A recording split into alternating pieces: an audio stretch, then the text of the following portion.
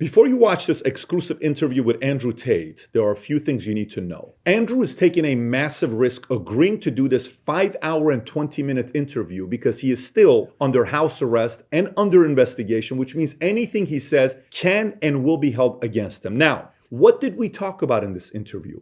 We talked about his experience in jail with Tristan. Untold stories, religion, how this impacted his life. How emotional was it? Was he scared? You're going to see a side of him you've never seen before. We definitely talked about BBC. BBC is not going to like this interview for many reasons. You'll see why. It's a total of 15 hours that we spent with Andrew and Tristan at his compound, so a lot was covered. Having said that, there's about 45 minutes of this interview that will be censored due to the topic of discussion being around his investigation in Romania. So if you want to see that 45-minute portion, you will need to text the word Tate to 310-340-1132 or click on a link below to subscribe to an email for that to be sent to you after his investigation or indictment is public. Having said that, brace for impact. You're about to be value-tained by the one and only Andrew Tate. I'm winning too well. I'm scared by the incompetence of these clowns.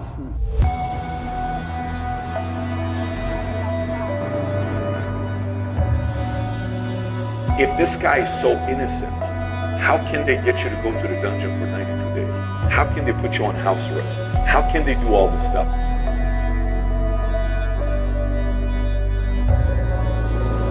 They could do this to you.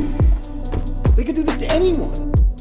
They could do it to you or me or any man watching this. Any man watching this.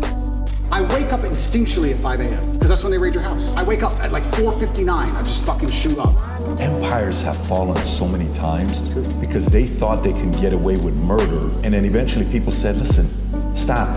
You're not gonna do this to me anymore. We're not gonna take a stand. When I destroyed the BBC, my brother was celebrating. I knew. I said, Tristan, no. You don't beat the British Broadcasting Corporation to make fools of them like this without some new bullshit. This is where their argument has leaks in it. I'm genuinely looking for guidance here. Am I supposed to roll over and fucking lose? You sincerely don't know what the right move is. I sincerely have decided that the best thing I can do is stay true to my faith and stay true to God and tell the truth and fight.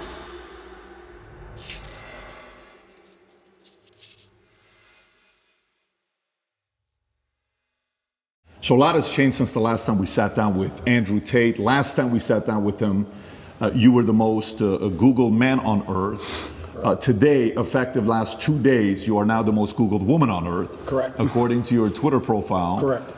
And we wanted to make sure after the BBC interview, you made certain requests. Yeah. You said you want, moving forward, there to be a $50,000 fee when people sit down to do an interview.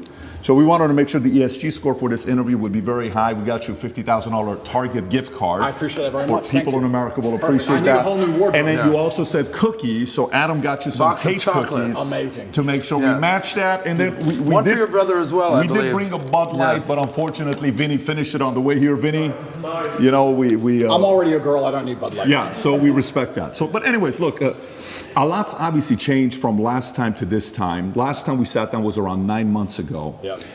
You had, at the time, been deplatformed from every social media platform. We came out here, we sat down, we spoke. The Matrix was attacking you. You were saying, Matrix attacking me, Matrix attacking me. Yep. From then on, Musk buys Twitter in October. Yep. He then reinstates you. Correct. In one day, I believe you get 1 million followers on Twitter. You're upwards of 7 million today. Yep. Every other account's taken down. I think even Tristan was taken down off of Instagram. Yep. And then, you know, the arrest comes, the lover boy, all these articles. Yep. And Vice releases the hit piece on you guys. You know, they're saying what they're saying, and I'm sure we're going to get some comments on that. Yep. The initial 30-day lockup was extended twice, 92 days in the dungeon. Yep. We had a chance to speak with one of your lawyers, Tina Glandian, on February 24th. It was a great conversation we had with her. Then eventually you're released. You and your brother come out and you specifically make it clear that you did 7,417 push-ups. Correct. Very impressive. You received letters from thousands of fans. You read the Quran on a daily basis. Yep. At no point was any charges, anything official charge. It was all allegedly. Yep. And while you were away, a new star was born, Dylan Mulvaney, which I'm sure you're familiar with. From there on, a lot of comments were made. Comments of people that supported you, comments of people that didn't support you. Yep. Logan Paul said by 2023, he will not have a sliver of relevance, is what he said. KSI said Andrew Tate snitched on himself after getting racial by Greta Thunberg. Yeah. Destiny said Andrew Tate has been arrested for rape charges in a country he specifically lives in to avoid rape charges because he was beefing with a autistic child on the internet. I think he's referencing the great Greta. Yep. Matt Bernstein advocated to get you kicked off of Instagram. Sure. And he's part of the Blue Pill community, a big famous makeup artist. Yep. Ethan Klein said, and that's why I call him Andrew, the human trafficker. He sent me a cease and desist threatening to sue me for defamation for saying he's a human trafficker. Yeah. What else am I supposed to call someone that buys and sells human beings after their will? Tate, the human trafficker. NBC in January 2023 said Andrew Tate said he broke a woman's jaw and that his business was a scam ahead of Romanian charges. Yeah. Rolling Stone said, meet Andrew Tate, ex-kickboxer, red pilling the angry young men of America. These are people that didn't support you. Now, these are the people that supported you. Tucker Carlson, he comes out and he says on Full Send podcast, first of all, he's really smart. Yeah. The spirit that animates Andrew Tate is very clear and very obvious, and it's not a malicious spirit at all. Andrew Tate's core message is respect for yourself, act like you're worth something, achieve something, do something, get the fuck off the couch, put down the porn, go do something with your life. That's the greatest message that anyone could give. It tells you everything about the people in charge who say that's threatening. What is that threatening? The same people who live on the pedo island with Epstein and the same people that were friends with Harvey Weinstein were claiming to protect women by rebuking Tate. Yep. That's Tucker Carlson. Yep. Piers Morgan, who originally when he went on, it was very combative. Correct. It was a very good interview, entertaining, but it was also interesting to see him trying to push you. And then he flips and he says, this is getting ridiculous. Romanian authorities must either charge him and his brother if they have actual evidence of crimes or release them. Musk obviously supported by restoring your account like this. Jake Shields said people are freaking out about young boys looking up to Andrew Tate, but totally fine with young girls looking up to Cardi B and the Kardashians. And obviously, Aiden Ross, Red Pill community, Joe Rogan. I can go on and on and on about a lot of things that's being said. We watched the BBC interview, and we'll talk about BBC here in a minute because I have some questions on that as well. But the first thing I want to ask you is, 9 months, where we were at then, September, to where we are today, a lot's changed. How do you feel with everything that's going on? And tell us a little bit about your current state today. Yeah, there's a very strange sense of terror that comes from knowing exactly what's going to happen to you. There's a strange sense of calm that comes from it also, but in the middle of the night when you can't sleep, sometimes you feel happy knowing what they're trying to do to you, and sometimes you feel terrified knowing what they're trying to do to you. I think I'm very happy. Every single podcast I did previous to this, I hammered the point home, and I made it very clear that they had the intention of trying to put me in jail. I said, there's 3 lives. They try and cancel you and slander you and destroy your name. They don't just want you to disappear from the internet. They want you to disappear from the internet in a cloud of shame. They have to shame you, which is why they chose the crimes they did for me, and it's why they usually choose the crimes they choose, because it's heinous. They want to shame you, and they want you to disappear with your head facing the ground and never pop up again. Obviously, they attempted to cancel me, and I became more famous than ever before. I even said to you on your podcast, and I said on other podcasts, I said, I think they made a mistake. I think when you have power and you overuse it, what happens is a rebellion. That's how a revolution starts. When you have power, you have to be very, very careful with how you use that power. The second you overuse it, there's a revolution, and we're in Romania, so they know all about that. That's exactly what happens. And I said at the time, I think I was a mistake. I think they made a big mistake canceling me the way they did. And then the second time, the second life, which I described as they try and put you in jail for no reason. Here we are in the current scenario. I knew it was going to happen. And the third one is they put a bullet in your head. So we're going to have to see how the second life plays out. And yeah, I mean, when this is all over and I win the court case and I get the not guilty, I won't be smiling. I'll be walking out the courtroom with my head on a swivel. That's the kind of life I'm living now. I'm going to be thinking, oh, okay, so their second attempt failed. Now what? Like, do I want to fly private anymore? Do I want to go that place anymore? You start to think about these things. Like, do I want to do these things? A lot of billionaires dying in plane crashes. It's strange. So it's scary, regardless of how it plays out. And I guess you just have to go with the punches and see where it lands. And God has a plan for me and for all of us, and we're just going to see how it ends up. Full disclosure, you don't have any suicidal thoughts. I want to make it very clear, and I make it clear on absolutely every single podcast, I would never kill myself. I don't care what they say. I don't care what video they show you. Never under any circumstance would I kill myself. It's haram. Never. I don't care if they put me back in the dungeon, solitary confinement by myself for the rest of my human years. I would never kill myself, ever, ever. So if that ever happens, God forbid, do not believe whatever garbage they tell you. The chance of me killing myself is precisely zero. And you had this complete level of certainty that this is exactly how it would play out. You've said this on umpteen podcasts that this is their agenda. They have to damage my influence. They have to damage my influence. They can't sit there and let me be influential because I'm saying things that they don't like me saying. And there are people sitting around going, he's saying things counter to our message and counter to our narrative. Get rid of him.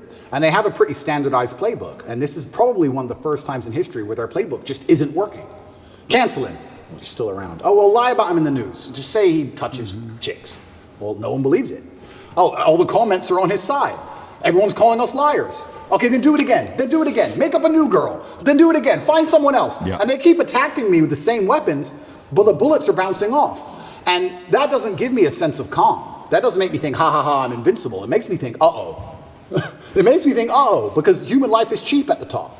It's very cheap. Does it make you want to sit on the sidelines and be quiet and just kind of live a life with your family, your kids? Does it make you want to do that? Maybe all these attention is actually not a good thing. It's interesting because sometimes I analyze myself and think, why don't I just do that? Why don't I just disappear? You know, I don't need money. I don't need fame. Why don't I just disappear? And then you have to, I was saying this to my brother, and he was like, well, Genghis Khan didn't need Vienna. Some people are just wired that way. Like, Vienna's a long way from Kathmandu. Sometimes that's just the way it is, or Ulaanbaatar, I apologize, the capital of Mongolia. That's just the way some people are. If I see injustice, and if I see things which I believe to be false, I feel like I am obligated to say the truth. I can't explain why, even if at my own detriment. What am I doing this for? Like, it's to the detriment of my life. And I've had these conversations at length with the people close to me, and we're all saying the same thing. It's always been the same way. Humanity's always been the same way. There's been a select, small, few good men up against evil, and evil always outnumbers you. Evil always has more money than you. They always have more power and more influence than you. If you play any video game, when you get to the end boss, he always has more life than you. He always has more hit points, but you're the good guy. And it's kind of like, it's never been any different. At any point in human history, there's been the good guys up against the forces of evil, whatever they were of the time. And you've always been outnumbered, and you've always been supposed to lose. So you consider yourself the good guy in this situation? I think that truth is instilled by God in all of us, and I think if you tell the truth, you're a good person. So who do you think is the bad guy? You know, everyone uses they, them, they're after me. Who's they? Who's the bad guy? Well, instead of saying who, I will say, what I will start by saying is what they do. And what they do is they control information. And we now live in an information society, and by controlling information, they control how people think and act and react to things. That's all they have to do. They have to control information, and they have to be very selective with what they allow you to talk about and what they allow you to discuss and what they don't. And once they can do that, they can keep you bickering about garbage, and they can control the sensitive information, and then they run the world. So having all the information controlled and having this hard barrier on what can be discussed, that's how they can purport absolute fallacies. I think now it's been a couple years, we can probably talk about it. They psyoped the world into believing they should be afraid of the common cold. They psyoped the world into this. And if you think about how difficult that would be to do, how difficult would it be to psyop the entire population of Earth? Well, what you do is you just lie on repeat, and you don't allow anyone to say anything counter to it without hurting them the same way I've been hurt. And you just psyop them. It's actually amazing because now I use that exact same psyop on people. I love it. I love it. So when I sit with someone who's not matrix-minded, when I sit with someone who is matrix-minded, like when the BBC walked in here, I'm like, do you all have your vaccinations? Social distancing. Did you actually? 100%. Social distancing, please. And they look at me like I'm crazy.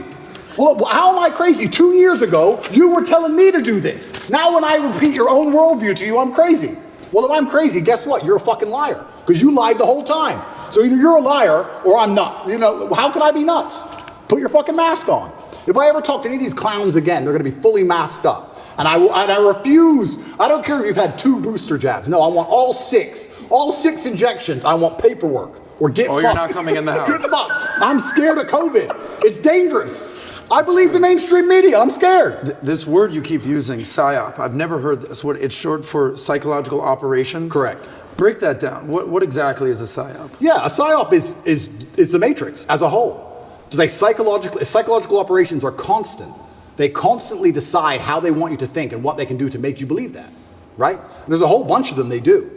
But it starts with tolerance. That's what I don't like about this whole guise of tolerance. It's not that I'm an intolerant person. It's not that I'm a bad person. It's not that I want to hurt other people. But when they keep pushing tolerance, what they're trying to say is have no standards or barriers or parameters for anything. That's what they want. You have to be tolerant. Tolerant of what? Tolerant of having your shop set on fire, tolerant of your kids being taught things you don't want, tolerant of crime, tolerant of your house being broken into. Like, tolerant of what? You're not allowed any hard barrier or any hard parameters as a man anymore. That's why they push tolerance. That's the beginning of it. That's the first stage. Once you accept absolute tolerance, well, then it's the end, isn't it? I'm tolerant of everything. I'll eat the bugs. Sure. You'll tolerate everything. I'll tolerate everything. I'm tolerant. Sure. So when I say things like I'm intolerant of certain things and people think that's bad, no, you need to have standards and parameters. And that's one of the reasons they also attack me. I say that men should be allowed to have standards and parameters in a relationship and in their lives. We should be allowed to decide who we want to marry, and we should have standards for her. They have standards for us. We should allow ourselves to have standards for her. We should have standards in what we'll accept from a government and standards in what we'll accept from a police force. We should have standards as men. But they're trying to erode all of that, because once that's gone, then your brain is completely empty. And then once your brain's empty, they can just plug in the slave program, and then it's over, right? You're a tolerant person. You're a tolerant person. Good. You're a good slave. Slaves are exceptionally tolerant. So the shirt you wear is what? Escape the slave mind? Resist the slave. Resist the slave mind. What does that mean exactly? It's a better word, resist. Resist. Right? But I want to do this before we get into, because we got 5 hours, guys. We got plenty of time to get into a lot of different topics. So one, I do want to talk about BBC, the handling of the interview. I want to get your thoughts on it. I know there's been reactions, but I want to go a little bit deeper into it because I want to compare how your start with the interview with BBC started versus Philip Schofield versus Musk. I got all the first questions. We'll cover that. I want to talk about media. I want to talk about your evolution of your faith, atheist, Christian, Muslim, and then some of the things that's going on with politics right now. You know, maybe a little bit of Romania, you know, Trump. We'll cover what you're talking about with different things. It's funny you're saying monopoly on power. If you abuse it, now YouTube's turning around and saying, hey, you can talk about the election. We're no longer going to give the strike. So that doesn't work forever.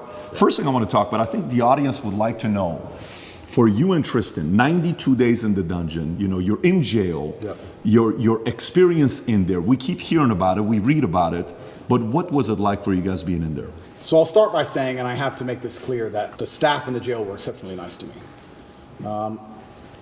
They were very apologetic. The vibe was apologetic. Nobody was really treating me like a criminal. There were a few guys who were icy cold, I guess you could call them.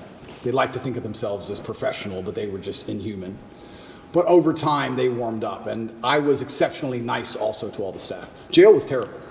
I'm going to start by saying jail was terrible, and I was miserable inside of the jail cell.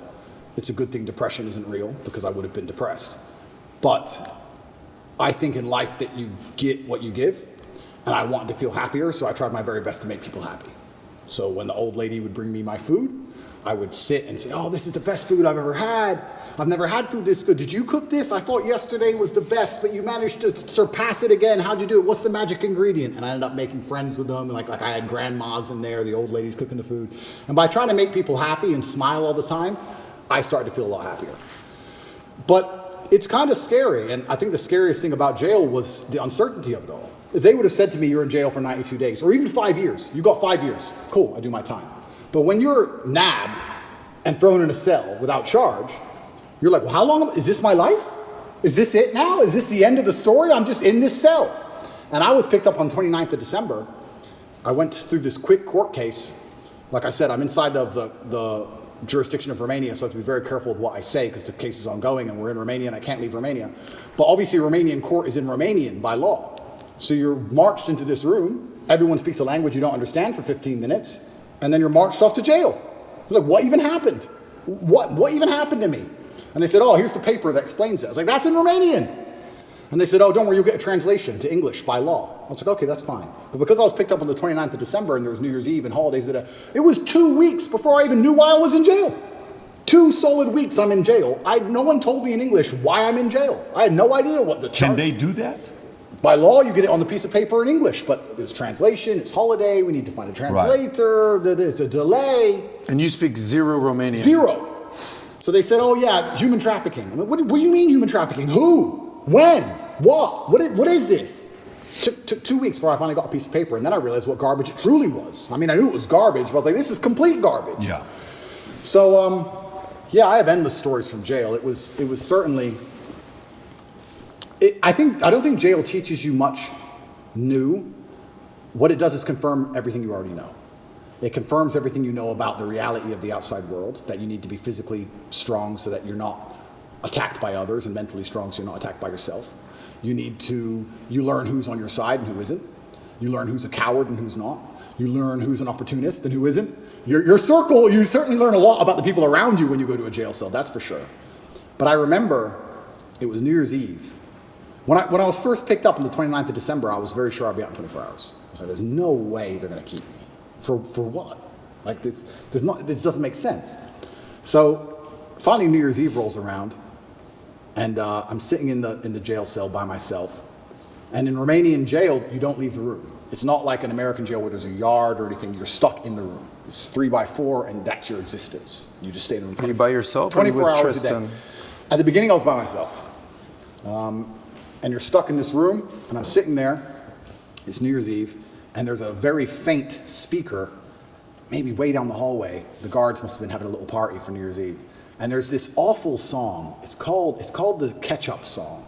I don't know if you know what it is. I don't want to sing it, but it goes, hey, hey, of course. That super annoying song. And I'm sitting there, and I know it's New Year's Eve because the fireworks start going off. And I'm looking out my tiny window, and I can just hear in the very long distance from the end of the hallway, hey, hey. And I'm sitting there looking out the window like, this can't be it. This can't be the end of my life. Even the cockroaches all over the walls didn't celebrate. There was maybe 15 cockroaches on the walls, right? And when it struck 12 and the fireworks went off, I kind of like, well, who's my friends in here? The cockroaches. I looked at them, even they didn't move. I was like, well, that's New Year's. It's funny because before that, a couple days before that, me and Tristan were discussing, do we want to do New Year's in Dubai? Do we want to go Courchevel? Shall we go Miami? We're all arguing, oh, that will be boring. That's too far. We had all these grandeur plans. Oh, finally we decided to go to Dubai. We were in Czech Republic at the time, and we decided to go to Dubai, and I said, let's stop in Romania so I can repack a suitcase. So That's it. That's the only reason. That's the only reason. So jet left Prague, landed in Romania. My jet was still on the runway. Came here overnight to pack a suitcase, spent the night, spoke to Greta with the pizza box, and it's 5 a.m. they got me before I flew back to Dubai. So that was The infamous Greta pizza box situation. Greta pizza box. How much you think there's anything linked to Greta? Is there anything, because the timing of it? Yeah, I don't think she specifically said that. Of course. But there are certainly people within the Matrix machine that you can't attack without catching flack for. There's certainly protected people. It's absolutely and utterly a club, and you're either in the club or you're outside of the club. She's certainly in the club, right? So if you say certain things about certain people, or you get a beef with X amount of people, or you discredit a certain person, they're going to try very hard to teach you a lesson for doing that.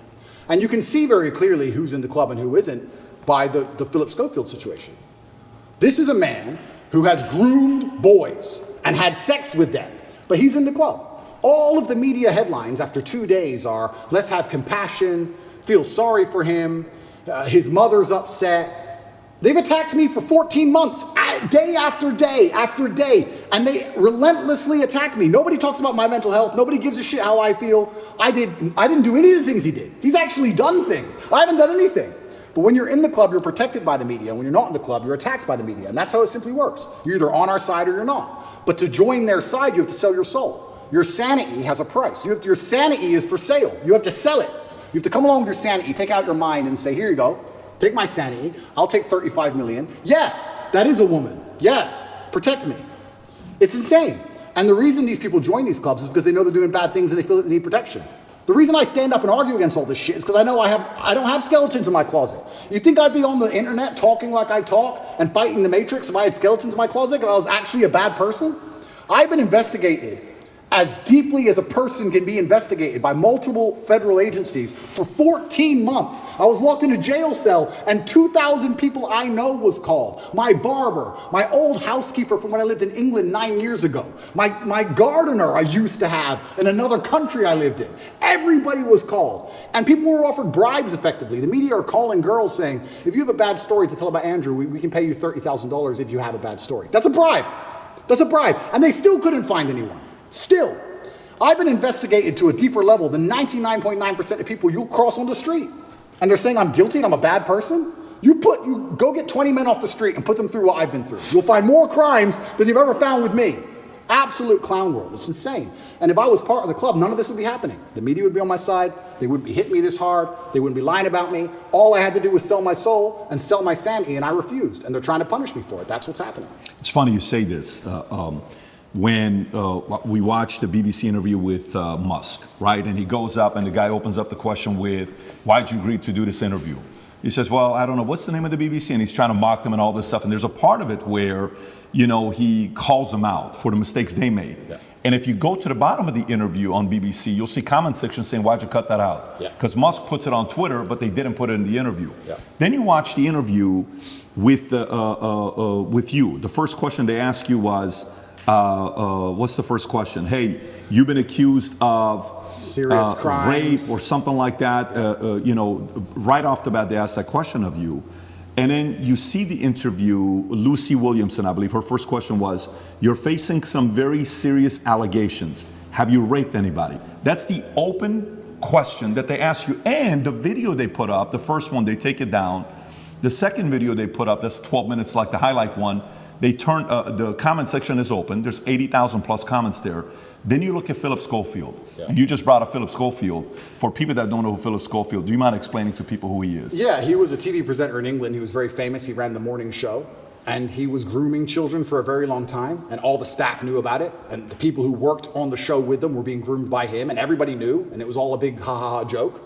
And now he's come out saying, oh, please don't pick on me. I feel sad. And the media is saying, I'll leave the guy alone. He is, when you go look up his Wikipedia, it says he rose to prominence as children's BBC continuity presenter from 85 to 87. Yep. Then went on to do programs on BBC and ITV for Going Live, This Morning, Dancing on Ice, All-Star Mr. and Mrs., The Cube, and a bunch of other things. And they interview him, okay? While he's going through the mess, after 27 years of being married, this one guy that he groomed since 10 years old, his name is McGreevy, I want to say, something McGreevy, that he's going through the process. Matthew McGreevy, they met at 10 years old at a theater group. At 15 years old, Philip follows him on Twitter. While the kid is 15, he follows him on Twitter. The guy celebrates it. Long story short, Ruth Langsford, they work together with. She files a complaint. Then right after filing the complaint, McGreevy gets fired. Then he has to take a break. Then he comes out after 27 years telling his wife, and hey, I'm gay, I'm coming out of the closet. He's got 2 daughters. But there's a part of it where Matthew calls his wife and says, hey, your husband and I had an affair together when I was 19 the first time and 20 and all. Nobody knows if it was before or not. The interesting thing about him is his brother, Timothy Schofield, I don't know if you know about his brother. Oh, what, the one who's in jail for being a pedophile? Was convicted of 11 sexual offenses involving a child between October 2016 and 2019, including 2 sexual activity with a child. Here's how the interview started. First question, the guy asked him. He says, you've had quite a week. How are you? Opening question. Versus the question they ask you on the opening, right? And then he turns around and says, the media's interest in the affair was motivated partly because of homophobia, alleging that an affair with a much younger woman would have not generated such a scandal. So he gets protected. And he says, all those people who write those stuff, do they ever think that there's actually a person on the other end, right? This is proven. By the way, this is the part where even when somebody's watching you and saying, why are they taking him to court? Maybe he did something. Why are they taking Trump to court? Maybe he did something. Why are they taking this guy? He must have done something. There must have been something there, right? It's stuff like this BBC does. If BBC are watching this right now, I want to kind of remind you of your mission statement that you have on your website. We're going to put the link below to your mission statement. You can go find it. Here's what your mission statement is, BBC. This is why you've lost some credibility the last couple of years. To act in public interest, serving all audiences through the provision of impartial, keyword impartial, high quality and distinctive output and services which inform, educate, and entertain. You say you inform, educate, you entertain, yet you conceal, misinform, and your content's quite frankly boring. You're cherry picking on people that you're talking to. So a message like that gets the average person to say, everything with you is allegedly, everything he did is proven, his brother is proven, yet let's leave him alone. Poor guy, let's target him. This is where their argument has leaks in it. And Oh, somebody like you can tear it up. Absolutely. Philip is part of the club, and I'm not. And this is the thing. I'm a mentally resilient person, right? 14 months they've attacked me. I'm not going to sit and complain about that because that's not how I operate as a man. 14 months they've complained about me. If you type Romania, human trafficking, you type in any of these things, my name comes up, my face, I'm a bad person. I've lost all my bank accounts. I've lost all my social media accounts. I've been vilified all across the matrix in every single possible way. They print my face every single day with something negative next to it daily. Nobody gives a shit about my mental health, right? Because I'm the enemy. And what's scary about this is Lucy Williamson herself, she was begging me for an interview. The BBC were begging me for an interview. I don't need any of these people. The only reason I even sat down with the BBC is because they were begging me. I can go and just say my own words and get plenty of views, right? But the whole time I was in jail, they're begging me for an interview. Can we speak to him on the phone? Maybe you can give an interview from jail. Can we have an interview? Please, please, please, please. And I was saying, why do I want to talk to the BBC? And the BBC were saying, no, we don't want to do a hit piece. We want to come across, we want to be impartial. This is what they're telling This is what they're telling me. We want to be impartial. We believe there's a side of the story that hasn't been told. We're really interested in some of the, let's say, what's the word? I don't want to get this wrong. Inconsistencies in the Romanian justice system. We're very interested in his side of the story. There's been enough hit pieces. We want to tell the other side. We want to hear Andrew Tate's story. And I said no, on repeat. Then they sent me a list of questions. I didn't even ask for a list of questions. That's not who I am. I don't have to script. I never asked for a list of questions. They sent me a list of questions. Here's what we're going to ask. It's about his mental health. It's about the Romanian justice system. It's about the fact he hasn't been charged. His liberty's been deprived. All this stuff. And I thought, well, that's kind of interesting. Maybe it's a bit interesting. And the Matrix is obviously printing lies about me. And these are some interesting questions from the Matrix for the first time ever. Okay. They walk in here all smiles and happy, all smiley faces trying to take me off guard. I already had my list of questions, right? It's all going to be nice and easy. I sit down, and they instantly attack me. They put the cameras on first, and they attack me, expecting me to stutter and make a fool of myself. It's kind of like they tried to sucker punch me. I'm in the club, and they're my friends shaking my hand, and they tried to hit me and knock me out. And this is the thing that's so amazing about it. Yes, I destroyed the BBC. But of course I did, because I'm smarter than all of them. But why should I have to rely on my wit and intellect to destroy BBC with their research team and their plan? Their deliberate plan to try and annihilate not only my credibility, but my life. They are trying to put me back in jail, these people. They're not dishonest. They're genuinely evil. And they don't give a shit. And so why should I even sit there and entertain them? I believe I could slip every single sucker punch they throw at me for the rest of human time. I could sit with any of these clowns. And no matter who they sit with their research team, whatever garbage they come up with, I'll make a fool of all of them. But why am I even entertaining them anymore? What's the point? That was the last chance I gave mainstream media. They lied for months to get that interview with me. Completely dishonest, head to toe. And like you said, they sit with Philip. Are you okay? Are you okay? We heard your mom's upset, that poor old lady. Maybe everyone should stop talking about it because his mom's upset. Let's not talk about it anymore because his mother's old. You're either part of the club or you're not. You have to sell your sanity nowadays. If you sell your sanity, you're afforded protections. That's the reality of it, because if you're a sane thinking person, you don't buy their bullshit. And that's what upsets them. They don't want anybody who thinks for themselves. They need you to they want you to believe exactly what's on the television screen. Believe in COVID. It's COVID now. It's COVID now. Oh, Putin's invaded Ukraine. Putin's cured COVID now. Now it's Ukraine. It's insane. Till the next thing comes. It's absolutely asinine. Did any of the questions that they sent you ahead of time? Zero. By the way, we didn't. There was no. No, that's not how we operate. Asked us ahead of time whatsoever. Did they ask you any of the questions they Zero. said they were going to ask you? Zero. They start with an attack and it became a battle instantly. Did they ask you at any point what jail was like? Zero. What your mental health was like? Zero. You completely missed the mark when everyone wants to know what was jail like. And they don't even ask you that question. But this is what's so interesting about it. These people are so detached from reality, because they are genuinely detached from reality.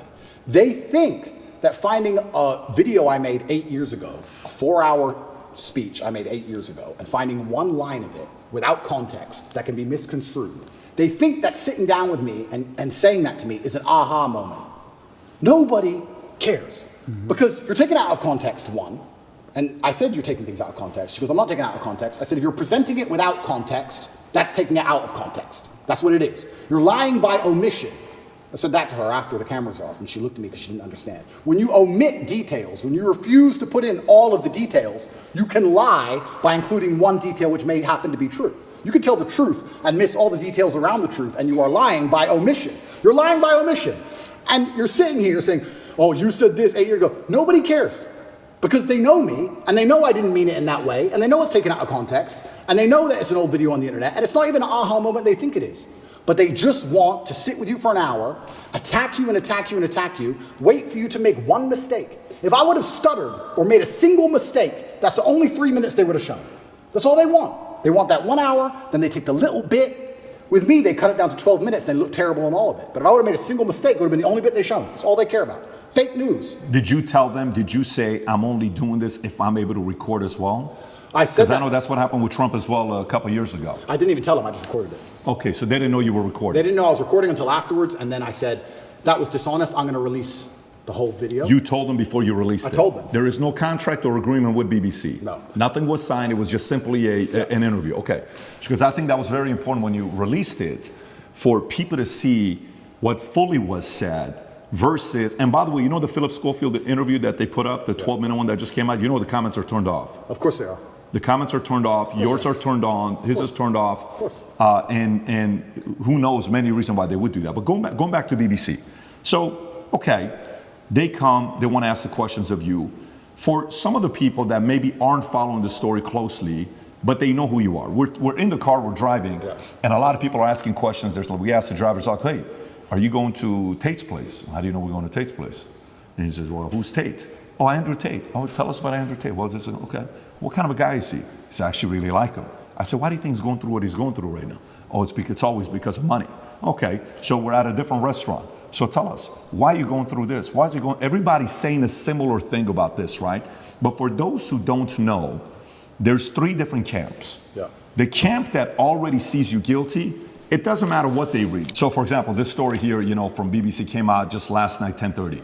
Andrew Tate choked me until I passed that, UK woman claims, right? This is Alice, another anonymous name, just like Sophie, right? Yeah. But there's 3 camps. There's those that say, well, look, I'm already thinking he's guilty. I don't like him anyways. I need anything to get me to think he's guilty. Yeah. Whatever it takes. I don't have to do my own due diligence. I just have to hear anything. Then there's the camp that's a diehard fan. There's nothing you can do that they did wrong. In their eyes, it's going to be wrong. Then you have the people in the middle that are the reasonable ones, that are saying, you know what, let me look at this. Yeah. What about this? What about that? The people in the middle may say the following question. They may say, and I may have asked this question from you last time as well. They may say, Andrew, okay, if this guy is so innocent, how can they get you to go to the dungeon for 92 days? How can they put you on house arrest? How can they do all this stuff? Yeah. If you're somebody that was born in US, you lived in UK, how come somebody else isn't coming to bail you out? You got different lawyers. How is it that they can keep doing this to you if you're not guilty? What do you say to those people? Yeah, and once again, I have to be careful what I say because of the court case, but Romania has a law, or the law in Romania is basically, if you can prove to a judge that it might have happened, they're allowed to hold you up to 6 months during the investigation stage. If I was guilty of anything, I would have been charged long ago. And we're going to talk about charges soon because I still believe they're going to attempt to charge me. But we're now approaching the end of the 6 months they can keep me under a form of arrest for without charge. Typically in Romania, when I was first arrested, the guard said, within 2 weeks, you'll have your indictment. I was like, 2 weeks? He goes, yeah, everyone gets charged quickly. Nobody waits 6 months for a charge. If they arrest you, they charge you, like every other country, right? The fact they've waited 6 months and gone into my entire life and attempted to find something shows they don't have a case. Why I believe it happened is because they didn't have a case when they were trying to hit me with this garbage, and they thought, you know what? If we put him all over the news, if we slander his name completely, there was a hotline set up. If you're a girl who's been hurt by Andrew Tate, call this number in the UK. A hotline. So they were attempting to use the media to find what they wanted. Months go by, months go by, months go by, case file's empty, nothing's happening. My lawyer's saying, when are we going to close this case file? Like, yeah, we're just waiting for some papers, we're going to close it, we're going to close it, we're going to close it. Around the time I was canceled, things started appearing in the case file again. They start spying on me again. Very interesting that it happened around that time. I don't know if they understood that I wasn't protected by the political class of the USA. I don't know what happened. They started to build this case, and they spied on me for all of these months, spending millions of euros, spying on me everywhere I went, trying to find evidence of a crime.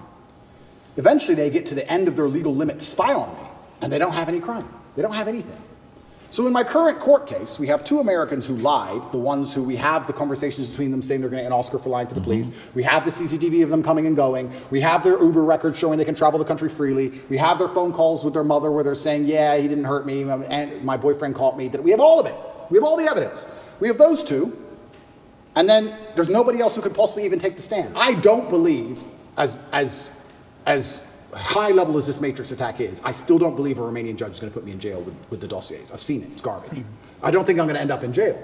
But it's just taking years of my life, damaging my influence, having bad things to say about me, keeping me under control, keeping me locked in a house. That's all they want to do. They have no interest in the truth. There's no victims. There's no one to take the stand. Do you know who Sophie is or Alice is or no? Yeah, so the BBC, Ali? That's really interesting. So then the BBC says, well, we found victims, because the BBC have done enough investigative journalism to understand that the case is garbage and there's no victims. So they said, well, we found victims. They found one called Sophie first. That was a few months ago. I think I was still in jail when Sophie appeared. Is that her real name? No, that's her fake name. So they have a girl with a fake name called Sophie. They don't show her face. They ask me, what do you think about Sophie? How can I comment on Sophie when Sophie isn't real? Firstly, you've made her up. Secondly, I don't know who you're talking about. You're saying that 9 years ago I was emotionally controlling? That is the most subjective garbage accusation. What does that mean? 9 years ago I said you shouldn't party with those guys in the club. Is that what I said? I don't know what I said. I don't know who she is, if she exists at all. And they're saying 9 years ago you were emotionally controlling. Sophie said so. Who's Sophie? We're not telling you. What's emotionally controlling mean? We're not telling you. What comment do you want me to? If this person even exists, which they don't, then I destroy the BBC, make it very clear to them that Sophie doesn't exist, on repeat, because she doesn't. And 2 days later, Alice appears. What's interesting about this is that DCAUT, the federal agency inside of Romania, along with help from international partners, have tried so hard, spending millions of euros with federal level tools to find a victim so they can put me in jail. And they can't find anyone. But the BBC just pulls them up whenever they want. The BBC does. Where do these people come from? And I say this every single time. If anybody believes they've been wronged, male or female, by me, go to the police. Go to the police. I encourage you to go to the police. All these people say, we don't want to go to the police. We just want to stay on the news. What, is that because you're not real? Is that why? That's pretty convenient. I mean, I thought I was a bad person. Why don't you go to the cops? Oh, because you have no evidence and it doesn't exist? That's why. Are all these accusers in the UK, not even in Romania? Not even in Romania. So Sophie and Alice are supposedly both from the UK. And Alice's story To is... correct, it's not Alice. I said Alice, it's Evie. Evie or Evie or something like that. E-V-I-E. It's all made up names. It's all made up names. Yes. So Evie, we could call whatever name we want, but... Yeah, Evie is saying 13 years ago I choked her or something. Yeah. By the way, when is the 6-month time limit? End of this month. Okay. And can we reference the tweet you just posted a couple days ago? I want to stay on this. She Sure. was commenting on Evie. You were going to say something about Evie, what she said 10. So she's claiming 10 years ago or 13 years ago, you guys had the consensual sex the first time. She comes back for the second time around. According to the story, she says she was being, your hand was on her throat, strangled me. She was passed out for a minute. And then she came back and she said, I did not approve of the second time having sex after she was passed out. So these stories they're making, and then she says, the guy asked a question saying, how come you didn't do any police report back then? She says, well, because it's not fully rape and it's not that, because it was consensual and I kind of wanted to be there and I didn't tell anybody about it 6 years later. There's way too many things that doesn't give it credibility for somebody to say, I didn't do anything about it then, but 6 years later I told my friends, 3 or 6 years later. Yeah. And this is the thing that's scary. If you say to any red-blooded male, 13 years ago you had sex with a woman consensually and she's now unhappy about how that sex happened.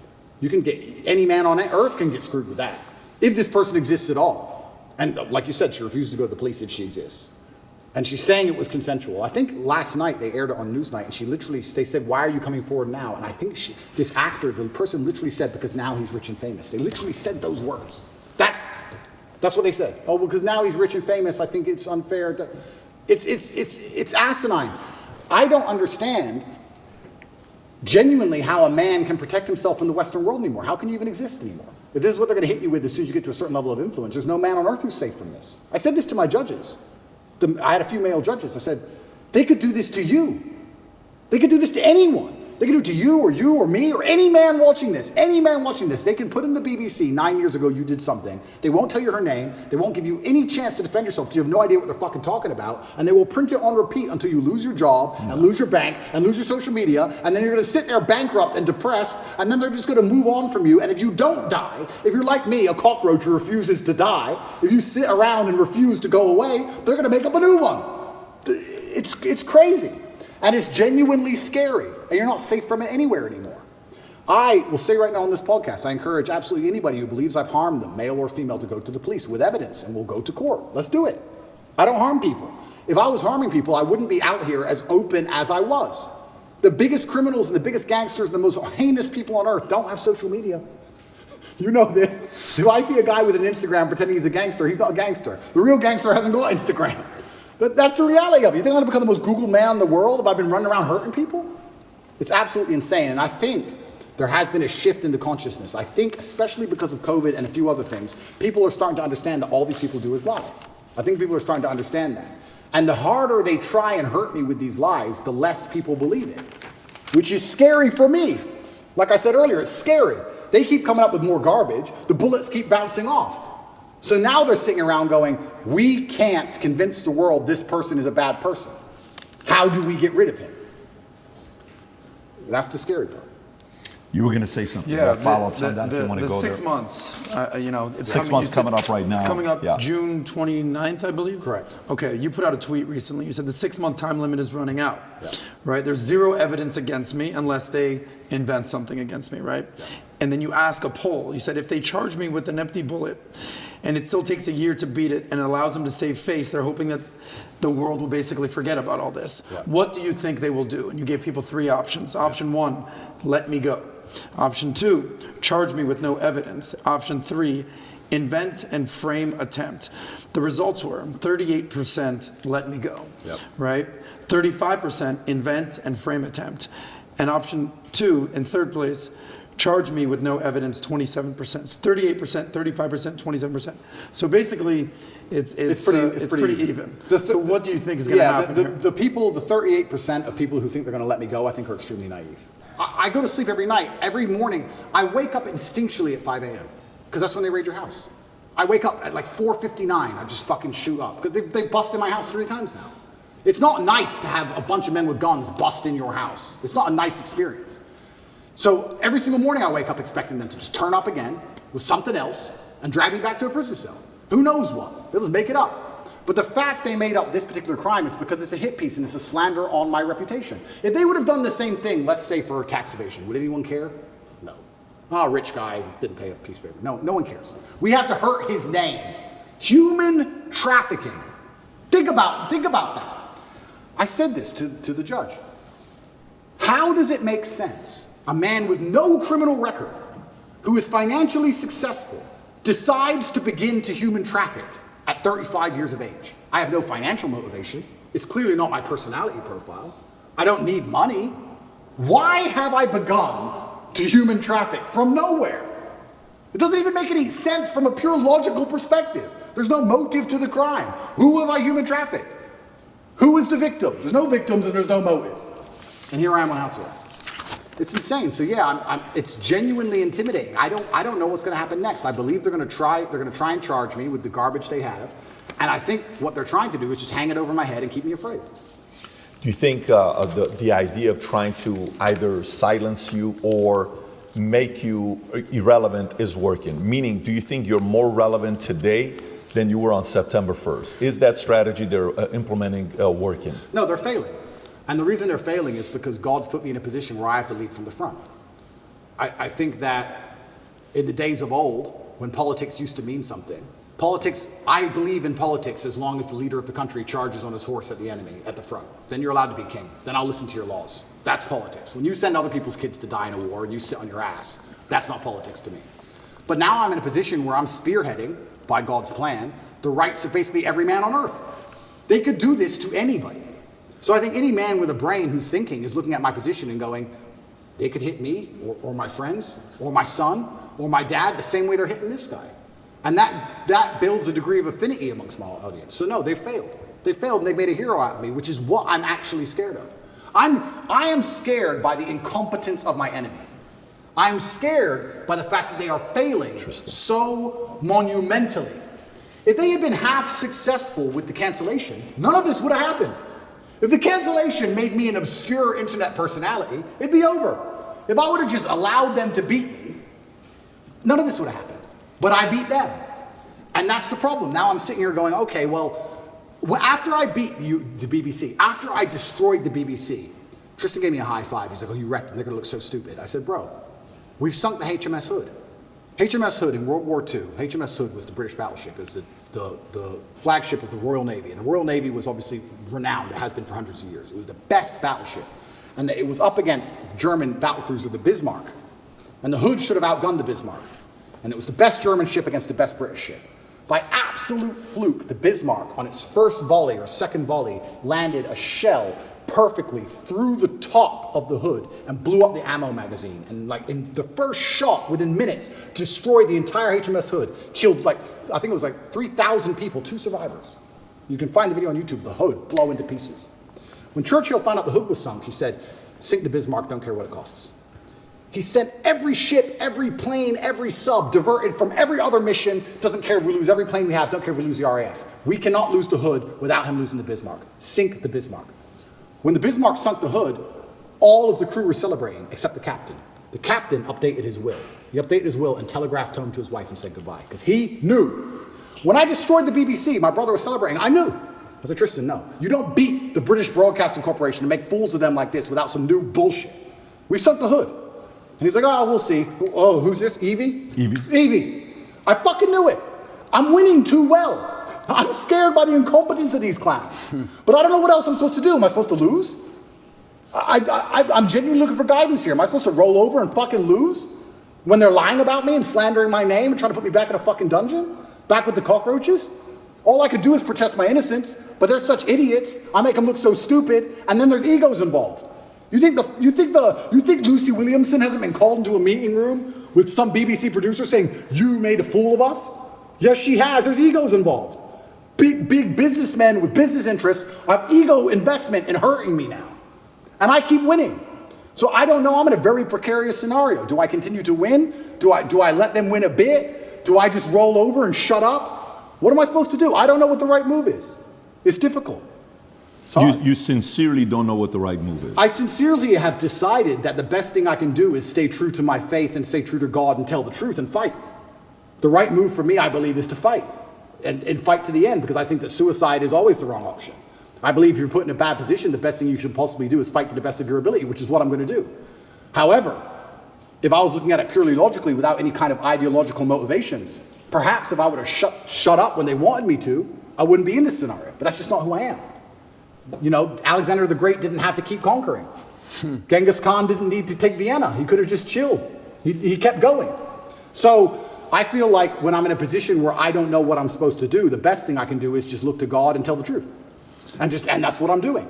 I want to ask you one more question regarding human trafficking, because this is a heinous charge, or Absolutely. allegedly. Absolutely. I mean, this is not lightweight stuff.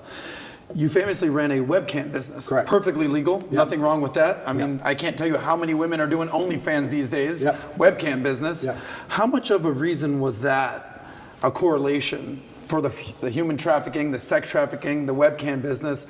How much did they correlate that to? Well, he must be human trafficking. He's running a webcam business. There's no correlation. Zero correlation. So they haven't even charged any of the webcam business Zero. for any of this. Zero. And what's crazy is... It's crazy. His people assume that, right? It's crazy because, one, it's not illegal. And two, you can go drive down the high street of Romania. There's webcam studios it's one of the most popular businesses in the country. It's not even illegal. And that was a past life. You're talking about something that happened 10 years ago. It was that long ago? It was about 10 years ago, yeah. It was at the very beginning of it. The very beginning of the whole idea of that industry. Connect is an application which allows you to take a minute to connect with influencers from all around the world. My name is Andrew Tate, and I'm available to speak directly to you on Connect. I think it's just perception. I understand I have this perception. And I think a lot of people who are also dislike me, a lot of the reason they dislike me so much is my perception. I've had people who say, I hate what you say. I say, what do I say? And after talking to them a while, they say, it's not what you say, it's how you say it. Of course. It's the perception of aggression. It's the perception of masculinity that they're afraid of. It's not even the words. They might like the words. It's my delivery. So I understand perception can be reality to a degree. I accepted that maybe the first month I was in jail. I understand when you have a message which is complicated, and masculinity as a whole is a very complicated tapestry, that the best way to instill it and teach it is to break it down to its core beliefs. So I've evolved way beyond Lamborghinis and chicks, right?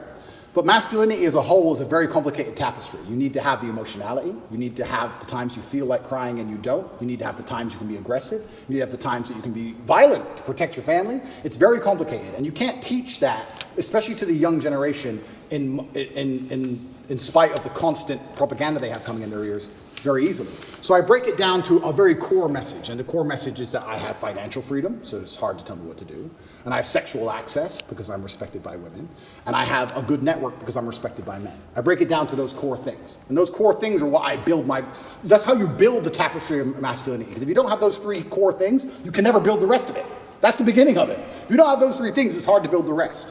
So anybody who doesn't look into my message properly, I mean, I'm sure these people who are after me have never listened to me speak at length, ever. Ever. They just look at a picture. He's on a boat. There's 3 girls on the boat.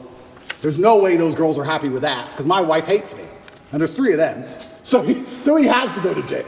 And that's what's happening. It's that baseline. I truly believe it's that baseline. But how else can I teach my message, as complicated as it is, without first breaking down and proving you have success in the most core levels of it, right? Before you learn to box, you jab and you cross. Before you do all the complicated stuff, you do the basic stuff. So a lot of it is people looking at my message, not understanding how detailed it is, not understanding how positive it is, looking at the baseline instincts which I teach and which I use to advertise my success as a whole to people, to show and say, look, I clearly know what I'm talking about to a degree, because I have things that you want. And you're a man, so you can't tell me you don't want them. Every man wants this. Every man wants one of these. And they take all this and they try and weaponize it and use it against me. And you're right. It's feminism as a whole that has this idea that if a man is a man, unapologetically, and he doesn't apologize for being a man, that he's a bad person. Which we've discussed at length, and I've discussed a bunch of times, but it's truly the most crazy thing about all of this is when shit hits the fan, it's exactly the kind of men they hate that they want.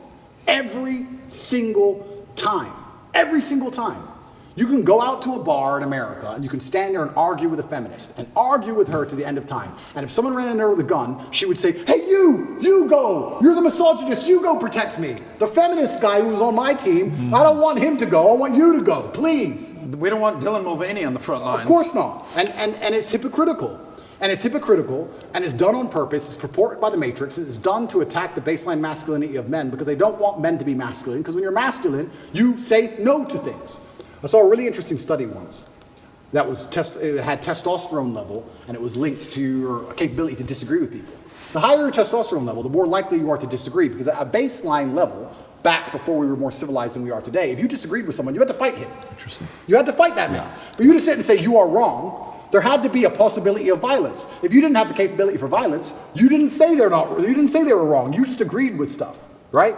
So they don't want men who are standing up and saying, I don't believe in X. They want to reduce our testosterone levels to we're eunuchs, so that we sit and say, well, I may not agree with it, but what can I really do about it? It is what it is. And then they have absolute control. Do you think history favors that ideology? Or history, eventually, a group of men stand up and say, yeah, listen, we've had enough. This is not going to be happening.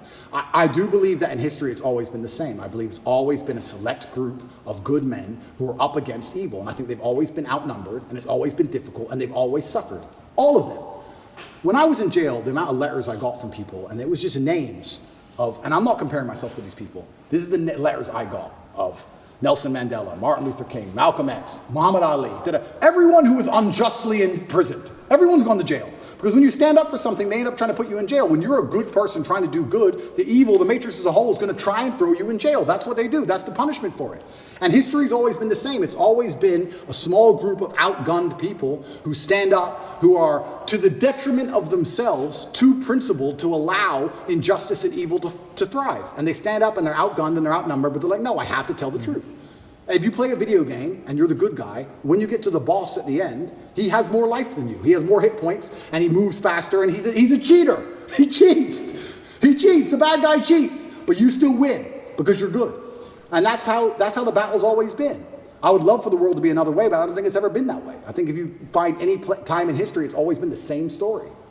And now I'm in the position where, like I said earlier, what am I supposed to do? Have I Do I have a life path in which I can genuinely help people? And do I have a life path in which I can genuinely do some damage to the evil to the world?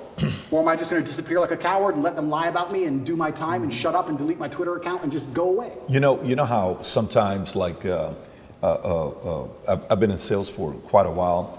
If a guy who doesn't have any responsibilities and he's single, he has a $30,000 a month, boom, he's going to Vegas, having a good time, and then he doesn't work as hard until he runs out of his $30,000. 3 months later, I got to go make the $30,000 again. Oh my God, panic! I got to pay my bills. I'm behind on the phone. Let me buy this watch and make 40 grand. I'm going out again. So it's very inconsistent, right?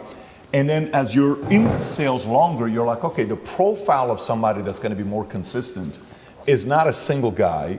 It's a guy that's married, kids, homeowner, and all those three are signs of what? Married, commitment. Homeowner, commitment, responsibility. Kids, commitment, responsibility. Last time we didn't talk about your kids. At this point, I think it's public video, your daughter running to me, give daddy a kiss, all this stuff. Everybody knows at this point. When you're in jail, sometimes I sit there and I got books on my desk. I'm like 50 books behind, and I like to read. I know you don't talk about reading a lot, but I like to. I'm 50 books behind. But I bet if you're in a place where you're in jail, you're forced to think. You're forced to, Andrew, you don't have the phone, you don't have the computer, there is no emergency podcast. Go away and think. You're sitting there, you're like, okay, family, kids, you know, what it's really all about. Those decisions, when you think about your kids, does it influence you to say, oh, what are you doing this? You know, why are you going through all this stuff? Maybe you got to make some changes in your lifestyle. And if yes, in what areas? Or does it say, no, double down even more because I'm fighting for them? And that's a really interesting question. I'll start by saying how thoughts in jail are different than thoughts in the outside world, because this is actually an observation I had. In the outside world, I don't think you carry a thought for very long that you don't want to carry. You can sit and think about something if you want to, but if you don't want to think about something, you just get your phone out. Something pops in your head, oh, I don't do it. You get your phone out and distract yourself. Or you get on your laptop, or you call someone, or you do something, right? It's not very often in the real world. It's not very often in the real world you have a thought you don't want in your head, and you have nothing to take it away. You have no phone, you have no outside interaction, you have nowhere to go. What a perspective. Nothing. You're just stuck with it. You're stuck with Makes that sense. thought. So there were times in jail where, for the first time, like I have a lot of mental control, but there was the first time ever I'm battling with my own mind saying, I don't want to think about this. And I'd put another thought in the way. It was on the door. It was knocking on the door all the time. And this is for weeks. Because every day is the same. You never get the outside interaction. And you also, what made it worse is, you never get the answer. You know, like the open loop. If you ever say to somebody, I'm gonna tell you something, I'll tell you later. And it bothers them. That's what jail's like, because you might think of something, it doesn't matter what it is. I won't say what my thought was, but I'll give you an example. Let's say I thought, when did Constantinople fall? What year? I can't just Google it. I don't know.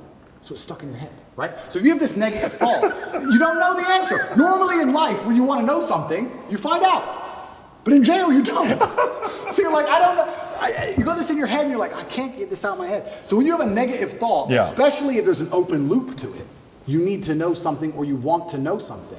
You can't get it out of your mind. I would sit there for hours just meditating, trying to just keep the door closed on negative thoughts. It's really difficult. It's a really strange experience.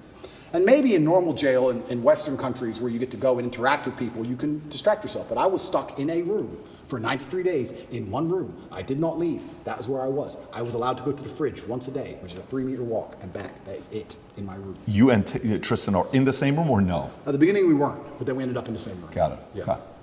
So, yeah, the thoughts in jail are very pervasive. And it's also a long time, maybe never, in the outside world where I had a thought in my head for weeks and weeks and weeks and weeks. You just satisfy the problem. You fix the issue in the real world. In jail, you can't do that. So yeah, family and kids, and those are the positive things that you do think about. But it's difficult because I think of children, I think of legacy. And then if you're going to think of your legacy via your children, you have to think of your legacy via your actions. And then you have to sit and by extension go, well, truly, truly on my deathbed, truly, will I be happier if I gave up or if I continued to tell the truth? I'm scared of the regret of thinking, you know what, I was the most famous man in the world and every man on earth was listening to me and I was really making a difference, but I got scared. I don't think I can live with that. I don't think I can live as a coward. I'd feel like a pussy. I just feel like a wimp. And sometimes inside of men, that's all it takes for us to do the most stupid things there is. The idea of feeling like a coward. A man will run into a burning building to not be a coward. If the firefighter, they go, there's children in there, and the whole building's on fire. It's like, well, I can't be a coward. Oh, fuck it. And you'll risk your life. It's something that's built inside of us, honor and pride. It's something that should be. It's what they're trying to take away from us. But it's what used to be built inside of men. And I just feel like I can't give up. I know what I'm doing is good. I know what I'm teaching is good. I know that people don't like it, but I know I'm not teaching anything that's bad. And yeah, I want my children to be happy, but I have daughters too. And how do you make sure that your daughters are secure and have a good future? Well, I think you do that by building good men. How else do you do it? My daughter is mine now, but she won't be mine forever. She's going to marry somebody. I like the idea of her marrying a good man with honor and principle, a man like me. I don't want to marry some idiot. So they call me a misogynist and I'm anti-woman. I'm pro-woman.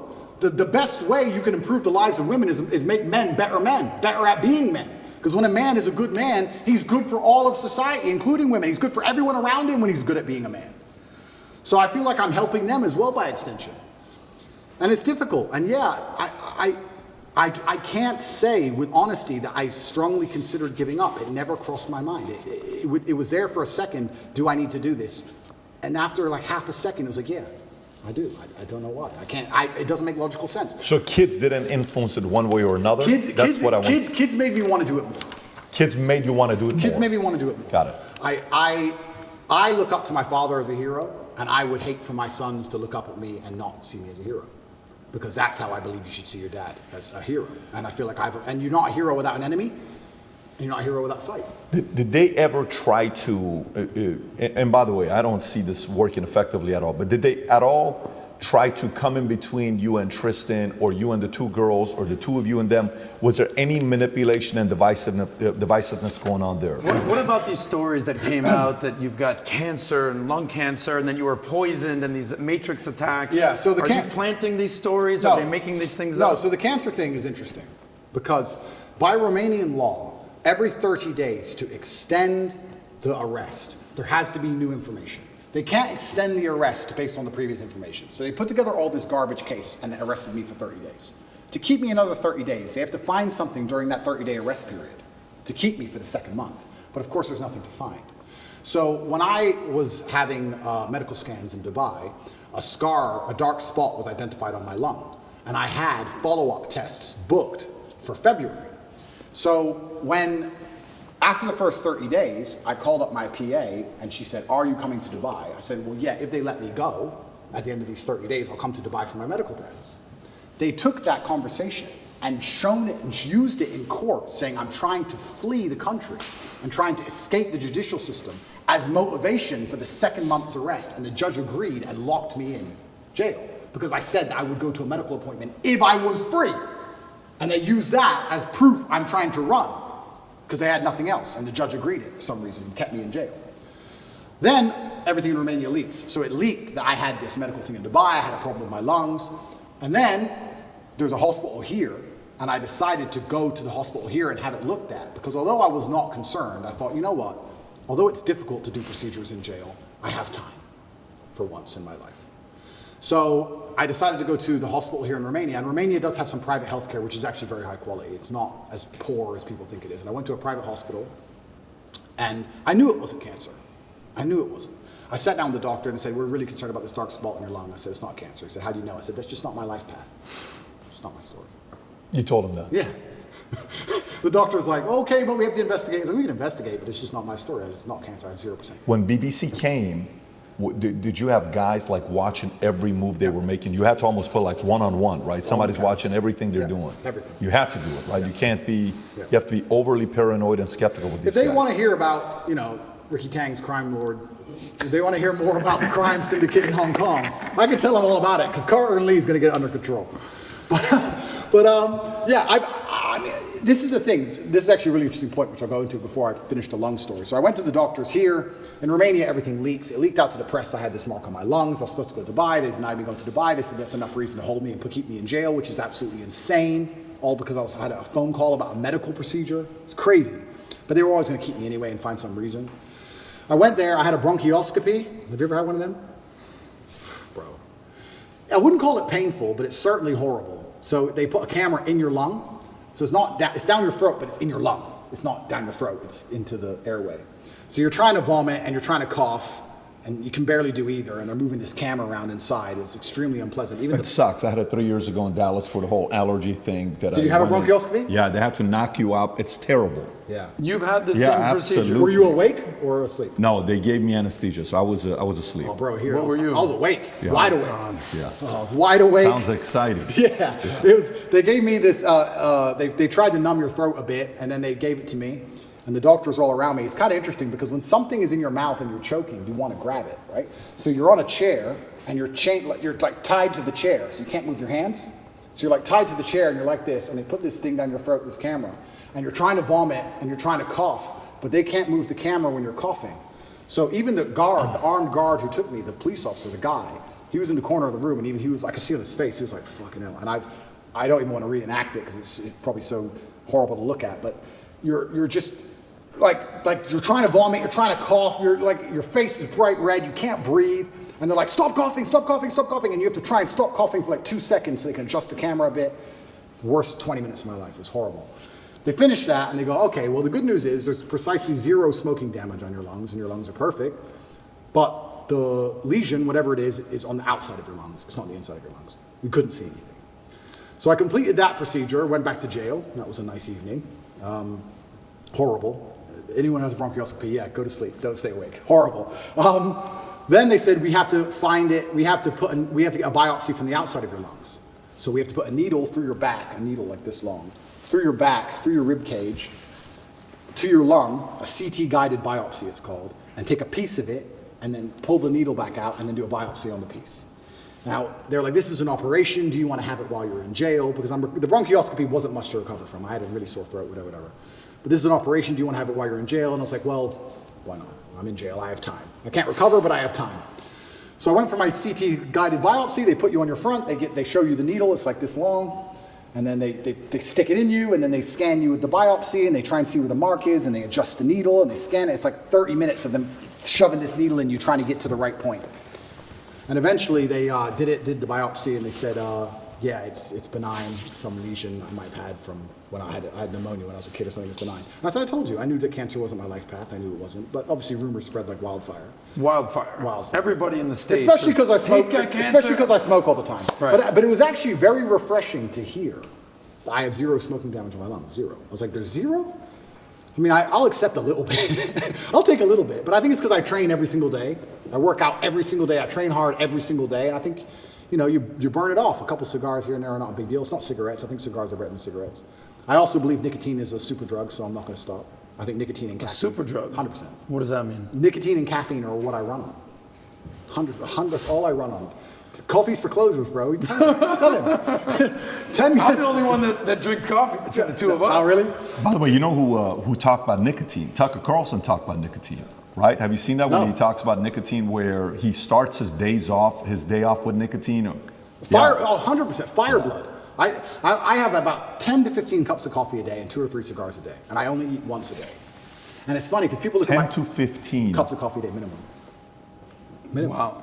But you don't do drugs. 0 drugs. You'll have a sip of alcohol every once in a while. I used to. I haven't had alcohol in 9 months. I've quit. But you're running on caffeine and nicotine. It's It's funny because people look at my physique when I put pictures up and they're like, what's your meal plan? I'm like, bro, cigars, coffee. Coffee and cigars. Coffee and cigars. I eat once a day. What time? I eat dinner only. That's it? Only eat dinner and 18. So you do intermittent fasting for every 18 hours? What? Yeah. And 80 to 90% of my calories are meat.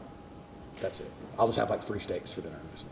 Now, how much of that is genetics? How much is that like? I'm not sure if it's genetics, but that's just how I feel best. I feel best when, if I smoke and drink coffee all the time, I feel hungry, which motivates me, and I feel energetic. It's energetic hungry. That's how I like to feel when I'm working. I want to be hungry. If I eat, I'm tired. Life's too good if I eat. I'm in my mansion, I've just eaten. She's beautiful, I'm going to bed. No, but if I don't, yeah, but if I don't eat, I'm like, maybe I wouldn't say angry, but I like to have that tinge of irritableness. Does that make sense? I don't know. Maybe I sound crazy. It's how I get things done. It's how I get life done. It's just how 12 cups of coffee a day, 3 cigars, and you eat once a day. That's right, yeah. And you train every day. I train every day, yeah. And it's working. Well, working for you. It's how I feel best. I don't know if you wrote a book on Tate's diet, if that book would do well. Well, this is interesting because I had a blood test when I was in hospital for all these things, and my testosterone level, I'm not going to pretend to be an expert on male hormones because I'm not. I don't understand them. I don't know what measurement it's in, but it was between 9 and 27 is the testosterone level, the mark. It can be between 9 and 27, the normal range. I've never taken a steroid in my life. I don't inject anything. I don't take any pills, nothing. And I was 32. I was above the normal scale, and I'm 36 years old. It's supposed to be going down. So whatever I'm doing, I'm sticking to. What was your diet and your regimen while in jail? There was no coffee? I had coffee and cigarettes. Don't worry, bro. I had those. Really? I spent my commissary money on coffee and cigarettes. I had coffee and cigarettes and 1 meal a day, same. So there was commissary money? Yeah, so we had... Who gave you that? Yeah, so a friend of mine put money on my account. So I was a rich guy in jail, because in Romanian jail, most people haven't got money, right? I was rich. I was rich. There's a limit to how much you can buy, but I was spending the maximum. So I had plenty of cigarettes, coffee. I actually quit coffee. Now we're talking about coffee, and then I want to go back to the point you made earlier, but I quit coffee for the first 30 days in jail because I've never not been caffeinated. My experience of life is caffeinated. Caffeinated human, right? If I'm awake, it's caffeine. So I'm like, I don't need energy now. I'm in jail. So I quit caffeine and all coffee for 30 days to see if there's any tangible benefits, and I can confirm to the world that there are none. Zero. I did not sleep any better. I did not go to sleep any easier. I did not dream anymore. Nothing, absolutely nothing good happened except I was tired all day. It was garbage. I was like, give me my coffee back. I went back to my 15 cups of coffee a day. Reaffirmed your wild coffee. to have that much coffee. The last time I drank coffee, I was 25. We have one friend. Literally. We have one friend that drinks almost as much Mario coffee. drinks Mario. as much as Shout you. out to And by the way, Mario. everybody around me loves coffee, Yeah. including my 11-year-old son, Tico. Yeah. Him and his mom got into an argument the other day because she didn't want to take him to Starbucks. He's like, what do you mean? It's like, I want some coffee. He's like, you're not having coffee at 11 years old. Anyways, but it's working for you. It's working for your body. Correct. Sometimes when you find a diet or a combination that hits your body well, you'll know it, you'll feel it. And you have to know your body the best. Correct. I think there's no perfect diet for everybody. I agree. Everyone's slightly different. I agree. And that's just, and I think you are what you eat to a degree, and it also depends the mental model you want to operate under. If I wanted to operate under comfort, I certainly wouldn't eat the way I eat. I do it because I particularly want to operate under a degree of irritability and high energy and hunger. I like feeling hungry. I don't like feeling full. I like being hungry all the time. I love that. I mean, that's the quality of people where, you know, you can tell a lot from somebody how big they think after they make money and they have some success. Yeah. When they make money, that's when they slow down. That's when they get casual. The hunger goes away. Yeah. You'll really know if somebody's hungry when they made money and they're still going. What is this guy doing still going? Yeah. You've already made the money. You've already had the success. Yeah. Let's transition to a couple other stories here. Sure. So all of a sudden you put in your profile, obviously I joked about it, you're the most Googled women on earth, you know, that was based on your Twitter profile. You know, Nina Turner comes out and says, if somebody says they're a woman, not a tough concept. Your response is, I'm a woman, right? You do that. And you've left it on Twitter. Yeah. Tell us why. Because I am. You don't believe me? You're a woman? Are you misgendering me? I have to choose to agree with you, right? My I don't believe pronouns you. are she, her. No, but the level of, it's all a joke, right? But there's actually a very sinister undertone to all of this garbage. And the sinister undertone is that your baseline instincts and your baseline senses are how you've always perceived the world, right? They have to attack them at some level. And they did. I mean, it's fantastic with COVID. COVID, I know we can talk about it now, it was amazing. I used to say to people all the time, who have you seen die? Do you see a pandemic? Yeah, on the news. No. Do you see ambulances rushing back and forth everywhere? Do you see bodies on the street? Do you see lines outside of hospitals? Do you see a pandemic? How a pandemic would look? Do you see a pandemic? Oh, but my friend's grandma, your friend's grandma was 96. Okay? So I'm not saying it's not sad. I'm saying she was 96. Do you see a pandemic? No, you don't. But they have just lied to you so many times that you're ignoring your own eyes. That's the final stage of the slave mind. It's the final stage of it. The final stage of the slave mind is when your eyes tell you this is green, but the news told you it was blue. So it has to be blue. So when they're doing these things, it's nothing to do with caring about the mental health, of gender ideology, none of this garbage. They're deliberately attacking you and saying, what your eyes tell you is wrong. Because if they can make you start to admit that your own eyes are wrong, then what other defense do you have against propaganda? If they're going to give you a lie, but your own eyes can't protect you, well then it's over, isn't it? So all of these things they're doing, all of these things are a deliberate assault on the senses. And they do it by controlling the language.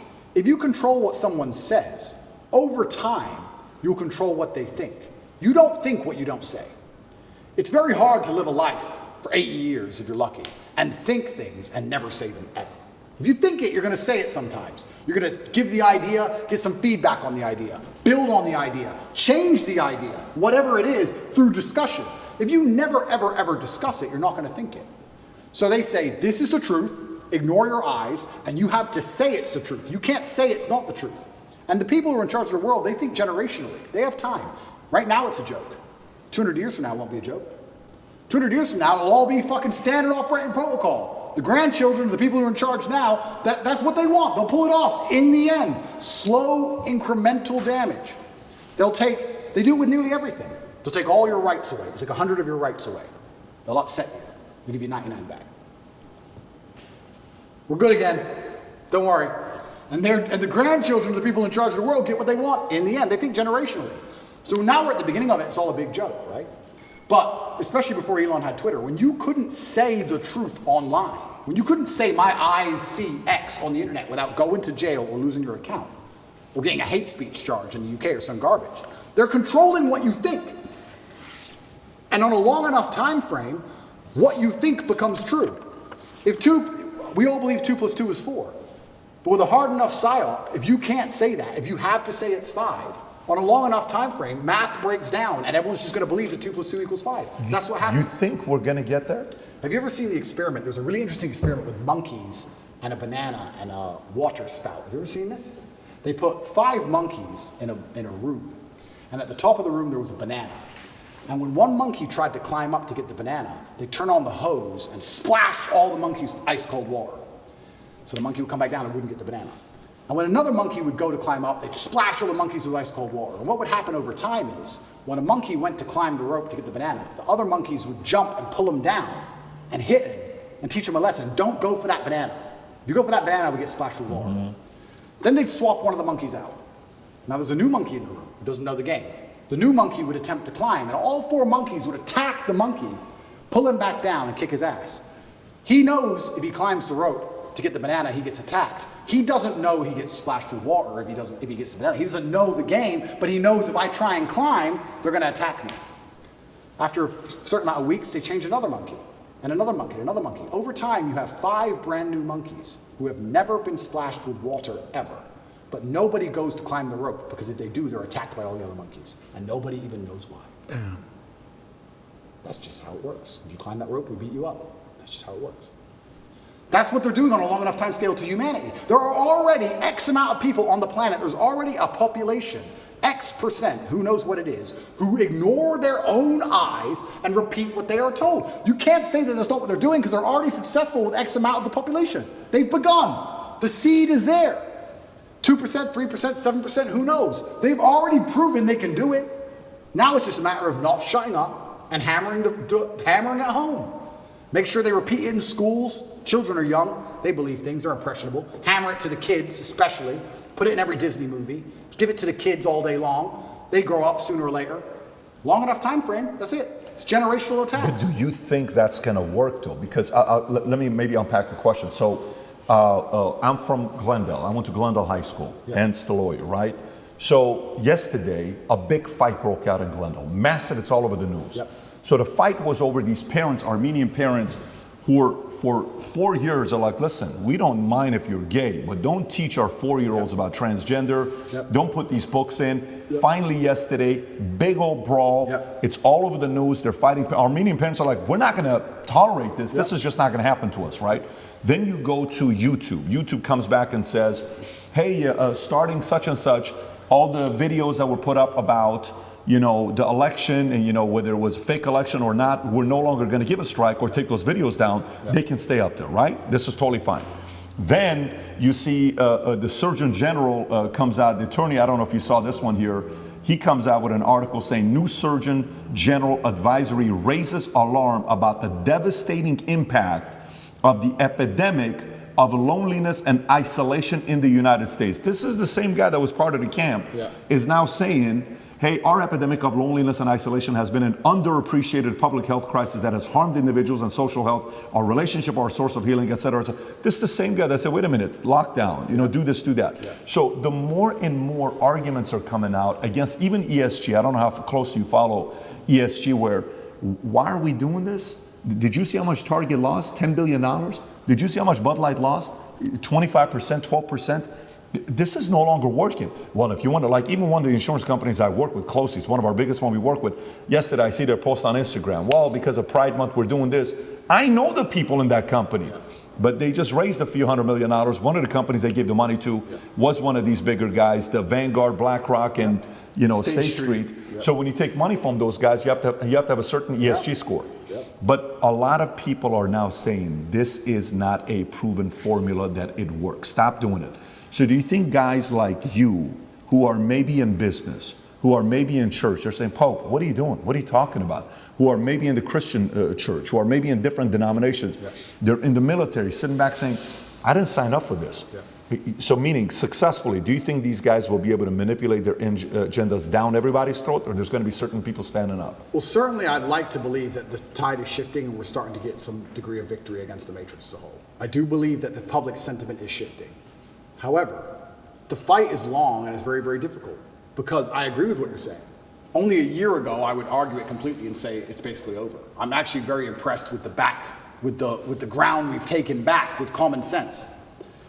But these people operate so slowly. It's generational, these attacks. The attacks we're suffering now were started in the 70s and 80s. They take it over time. And yes, it's fantastic that those parents fought back against that school. That's fantastic. But there's a whole bunch of schools where they didn't. And who knows, okay, that particular book might be removed. A softer version will be implemented. Next year, maybe that book will come back. They have all the time in the world, all the money in the world, and they're insulated from these things. That's what's most scary. You talk about Vanguard and BlackRock and all these companies. What's actually scary about it is the people who are making these decisions are completely insulated from the consequences of their decisions. They're in Switzerland. They fly private. They don't care. You think they care about any of this crap? They'll say, oh, do this. Oh, it's caused a riot. They don't live there. They're nowhere near it.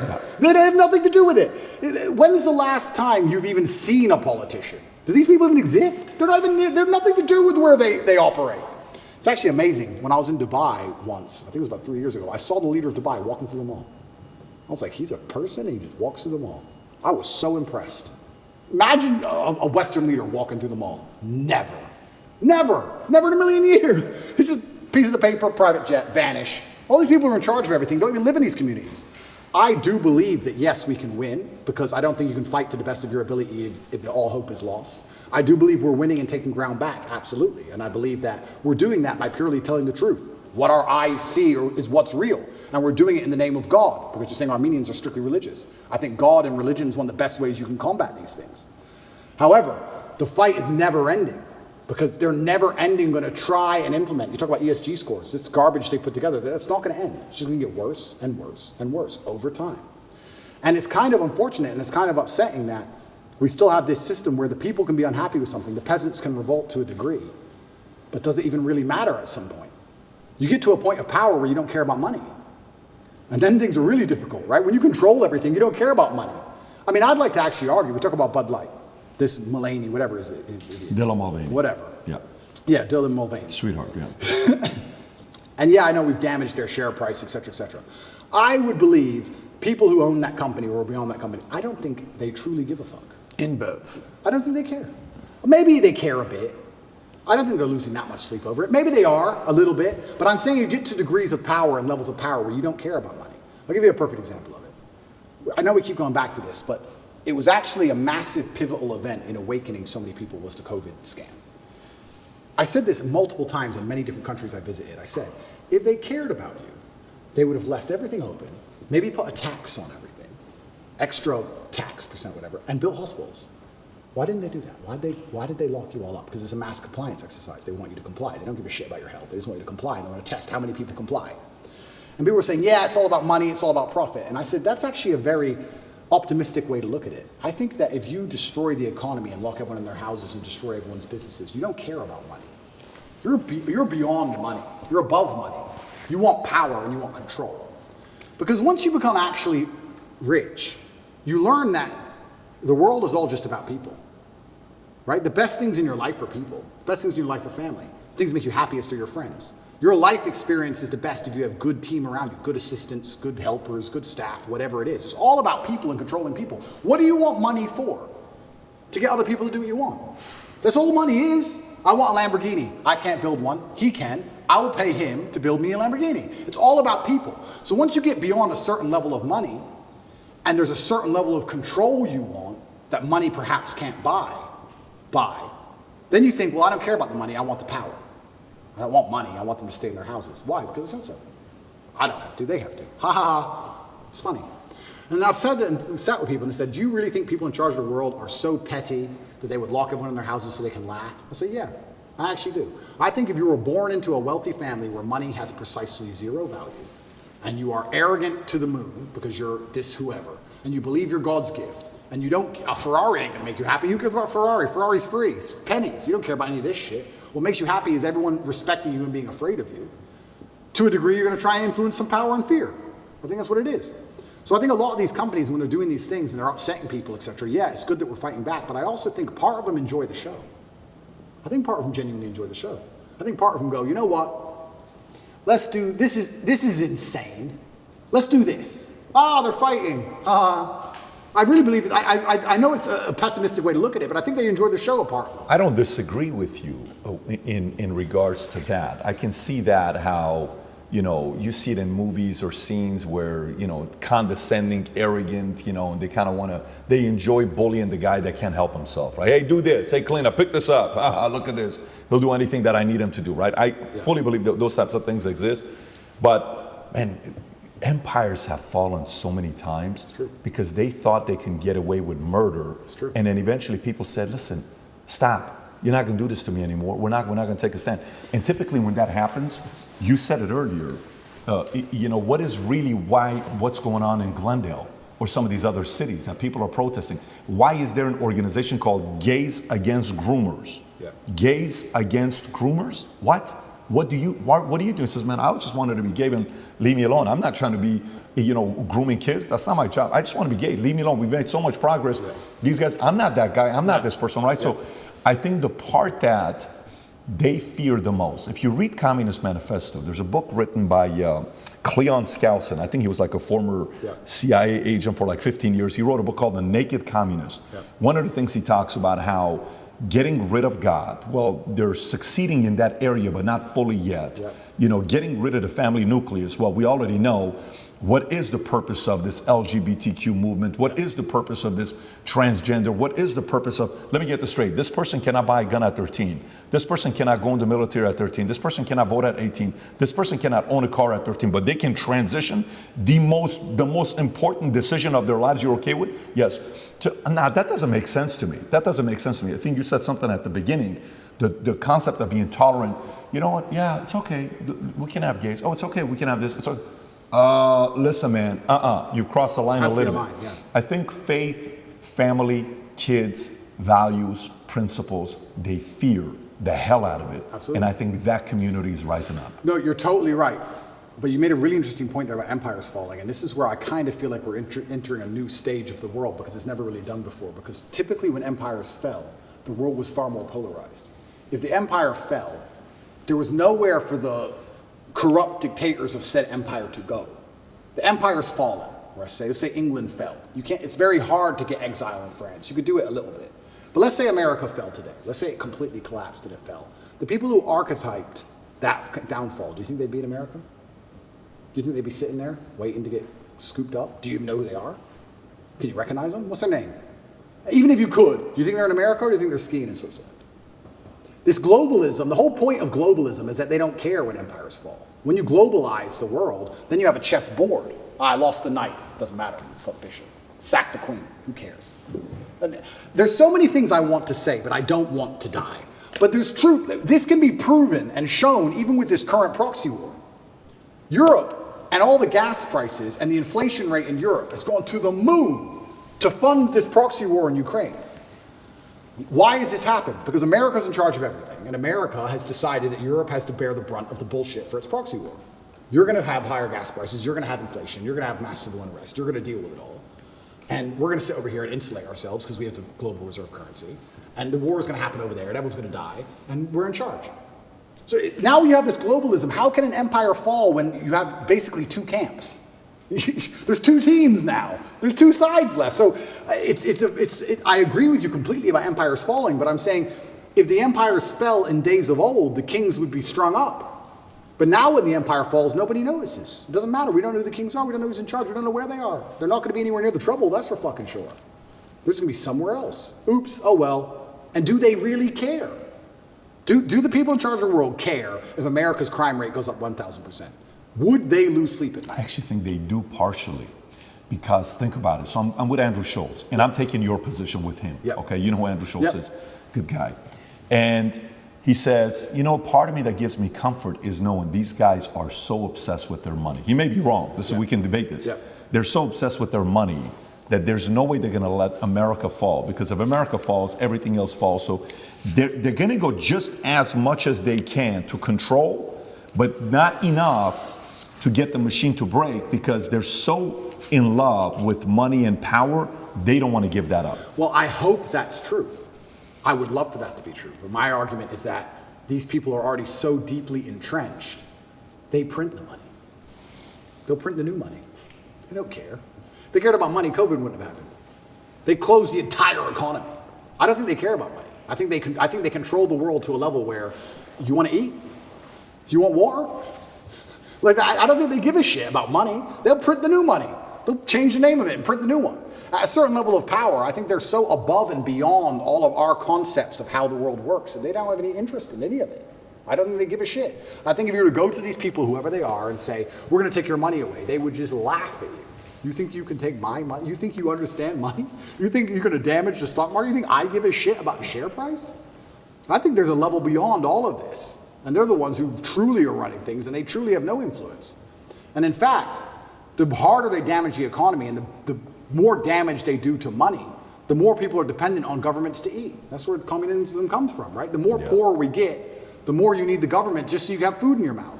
How can you resist the government if they feed you? You can't. So yeah, and I sound pessimistic, and I'm not pessimistic. And I do believe the answer to all of these things is free thinking and truth and God and communities standing up for themselves and changing the general consensus. I do believe that.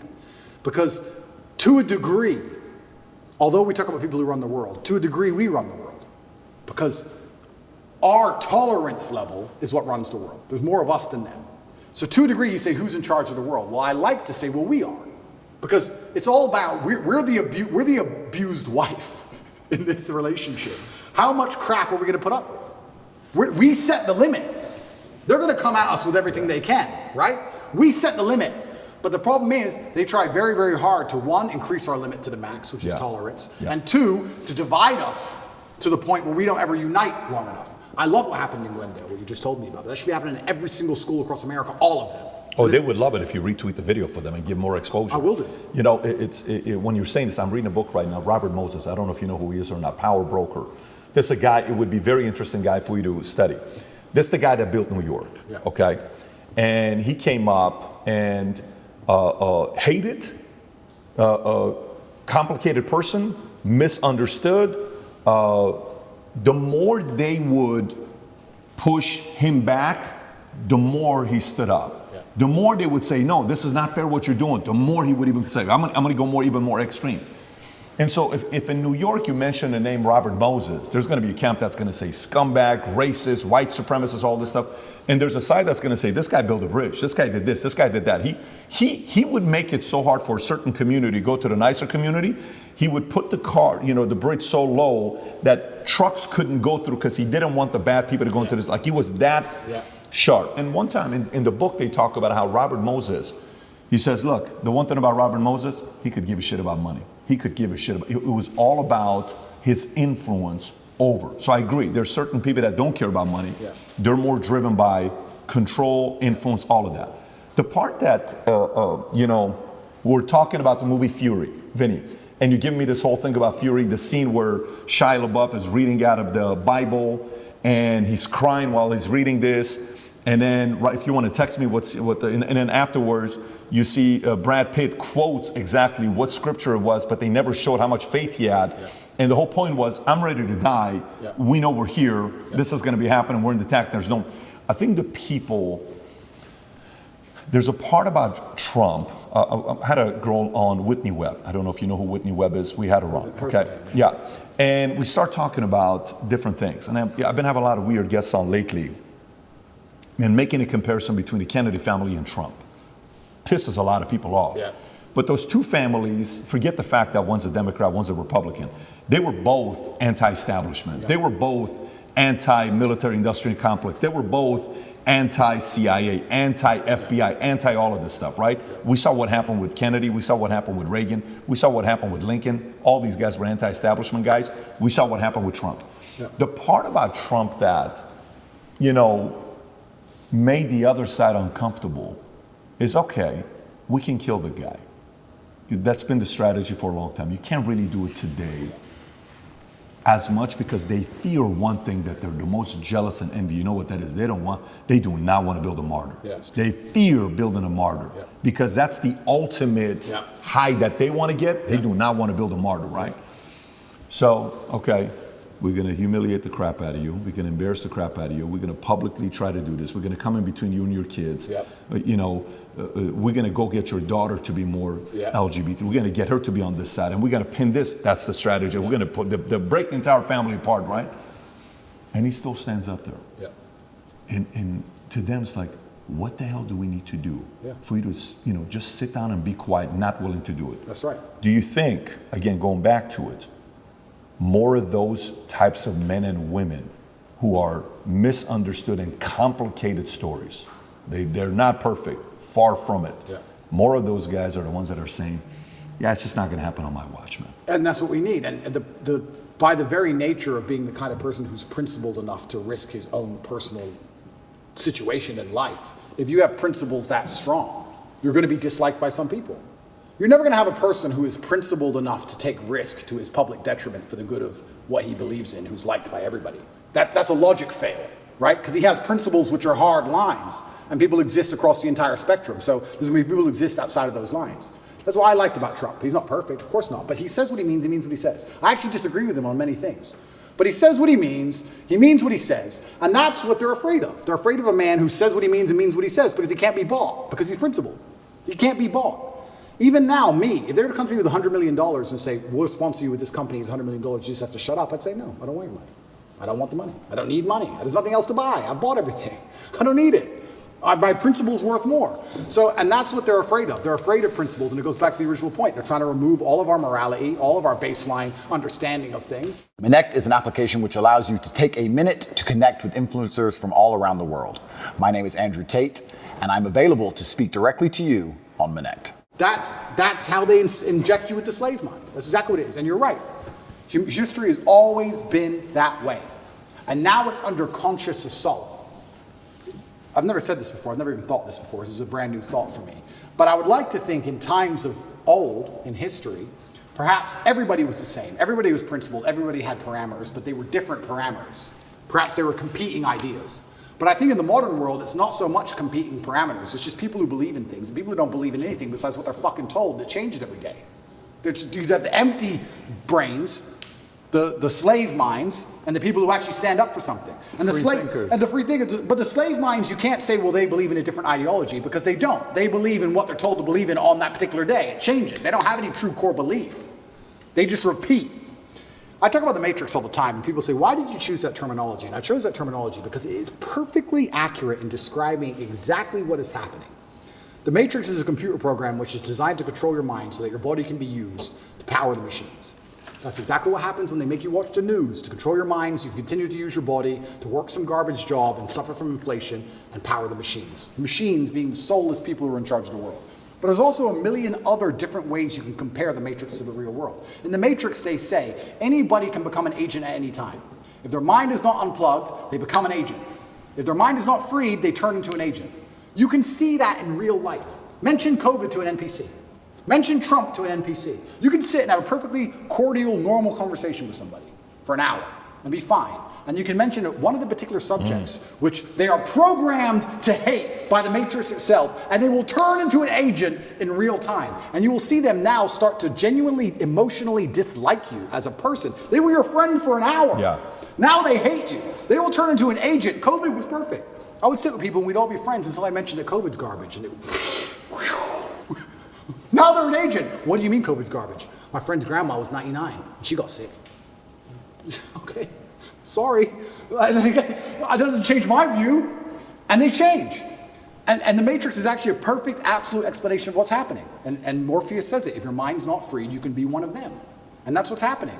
And this is why we don't have competing sets of parameters which are trying to argue about which is the best way to run the world. We have people with parameters who believe in family and love and God and tradition and taking care of yourself and taking care of others. There's people with moral standard and there's people with none. Zero. Empty vessels, agents who are programmed on any given day of what they're supposed to care about. These people can't tell me they care about things. That's what's most annoying about my position, because it's absolutely and utterly weaponized virtue they use against me. The people who hate me because, one, I truly believe, and I know this is arrogant to say, but I feel like I have to say it. There's definitely a massive jealousy implement. If I wasn't so tall and rich and good looking, it wouldn't be happening. They don't fucking like me. They don't like me because I remind them of the jock at school that took their girl. That's part of it, right? They don't like me personally. So it's true. So they try and find an attack vector. And what happens when you have somebody who's monumentally successful across all realms of human endeavor? The only way you can attack them is by calling them a bad person. They can't call me stupid. They can't call me ugly. Can't call me broke. Can't call me weak. They can't call me any of these things. So how do we attack this guy? Well, he's a bad person. How do you call someone a bad person? You weaponize virtue. None of the people, who are pretending to give a shit about women and that I'm bad to protect women have any interest in protecting women. None of these people think I better become physically strong to protect women. None of them even believe in protecting a woman in a physical scenario. None of them even believe in protecting their family. None of them donate to any charities that involve women, nothing. They're just taking the virtue and weaponizing it and attacking me with it. Me as a person who donates $25 million a year to charity to feed both male and female children. Me as a person who believes I have a responsibility to be physically capable so that any woman I'm walking down the street with is safe. I do more for women than any of these clowns would ever do. But they're just weaponizing virtue and attacking me with it. It's not even genuine virtue. That's what's so upsetting about it. These people, the matrix-minded people, have so few parameters and so few virtue. Whenever there's virtue inside of them, it's only so they can take it, weaponize it, and fire it at you. They don't give a shit about any of the issues they talk about. They don't care about race. They don't care about women. They don't care about gays. None of it. They take it, they put it in a bullet, and they shoot it at the people they don't like. It's all fake. All of it. When you were talking about this, I wrote all these things down that we're talking about. Principled virtues, God, parents, true believers, fighters, traditions. These people they fear, right? All these people they fear. And these guys are slowly but surely starting to stand up. The scene we're talking about with Shia LaBeouf, he says, what we're doing here is a righteous act. Here's a Bible verse I think about sometimes, many times. This is his words. It goes, and I heard the voice of the Lord saying, whom shall I send? And who will go for us? And he began crying and said, here I am, send me.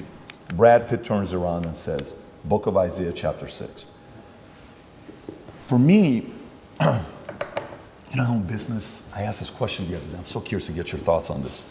For the longest time, when I got into business, I was, a younger guy, 21. I'm like, okay, very coachable. Tell me, what do I got to do? I'm a coachable guy. What do I got to do? I'm a coachable guy, super coachable. I want to make money. I'm sick and tired of being broke. My dad's at the 99 cents. Too many heart attacks. I want to get out of this. Yep. So I'm like, hey, Patrick, basic stuff. When you're doing business and you're talking to rich people, I'm Morgan Stanley Dean Witter. Never talk religion, never talk politics, never talk sex. Just don't talk about those three things. I said, okay, guess what? Never talk politics, never talk religion, never talk sex. No problem. We're going to business. So what do you think about the political climate today, Patrick, David? Yeah. Oh, what do you think? Yeah. Well, I think this is, but what do you think, Patrick? I don't know, quite frankly, I think I'm trying to figure it out for myself right now, but we'll see what's going to happen, whatever way you're deflecting and you kind of go on your phone. Hey, what do you think about God? What is your opinion on Islam or Muslim? Yeah. Well, for me, you deflect that. Eventually you're sitting there, you're like, the people that I know at that level want to talk about those three topics. Yep. Now, sex is maybe off camera and they're kind of having fun with it, but they want to talk about politics and religion. Yep. So we, for the longest time, have been silenced, and now the ESG community, all this time they've told us to stay quiet, and they're saying what? They're talking politics, they're talking religion, and they're talking sex. Sex the way through LGBTQ, what's wrong with that? What's wrong with it? It's normal, it's normal, it's normal. No, it's not normal. Well, listen, you guys shouldn't talk about politics and sex and religion, shouldn't be doing that. And then you see this one, during COVID, one pastor, Australia, a Syrian man. I don't know what his name is, Vinny. What's his name? The Syrian pastor, priest from Australia. And he was fighting all the anti-COVID guidelines, and his stuff is going viral. He's doing this. And you've seen these messages. Some of the people that stood up, they stood up because they feared God, okay? And for you, with your life, it's been interesting watching you go through your evolution of your faith. Pre-2022, former atheist, couple of the things you've said in the past, God isn't real because you can't prove it. Okay, kind of like that was more the Malcolm X argument, right? Bad things happen to good people and good things happen to bad people far too often for God to exist. I'm the center of my universe. That's pre-2020. Then gradually you start talking about Christianity, and in 2020 you made a video announcing that you were wrong about what you had said previously about God, right? Now you start saying people who are atheists are angry, bad energy people, and I don't want to be on that team anymore. And even if God is not real, the world is a better place if people do believe in God. I know God is real because there's so much evil in the world that there has to be an equal and opposite force. The devil can't exist if God does not. And if you look at the world today, it is very obvious that the devil does not exist. And I'll go to the last one here with Muslim. Quotes from you. Christians don't have a religion anymore because they tolerate everything and stand for nothing. And by the way, I actually agree with you, the fact that they're tolerating way too much. Islam is the last religion on the planet. God is something to be feared, respected, and to prove yourself to, which means you got to earn his right. It's hey, I want to earn your right and your respect, right? How did you go, if you don't mind talking about your own evolution? Because us as men, if you knew me at 25 years old, you probably would have liked to party with me. I was a selfish guy. I was a guy you would have thought I was, right? And we go through this phase of where the selfishness kind of comes down a little bit. You still need to be selfish because you need to be driven, but to the point where you're like, listen, man, I got to really do something. And then somehow, some way, God enters. What's been your evolution of your faith, and where are you at today? Yeah, I think Newton's, it's third law, equal and opposite force, what you just said there is absolutely true. There has to be an equal and opposite force to all the evil in the world. And that the equal and opposite force to all that evil has to be God. And I've talked about this at length even with atheists, and I try and say that regardless of whether you're an atheist or not, you're thinking of God as a man in the sky, but you need to think of God as a concept as a whole. And once you do that, it's impossible to accept that he doesn't exist, right? I said to the atheists, I said, let's say there was two islands. You're shipwrecked, right? And there's two islands. Both of them are full of savages. On one island, you and your friend are shipwrecked. On one island, your friend goes and he crashes and they kill him and they eat him. And you go to another island and they want to kill you and eat you, but they don't because it's against their religion. Did God save your life? Who cares? Who doesn't even know the name of their God? But their God said, don't kill shipwrecked survivors. And now you're alive. So their God saved your life. The concept of God in and of itself saved your life. You owe God just for the concept of it, the idea of it. So even the idea of opposing evil as a whole is a belief in God. So you're either an evil person or you believe in God in some regard. And then once I understood that there had to be an equal and opposite force, I was raised Christian. I live in a Christian nation. Romania is actually, I think, the second or third most Christian country on earth. It's a very Christian country here. It's churches everywhere. They strongly believe. And that's where I began my journey, but I always had a very healthy respect for Islam because I understand that to a degree, to have a religion at all, you have to have an intolerance, to a degree. Because without an intolerance, you don't have rules. You don't have laws. You don't have any, like you said, you have to earn God's respect. If you're a religion which is tolerant of everything, then you don't have to earn God's respect. You can be a bad person and do bad things. God loves me, so it's fine. Well, no, it's not, because that's not the point of the religion. So then you extrapolate that out, and I was sitting and thinking, well, what's the primary function of a religion? And the primary function of a religion, I don't believe is the religion exists so I can live forever. I mean, that's a nice thought. But I think on a macro level, the primary objective of a religion is to restore and contain some degree of traditional value within the society. How do you judge, let me change the way I worded that. How do you judge the success of a religion? I don't think you can judge it by the number of people who join it, because there's lots of people who are Catholic who don't act Catholic. They don't act in any way particularly Christian. Anyone can say they're something. You can walk into a strip club and everyone says they're Christian. It doesn't mean anything, right? So how do you judge the success of a religion? Well, I like to think the best way to judge the success of a religion is how successful is it at fighting evil? How successful is it at preserving the morality of a population in X parameter, in X geographical area? So when you look at it from that way, you can't say that Islam isn't the most successful religion on earth. It's the most successful in regards to opposing evil. It's the most successful in regards to opposing its differing viewpoints. It's the most successful in regards to having people act within the limits and the confines of what it finds to be moral and good to God. It's the most adhered to. It's the most feared. It's the most respected in most forms. And then also I'd like to think... I would say it's the most feared. Yeah, it's the most feared. But what is respect without fear? Do we respect men we don't fear?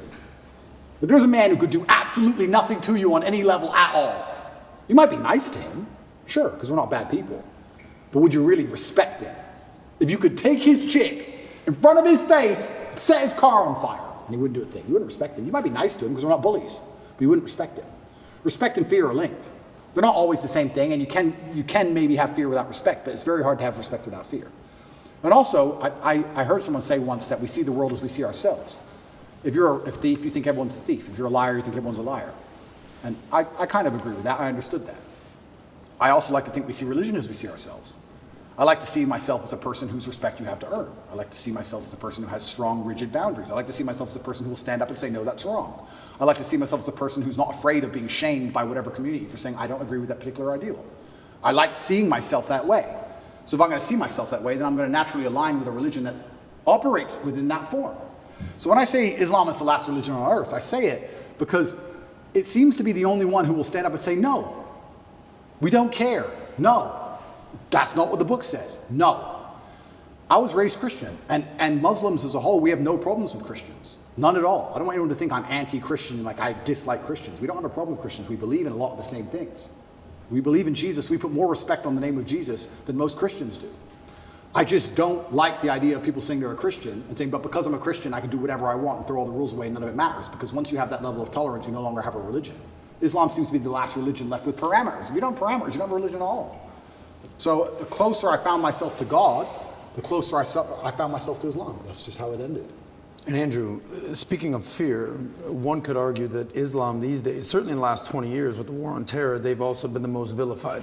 Absolutely. Right? So, you know, everything that we've seen happen with extremism and everything that's going on all over the world, how are you grappling with that? You've been a Christian for years now, Islam, everything. And you know what, that's such an interesting question, because when I was younger, especially when I was an atheist, I would sit and think, people are really doing terror attacks and doing all this crazy stuff because, you know, they're upset over a cartoon. That's so stupid. And nobody should kill anybody. Nobody should kill anybody. Charlie Hebdo, everything. Yeah, nobody should kill anybody.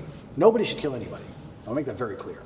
But also part of me is now saying, why would you want to insult the prophet for billions of people? Why would you want to do that? I'm not saying I don't even want to make the argument against free speech. I'm not even saying you couldn't be allowed to. This is a sensitive subject. I'm just saying, what kind of person wakes up and thinks, I want to do that? I don't know. I just don't think that's a healthy mindset. Like when I see these Satanists, and they're, especially in America, and they're doing, let's keep it on Christianity, these Satanists, and they're dressing up Jesus as gay and all this stuff, like, that's not done in any kind of good faith. There's no good reason to do that. That's done with genuinely malicious intention. And what kind of people want to do that? And then the answer by extension is, I thought America was a Christian country. So how can you have a Christian country where the prophets of the religion are mocked to the highest possible levels within the confines of the country and it's promoted? Is that a Christian country? Doesn't seem like a Christian country to me. I don't think the same thing would happen with Islam in Saudi Arabia. I can't imagine that happening. So how can you say we're a Christian country, but everyone's mocking our God on the streets? Ha ha ha. It's on Netflix. Ha ha ha. That's not a Christian country to me. So if you're not a Christian country, then where's the religion? The religion's supposed to enforce certain boundaries. You're supposed to at least show it respect, you know? And it's also kind of interesting because in Christian countries, there's more respect for Islam than there is for Christianity. in a Christian country. Name one. They still don't do it with the Islamic Prophet. Why do you think that is? It's too much smoke. It's just not worth the heat. Because people believe. And I'm not advocating for violence on any level. I'm saying that even these degenerates who are trying to destroy people's belief in God, like we've discussed earlier, because they don't want you to have any baseline morality. If you believe in God, there are commandments, yes and no. That baseline morality prevents you being an absolute slave. So they're trying to destroy it.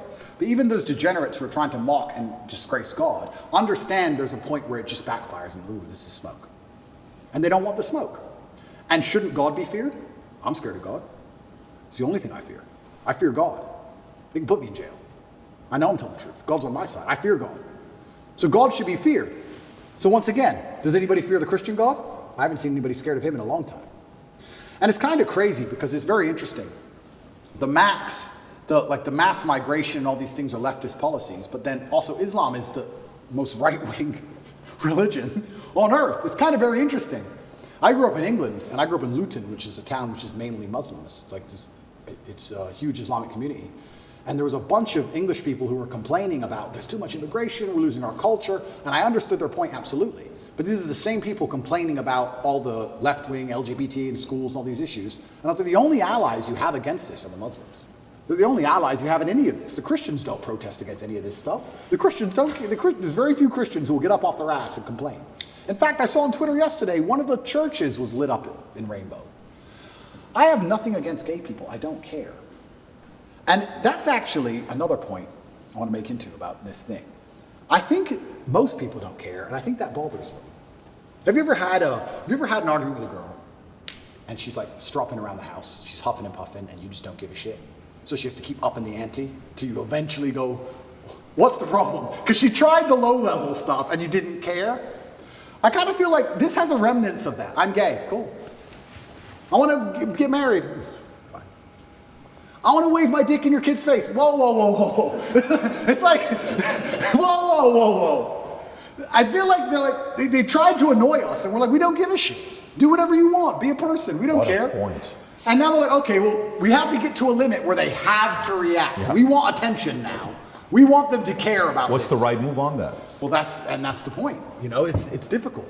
Because there comes a point where you simply have to address it, and now you have to oppose it. And this is, sorry to interrupt you, but this is why they're so careful and so clever with what they do. They package it all together. LGBTQ. I would argue, I don't know what Q is, firstly. Sorry, I don't know what Q is. Questioning. Q. All right. I would argue that G and T are very different things. Beyond. A gay man and someone who's chopped the dick off are very different things. Completely. So they package it all together.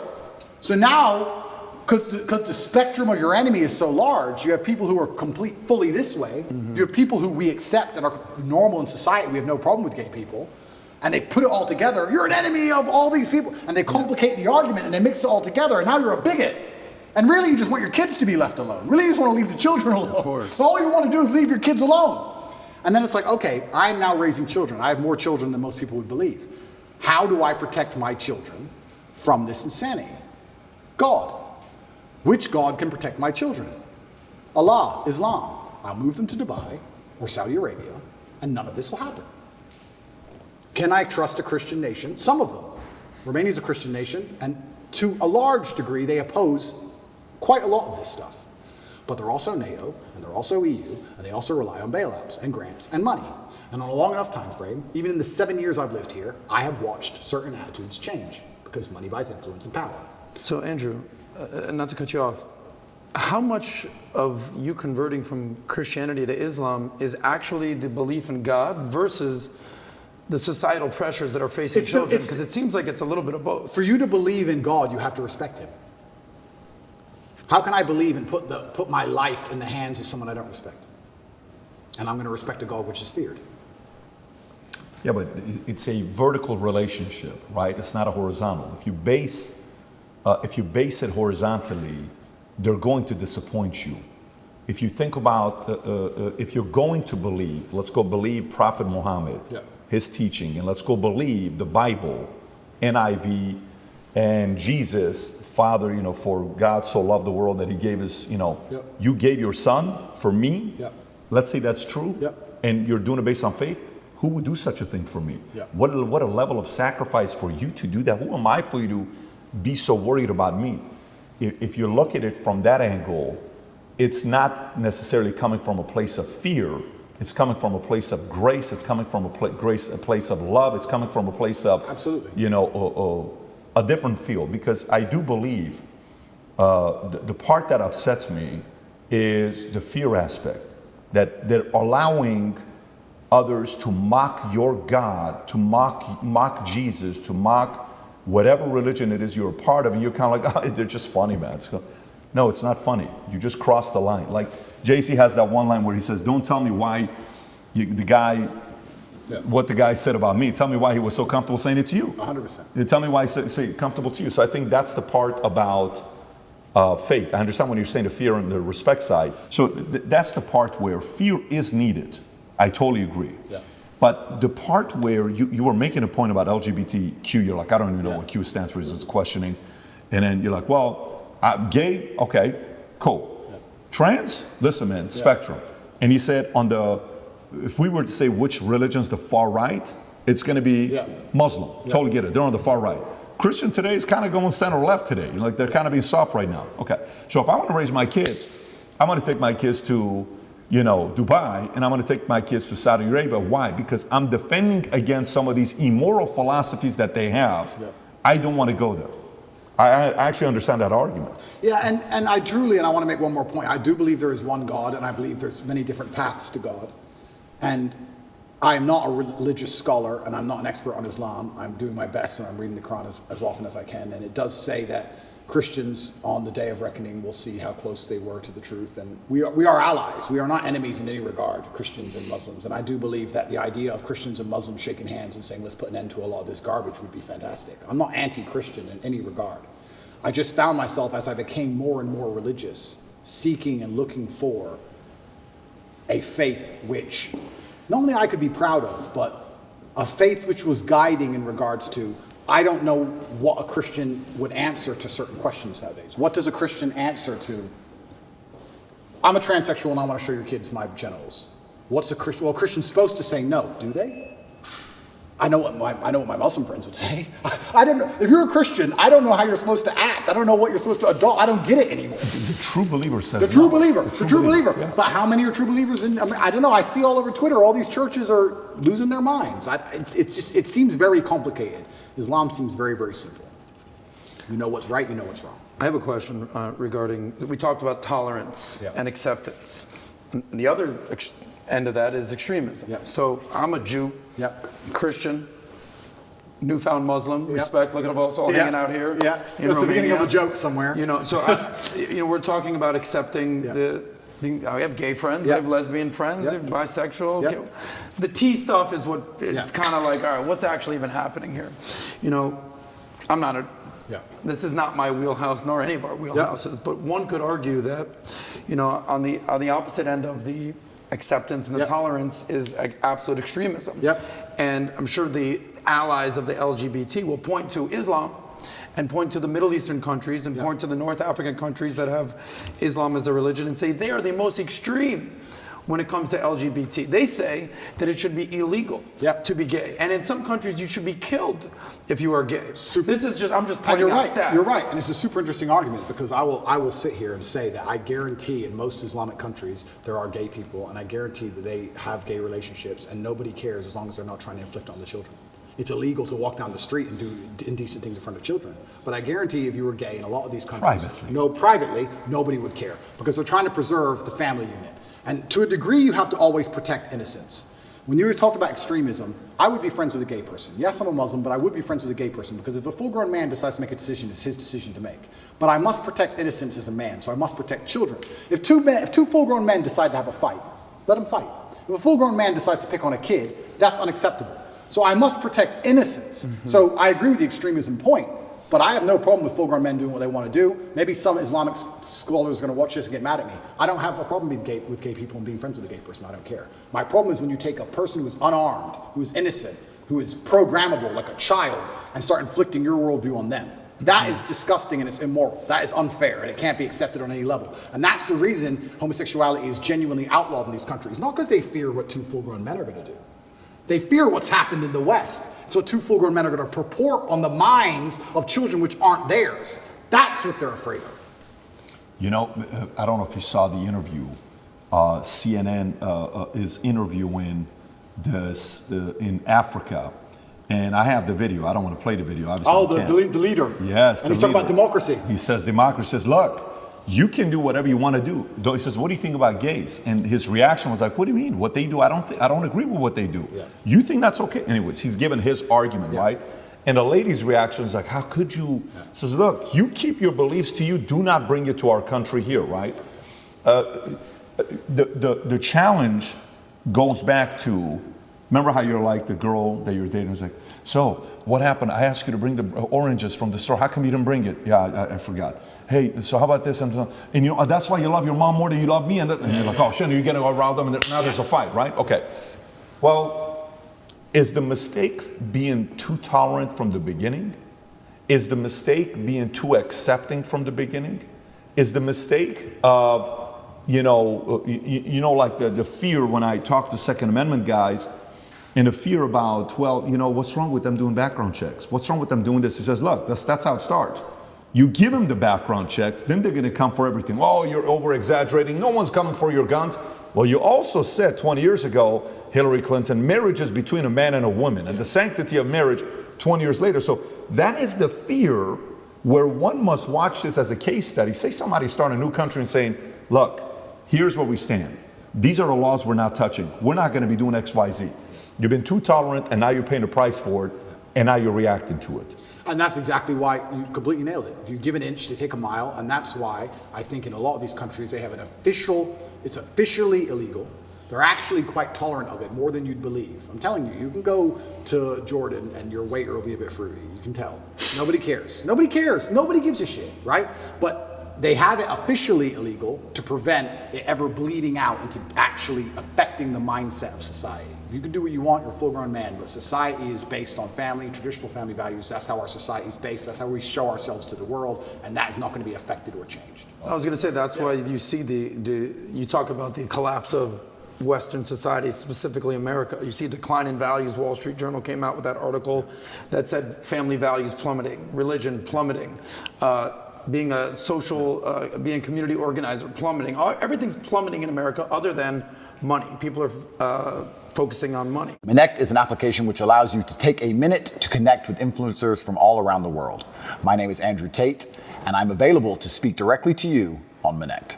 So it's interesting while you're talking about this whole religion thing. While you're in, who has reached out to want to support? We talked about this last time briefly. Yeah. Being a Muslim yourself, have some of the most powerful Muslims reached out, trying to help out, figuring out a way to get you out?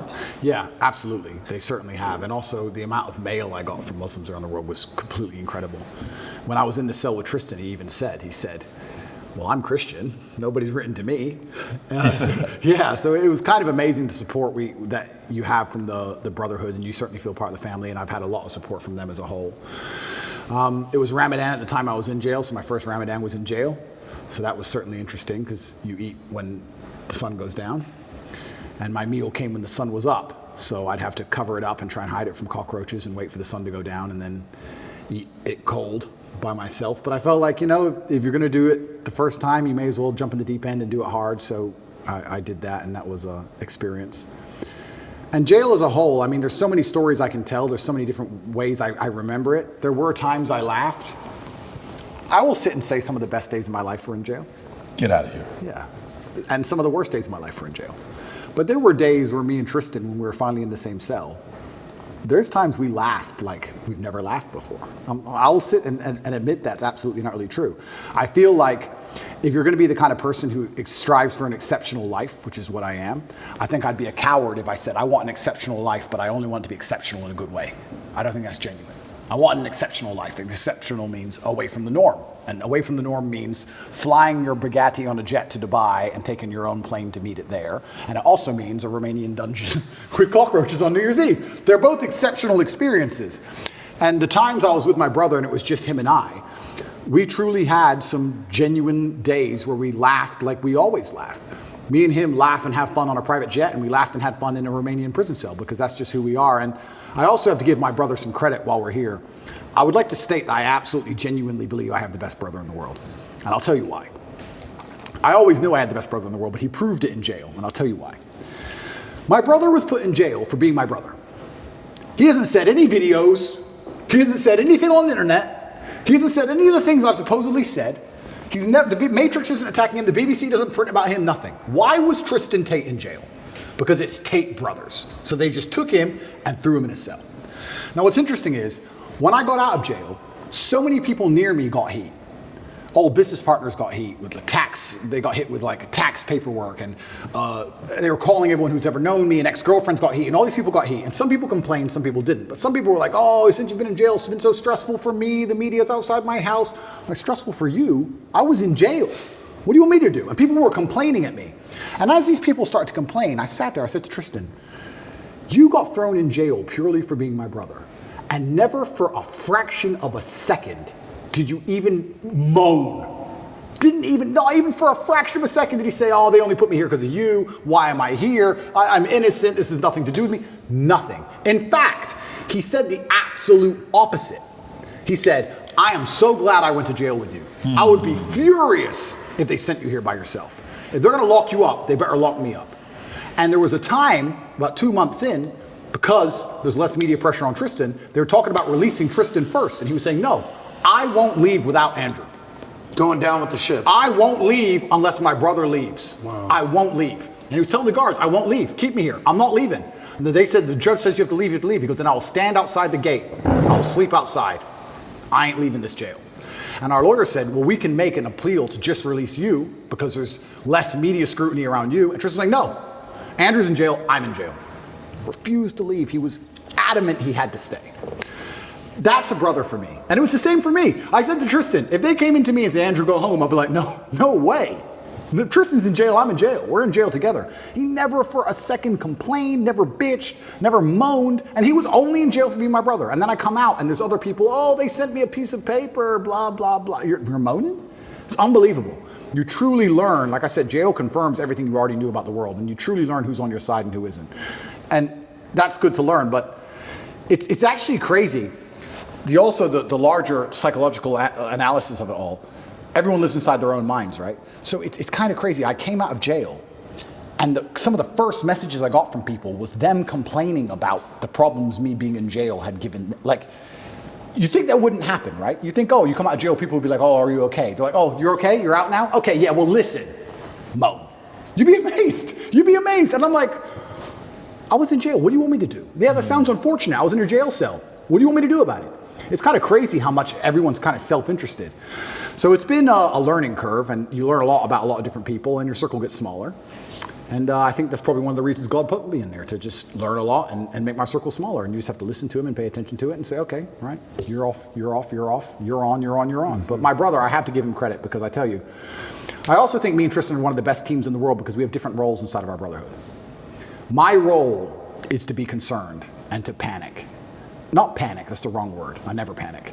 My role is to be concerned and try and fix the problem. I'm in jail, pacing up and down. How do we get out? And Tristan's role is to not care. And together, that helps us achieve the objective best. Because when we really need to get out, I'm in charge. His role is to not care. Sometimes, when it was at the height of frustration, I needed his superpower. Tristan's superpower, and this is his superpower for life, is he is the master of not giving a fuck. We would go to court. We would go to court. Imagine this. You're in jail, right? Weekends were the worst, because the TV was worse on weekends for some reason. Like you had like 3 channels. And the TV, the weekends were the worst, and you could hear out the window everyone having fun. I hated weekends. So when a Friday would roll around, I'd say, okay, Tristan, we just have to zen away the weekend. And on Monday, there's court. We just have to zen away the weekend.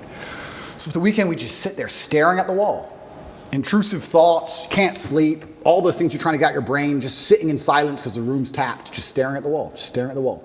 And you think Monday would never come. And Monday would eventually come, right? Or Sunday night comes, and 8 a.m. on Monday, they're gonna take you to court, and they might let you go home. They might let you go home. You've done nothing. This person in this room can decide if you go home. And it's Sunday night and you can't sleep and you're awake all night long. There's no clock, but the seconds feel like hours. You're just sitting there. Eventually 8 a.m. comes. Put you in handcuffs, walk you to the court. You walk in there. Everyone speaks Romanian. Don't have a clue what's going on. Everyone's just talking at each other in Romanian. Then they say you'll get the answer in 3 hours. Go back to jail. When I went back to jail, I was sitting in the room. I was like, do I pack to go home? No, that's too optimistic. Okay. But you're nervous. You're anxious. Am I going to go home? Is it over? Do I get to go home? I called the lawyer. Do you have an answer yet? No, no answer yet. Okay. Sitting there. I can barely sit still. Tristan finishes court, walks straight into the room. It's a matrix attack. It's bullshit. I'm going to sleep. And went to bed. Clean asleep. I was like, how the fuck are you asleep? He didn't care at all. Gotta respect He just went straight to bed. And then when he woke up like 6 hours later, matrix attack? I'm like, yeah, you thought so. And just rolled back over. Didn't care. But it's perfect for a guy like you. But that's what you need. I need that. I agree. Because if I had someone else next to me as hyped as me, I would have gone insane. I agree. I need someone like him who's just like, he had the superpowers like, bro, I love jail. Jail's great. Look, we got coffee. I love jail. None of my women are messaging me. I love jail. I'm telling you, I had 45 minutes on the phone a day, and I used all of my minutes. Tristan never made a single phone call from jail. Get out of here. Not one. I was like, Tristan, do you want to speak to anyone? Nah. Sit there watching Romanian news. Didn't give a shit. Like bulletproof. But the only reason he's so bulletproof that way is because he knows I'm doing the absolute best the other way. He couldn't be that way if I wasn't trying to get us out, because then he would try to get out. You need the yin and yang. So like when it was chill time, it was his mental frame. And when it was how do we get out of here, it was my mental frame. But Tristan's superpower is genuinely not caring. I can't explain the level of how much it didn't affect him. He didn't bother him at all. I didn't see him sad, nothing. He was smiling. He didn't care. You consider yourself a stoic. How much more stoic is he than you? I just think we have different roles, and I think we've evolved into them over the time, because it's not just jail, it's with everything. That's what we are with everything. If there's a business problem, I'm the one who's like, shit, we have to fix this now, shit. And Tristan's the one like, Andrew, you are so ridiculously rich, chill. But we need that. We need both, right? But he couldn't be that chilled if I wasn't the way I was, because he wouldn't be successful. Totally. So you need the opposites. Yeah. So everyone goes, oh, you and your brother are so close. We're so close because we're actually very different people. But yeah, he was amazing in jail. And even afterwards, I still struggle to sleep. He sleeps fine. Because I think my experience of jail was a far more stressful one.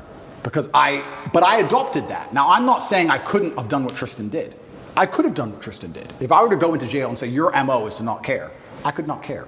But my MO was, how do I get out of this matrix attack? So I was the most stressed I've ever been in my life. So that's carried over. So I don't sleep. He sleeps fine. But he slept fine in jail. So why wouldn't he sleep fine now, right? So yeah, it was interesting, but I have to give him props, because it's amazing to have that level of clarity. And he said things which were absolutely and utterly true, things I already knew, but it was nice to hear.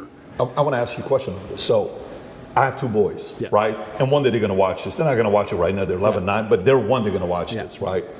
And in school, I'll go and the kids that are, 11, 12, 13, they're like, you Andrew Tate, how was that interview? Oh my God. So 11-year-old kids are watching these types of content, but that's pretty wild where they're at. But here's a question about brothers. There's a lot of brothers out there. As a father, there's certain principles I'm teaching them, okay? One, if you can speak from the idea of how your bond was built based on a man, your father, Emery, injecting certain values and principles in the two of you. You guys better do this. I don't want to see this. And then which part of the code did you guys create? Because there's friendship, but there's brotherhood. There's a very different story. Absolutely. How was that developed? Yeah, so my father, and I have endless stories about my father. A lot of people who dislike me would call him an extremist. I don't think he was an extremist. I truly believe I had the best father on the planet. And from a very young age, he made it clear. He said, look, you're Tates and you're going to have enemies. You're going to have people who are against you. Your best bet is to be a team. So whenever me and Tristan would fight, which happened, we got put in a room together.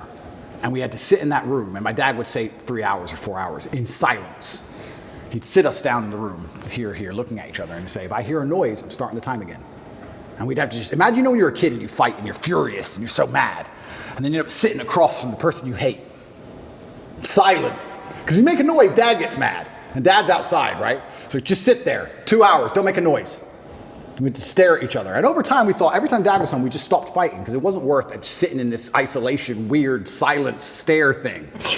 Because that's what happened on repeat. It happened like 5 times and we just stopped fighting. We'd fight all the time when Mom was home. And when Dad would come home, we'd literally just look at each other like truce. Like, we don't want to sit and do this thing we had to do. Yeah.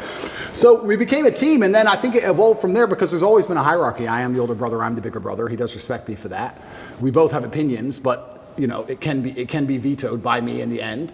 And we have our specific roles. My specific role is I'm the one who takes the most action. I'm the one who over worries. I believe, especially in business and many other things, I say it to all my staff. I say react fast, react early. Like panic early. Like panic now.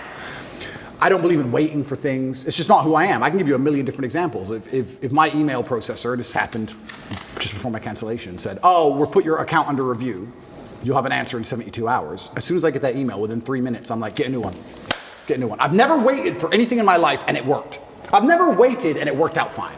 Ever. Every time it's your canceled, every time it's your deleted, every time so I'm like, no, get a new one now. Just get a new one. I need today's email out, get a new one. We can't get a new one, no one will accept us. Build one. So within a day, we built our own.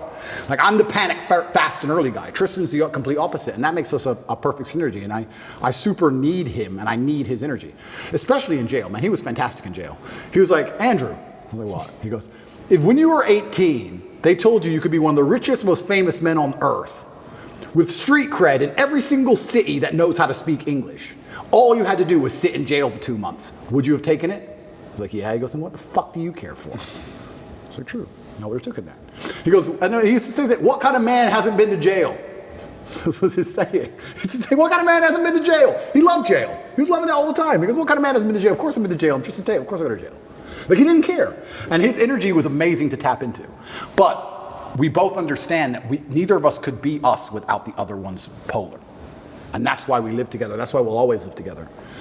I've had a lot of women try and say, why do you still live with your brother? Why don't you want to live with me? Da-da-da. And I try and explain to them that, 1, I don't think I can be my most competitive without him. 2, I'm most emotionally stable with him. I like the idea. I'm most competitive with him. I'm my best version of me. If it doesn't matter if I have to go into a fight, doesn't matter if I have to run a business, I'm better with Tristan by my side than I would be by myself.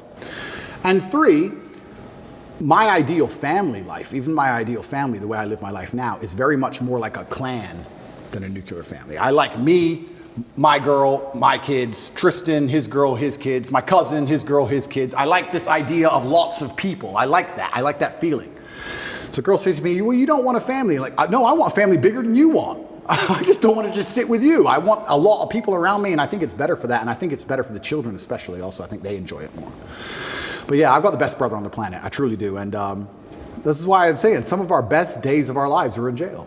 I was going to ask you that. You guys live here in this compound. It's an amazing place. I was going to ask you, you kind of just answered it, but you foresee yourself living with your brother the rest of your life? 1,000%. 1,000%. I can't imagine not wanting to live with Tristan. If you want privacy, you have privacy, right? We have a big house. So it is what it is. You're on one wing, he's on the other wing. It is what it is. But I can't imagine him not being around. If there's a problem, I just shout his name, or I just can't imagine it. And I know I'm my best self. Also, there's the overall male competition, the masculine competition that exists between us and between all men. So we live currently here. We got me, my brother's personal trainers here. We got camera guys here. We got war room guys here. We got loads of guys here. But I can give you a million examples. There was a record set next door of a gym, and there's a stair machine, and there was a record set of 188 floors within a time frame. I came along and smashed it with 198. I only held the record for 45 minutes because someone beat it with 202. As soon as the record's beaten, everyone gets pissed off and puts their trainers on, puts their shoes on. As soon as it's beaten, everyone gets mad. Who beat it? Who beat it? And everyone goes and did it. And that's how you push yourself to the level you never thought you'd be able to push yourself. 202? 202 floors in 30 minutes. Good luck. 230 minutes. No, that was beaten with. Now it's 222. It's been beaten again. I don't know if I'll ever get to that. But I'm still 198. I've got to try again. But the point is, when you have men around you, there's that natural masculine competition, and that's what drives you. If you're going to be the best version of yourself, even if you're a boxer training for a fight, you train with a team. You train with other boxers. You train with other boxers or other trainers. If you're on a football team, you're pushed by your team. I think life should be the same, right? Imagine you took the normal average man and you moved him into a house of 5 people, and you had a philosopher and a fitness expert and a hypnotist, whatever it was. That will make him a more competitive person overall, because he's trying to compete with all the other people who are on his level. You don't want to take bitch position. So I don't like the idea of my life without masculine competition. That's why I'll always live with my brother. And if you met a girl one day who says, Tate, I want to have your babies, live with you, but it's kind of weird that your brother's here, what would you say to her?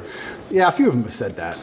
I offer some degree of compromise. I'm like, look, we can have our own house separate if you really want, but I'm going to be spending a lot of time at that other house, including nights over. I want to stay with where my brother is. So you would compromise a little bit, but he's going to be living next door or with you. 100%. And I don't think, and that may be unusual in the Western world. I don't think that's unusual in many places. I love that, by the way. Well, you talk about this all the time. Oh, you don't even know how much I love that. Yeah, I love that. To me, as a kid, that was a dream. Like, if you could, right next to each other, there's a family in our community, billionaire family. They live right next to each other. The oldest son has the biggest house, 12,000 square feet. Then the youngest son has the second biggest house, 8,000 square feet. And the parents live in a 6,000 square foot house right next to each other. Absolutely. Okay. The 2 boys have 4 kids. The 8 kids are always together. Absolutely. What a great environment. Absolutely. It's a dream environment. Absolutely.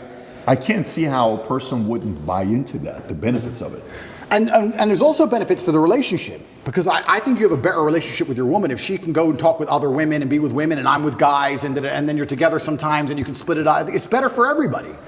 This whole idea of just man, woman, boom, child, bang, I understand where it's come from. I'm not saying it's all typically bad, but I do think that in those scenarios there's a lot of men who are particularly miserable, particularly men especially. And the idea of a clan and having that team around you, I love that. I wouldn't live any other way. I love living that way. Well, being born and raised in Miami, there's a lot of Latin culture there. Yep. And, the American friends, they just move out, move on their own. That's what they do. But in Latin culture, the abuela's living in the house, the family's living in there, the women are all kind of congregated together. It's a different world. We can also discuss it financially, right? If you're a man and a woman and you have 3 boys and they're, let's say, traditional, Western, whatever, they all go and pay 3 different rents and they all move in with their girlfriends and everyone's getting wrecked, right? If you all stay together and combine your income, you also do much better financially. This is how a lot of immigrants even survived, especially Muslim immigrants in England. I've heard you tell the story about that. Absolutely, yeah, they all stay together in one big house, they all pool their incomes. You have a bunch of people with average jobs and Ferraris on the drive. And then they buy the house they're in, then they buy another.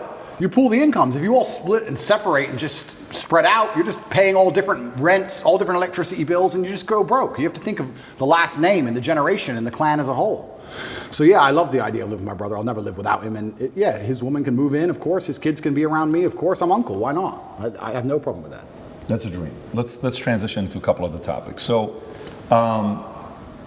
I saw a video by the president of Microsoft, Brandon. I think it was the president of Microsoft who said, you're going to see one of the biggest threats in the future being deep fakes. Okay.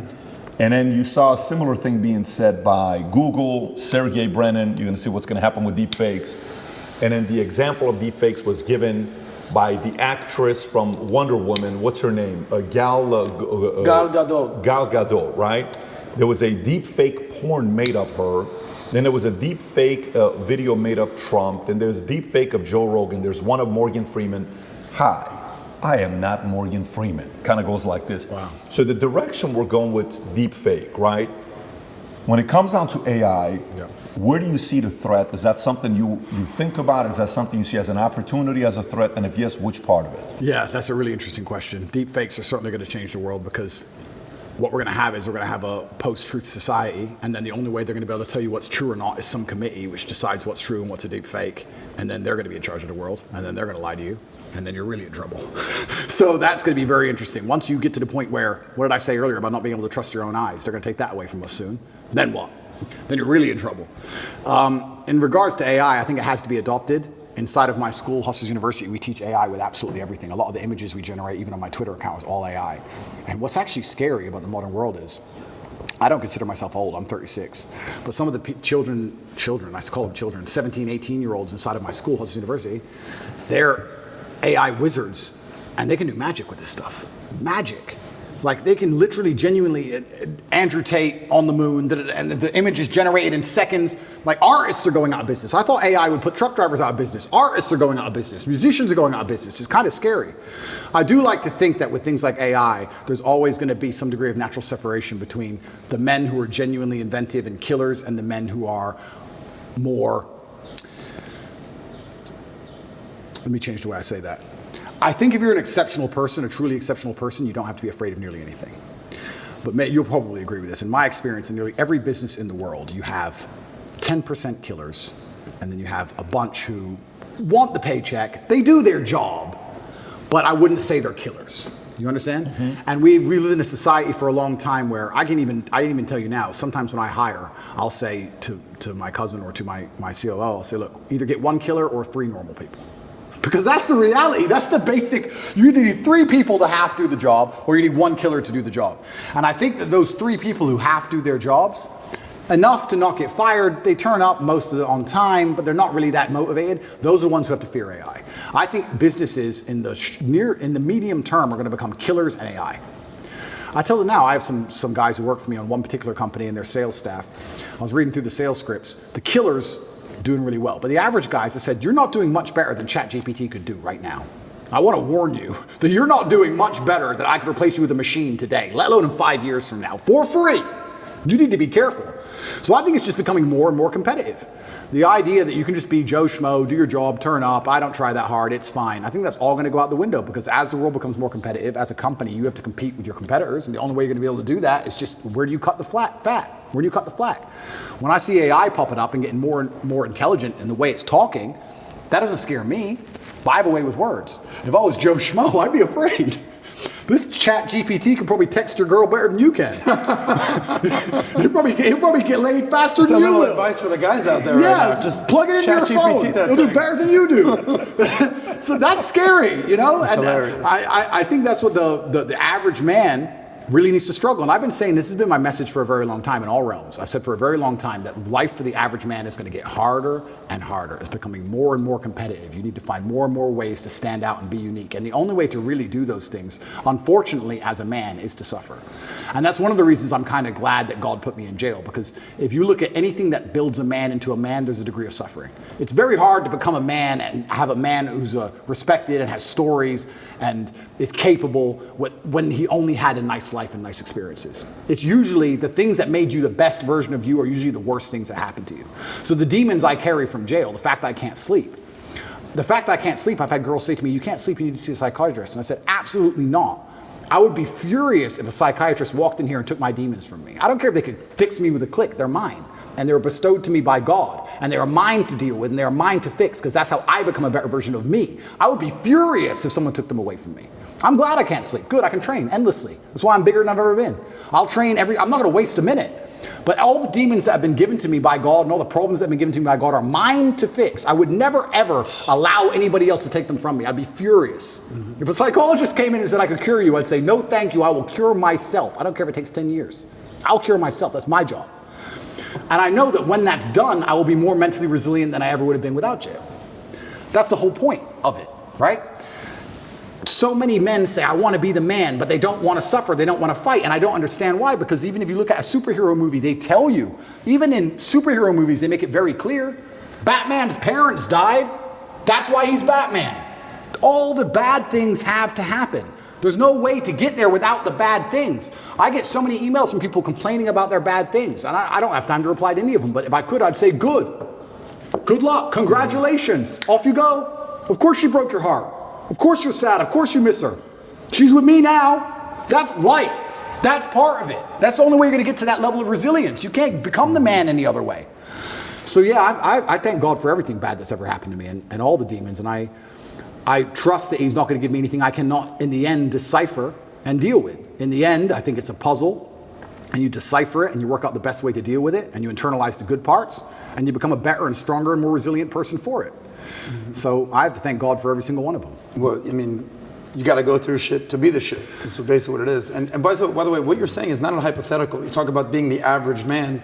You see this play out on dating apps these days. Have you seen what's happened, especially on Instagram and on all the dating apps, Hinge, Bumble, and out there? The top guys out there are getting 90% of the women, whereas the bottom guys, I think the stats are a third of men under 30 have not been laid in a year. If being average is not acceptable anymore. At all. It's not acceptable anymore, and it's not acceptable in the sexual marketplace, but it's also just not acceptable, I don't think, even in life anymore. Period. You have to diversify now so much to even protect yourself. The idea that you can just be a law-abiding citizen in a country and just work your job and be okay is gone. It's gone. If COVID doesn't prove that, I don't know what will. Yeah. Look at my situation. You have to diversify. You have to be smart enough that you have assets and friends and capability and lawyers and whatever all over the world now. That's the only way to protect yourself. You can't just sit within one jurisdiction and go, oh, well, but I don't speed, so it's going to be okay. I don't think it is. I think it's coming to a point where it's not going to be okay. And AI is going to make it harder and harder, again, for those average men. It's going to be harder and harder. I don't think the exceptional men are ever going to suffer from AI. I think we're going to use AI. Do you think this whole Neuralink that Elon Musk just got the approval for the patent? So now the sale is going to be, look, no matter what you do, John, you will never be like Andrew Tate. Yeah. But if you take this Neuralink GT500/Tate, you're able to get upgraded to his levels and think like him and outthink and do this and do that for only $49,000. If we put this chip in your head and we'll offer this to you. My mother always says to me, I'm glad I'm not young. And I'm starting to say that now. I'm glad I'm not young. Because I'm telling you, it's going to be scary, right? Because the world is hyper-competitive. Every single thing in the world is competition. I don't think people realize I'm a hyper-competitive person because I understand that every single thing I want, somebody else wants. The girl I want, other people want. The car I want, other people want. The house I want, other people want. The lifestyle, the jet, every single thing you want, somebody else wants. It's a massive competition. Yep. As a man, you have two choices. You either accept that as a massive competition and try and play the game, or you just try and pretend it's not a competition and live in perpetual failure. And it's going to become hyper-competitive, the world already is. You're not going to be able to compete with a person with a computer brain. So you're going to have it because you can't compete. And once you have it, then who knows? Can they turn it off? I don't know. Can they turn you off? I don't know. Can they inject the slave mind programming directly through the chip? I don't know. That's scary. I would never want to do that, but it's going to get to a point where you're not even a person without it. You can't function without it. You're a second-class citizen without it. Competition then, though? What happens to competition then? Is it going to be whoever has access to the best technology, whoever has the most recent upgraded version of XYZ Neuralink chip? Absolutely. It's going to become scary. I'm glad I'm not young.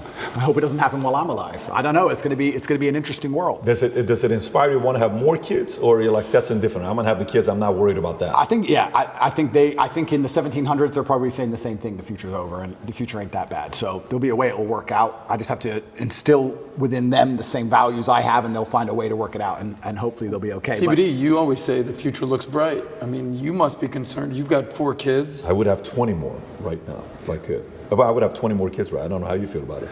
I'd have 20 more kids right now if I could. Absolutely love children. There's nothing bad about having children. The only thing I wish I did is start earlier. It's the only thing. The only thing I wish I did was start well, listen, right now, I don't know if you know, if you need some inspiration, there's this guy named Al Pacino. I saw that. Who had a kid at 82 and his girl was 29 years old, and De Niro had it at 79. Wow. Well, so it's never too late. You're never 36. Too late. If you got the testosterone level of 32, I'm sure you can have 20 more kids. I'll be okay. Politics. Let's talk politics with America. You're seeing what's going on with the election. Mm-hmm.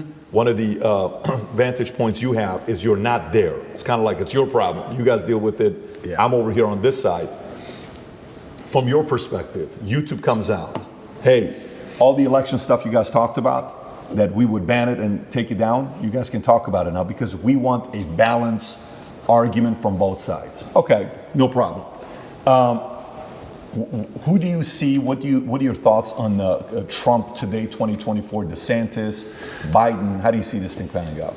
Politics is so interesting. It's so messy. I mean, obviously, I'm a Trump supporter. I believe in Trump. I like DeSantis and the things he did. I'm not going to choose between Trump or DeSantis. I think if one of them won, if any of them won, it would be fantastic for the world. I think YouTube taking a back step is actually extremely important symbolically. It'd be interesting to see if they keep that up post this election, seeing what happens with this election. That'll be very interesting. But I think it's certainly a massive symbolic step back. I remember when I got canceled, nobody talked about Rumble, nobody talked about Kick, nobody talked about, even you got Valuetainment, no disrespect. You were a lot smaller then than you are now. Of course. It's crazy how fast alternatives have popped up. And I'm only saying this because I do feel like I literally said, I remember my exact words. I said, there's pressure behind the dam. Everyone's tired of it. All it takes is a crack. And when there's a crack, there'll be a flood. And the crack in the dam will be a man who is more famous once he's canceled than he was before he was canceled. That's what I said. Now they're trying to put me in jail, which is making me more famous again. I'm not saying it's all because of me, but I'm saying there's definitely a public consciousness switch where the arbitrators of truth are having to backstep now. They've overused their power. They overstepped their power exactly like we said they would, and now they're allowing open discourse. So I hope that America has a free and fair election. That's what I'm praying for. I think every country should have a free and fair election, especially when we're going to fly fighter jets and drop $500,000 bombs on farmers who've never made $5 in their day under the guise of democracy. If we're going to bother to do that, then we should at least have a democracy ourselves. So I think a free and fair election will be interesting. And I think the will of the people should be done. And that's how America was built and founded, and that's what I would like to see.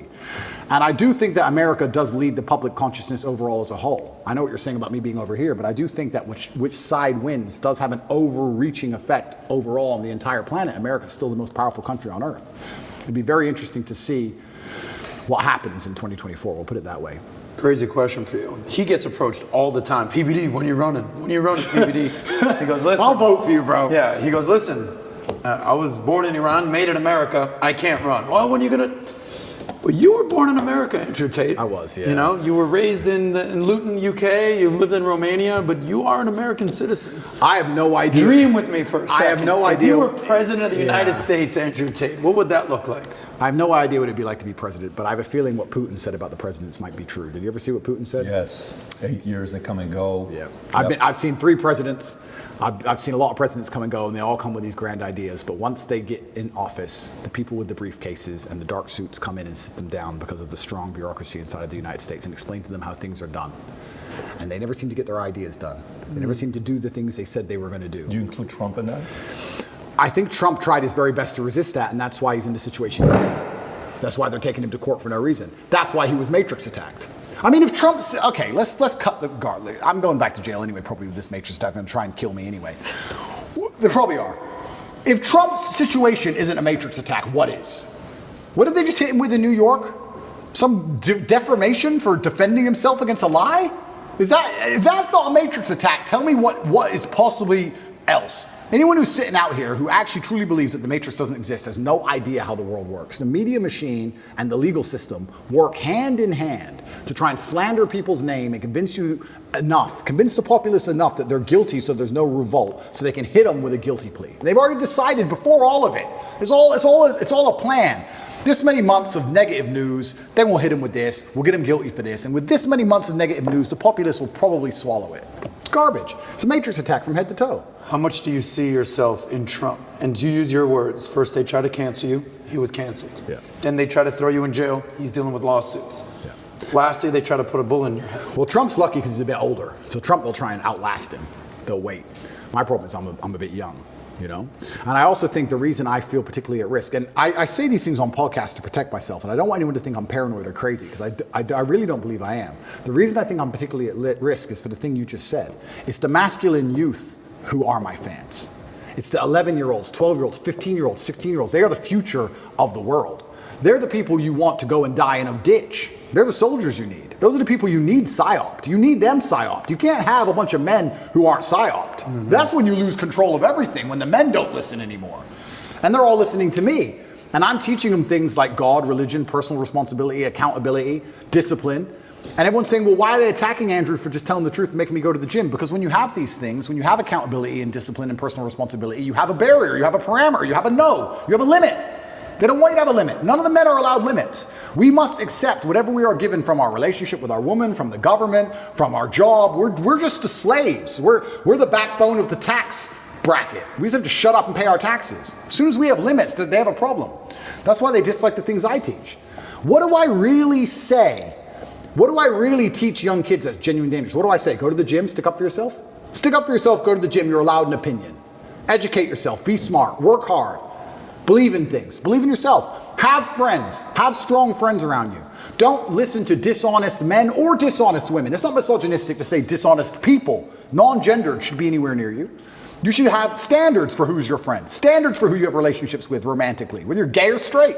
You should have standards. Telling men to have standards is now wrong think. Because as soon as men have standards, they lose control. They don't want any man to have any standard on anything. They want to come along and say, no, you need the 8th injection. Take it.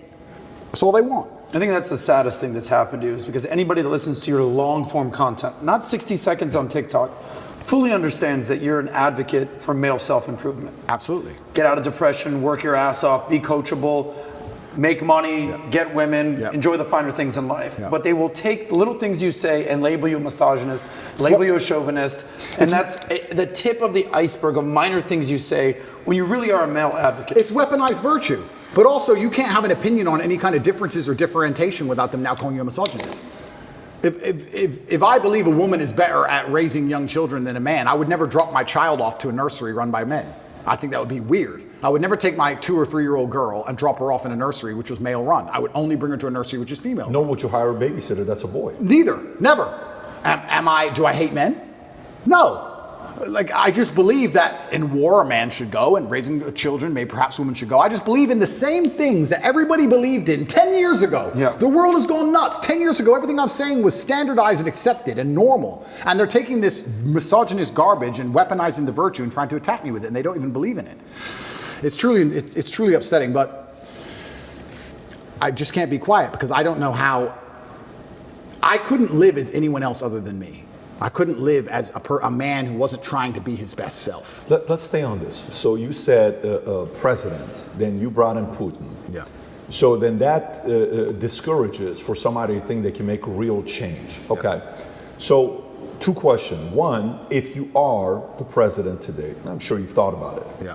What policies would you attack? Right now in America, I watched RFK. I don't know if you listened to the recording yesterday. I've heard. Yeah. What he said about the angle he would take with pharma, he says, all these things we're talking about guns. He says, how is it that we have the same amount of guns as Switzerland does per capita, but Switzerland hasn't had a school shooting in 21 years. We had it 21 hours ago, and we just had one last night, by the way, big one. I don't know, in Virginia, I want to say, right? 7 people shot. Yeah, 7 people shot just yesterday, right? Every day there's something. Every day. You're talking about fentanyl, you're talking about the drugs, you're talking about LGBTQ, you're talking about military-industrial complex, economy, taxes.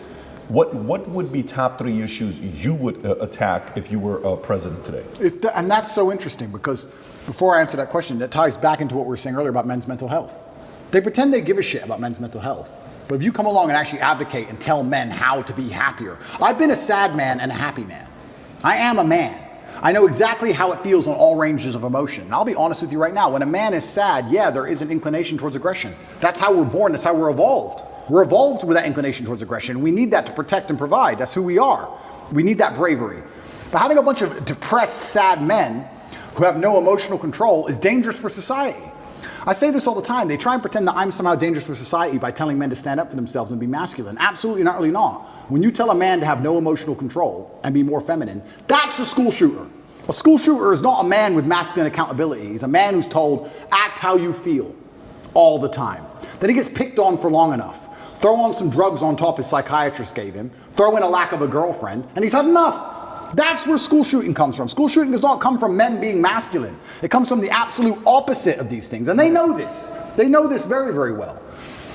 To fix society, we have to fix that at the most base level, the root level. I think America and most countries need more transparency and understanding of how things work. But when they're attacking the family unit, they're attacking all of these issues. Every issue you've just labeled all starts back down to the beginning.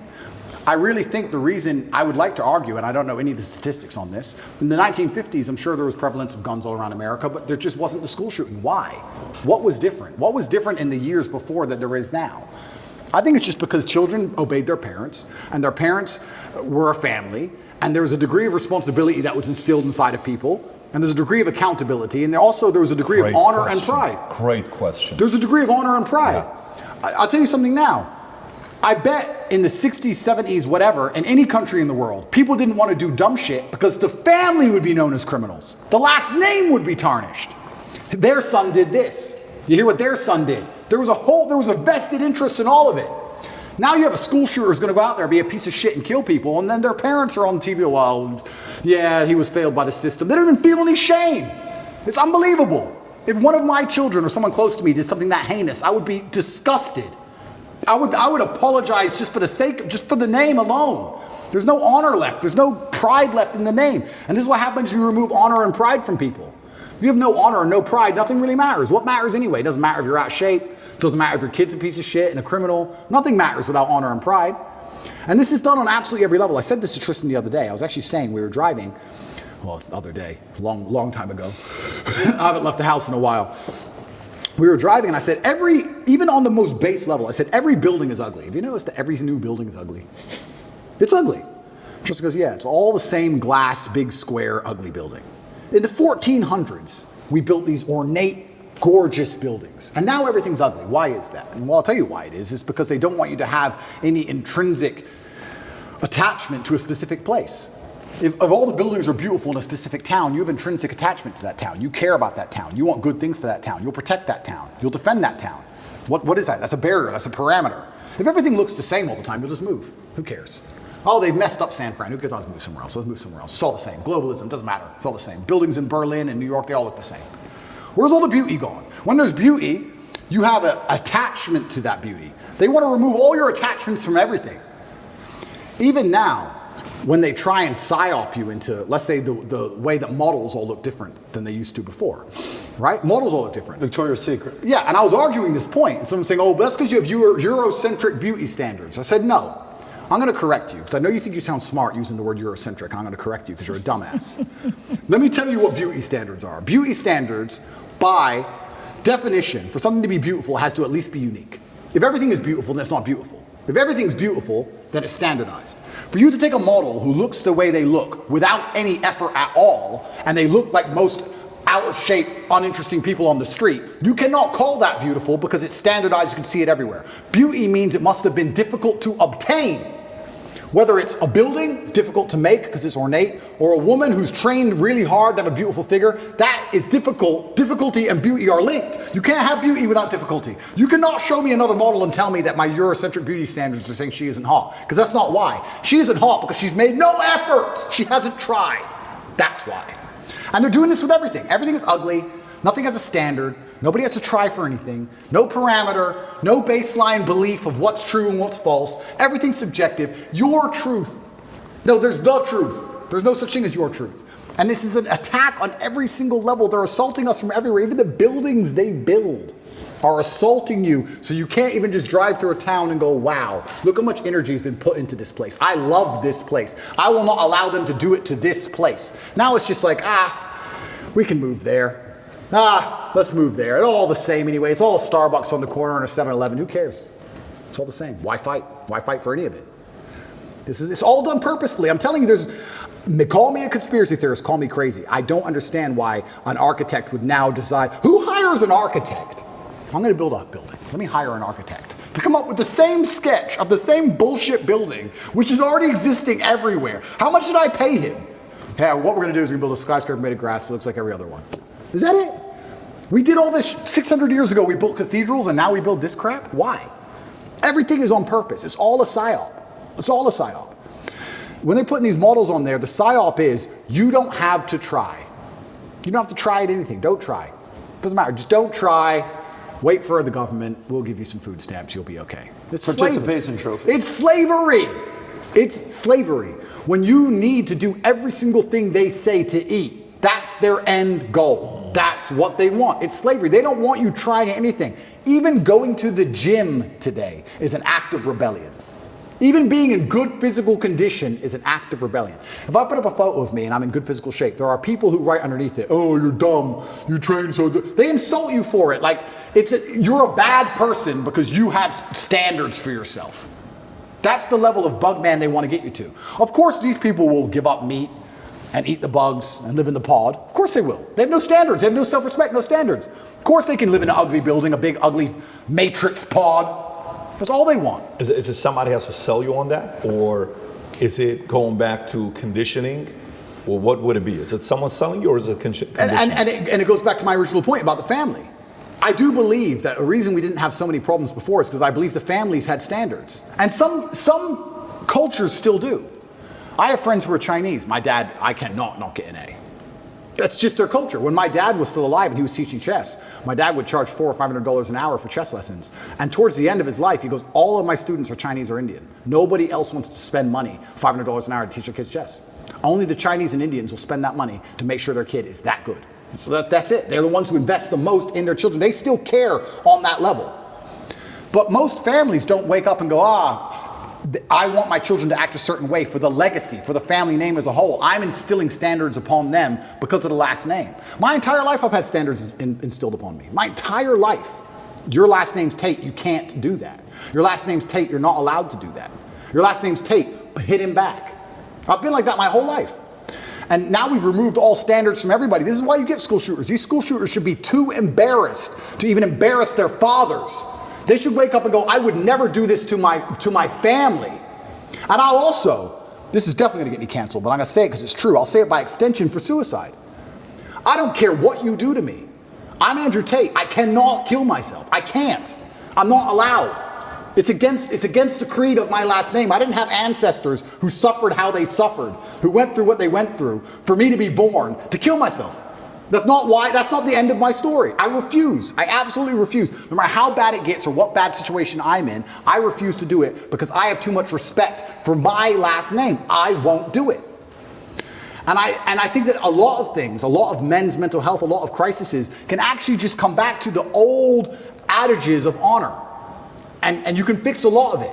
Your girl left you, you miss her. I get it. We've all been heartbroken. She's with a new guy. You're upset. She doesn't care. You care. I get all of it. But there has to be a point where you get to a level of pride and you just go, that's not who I am. I lost her. That's life.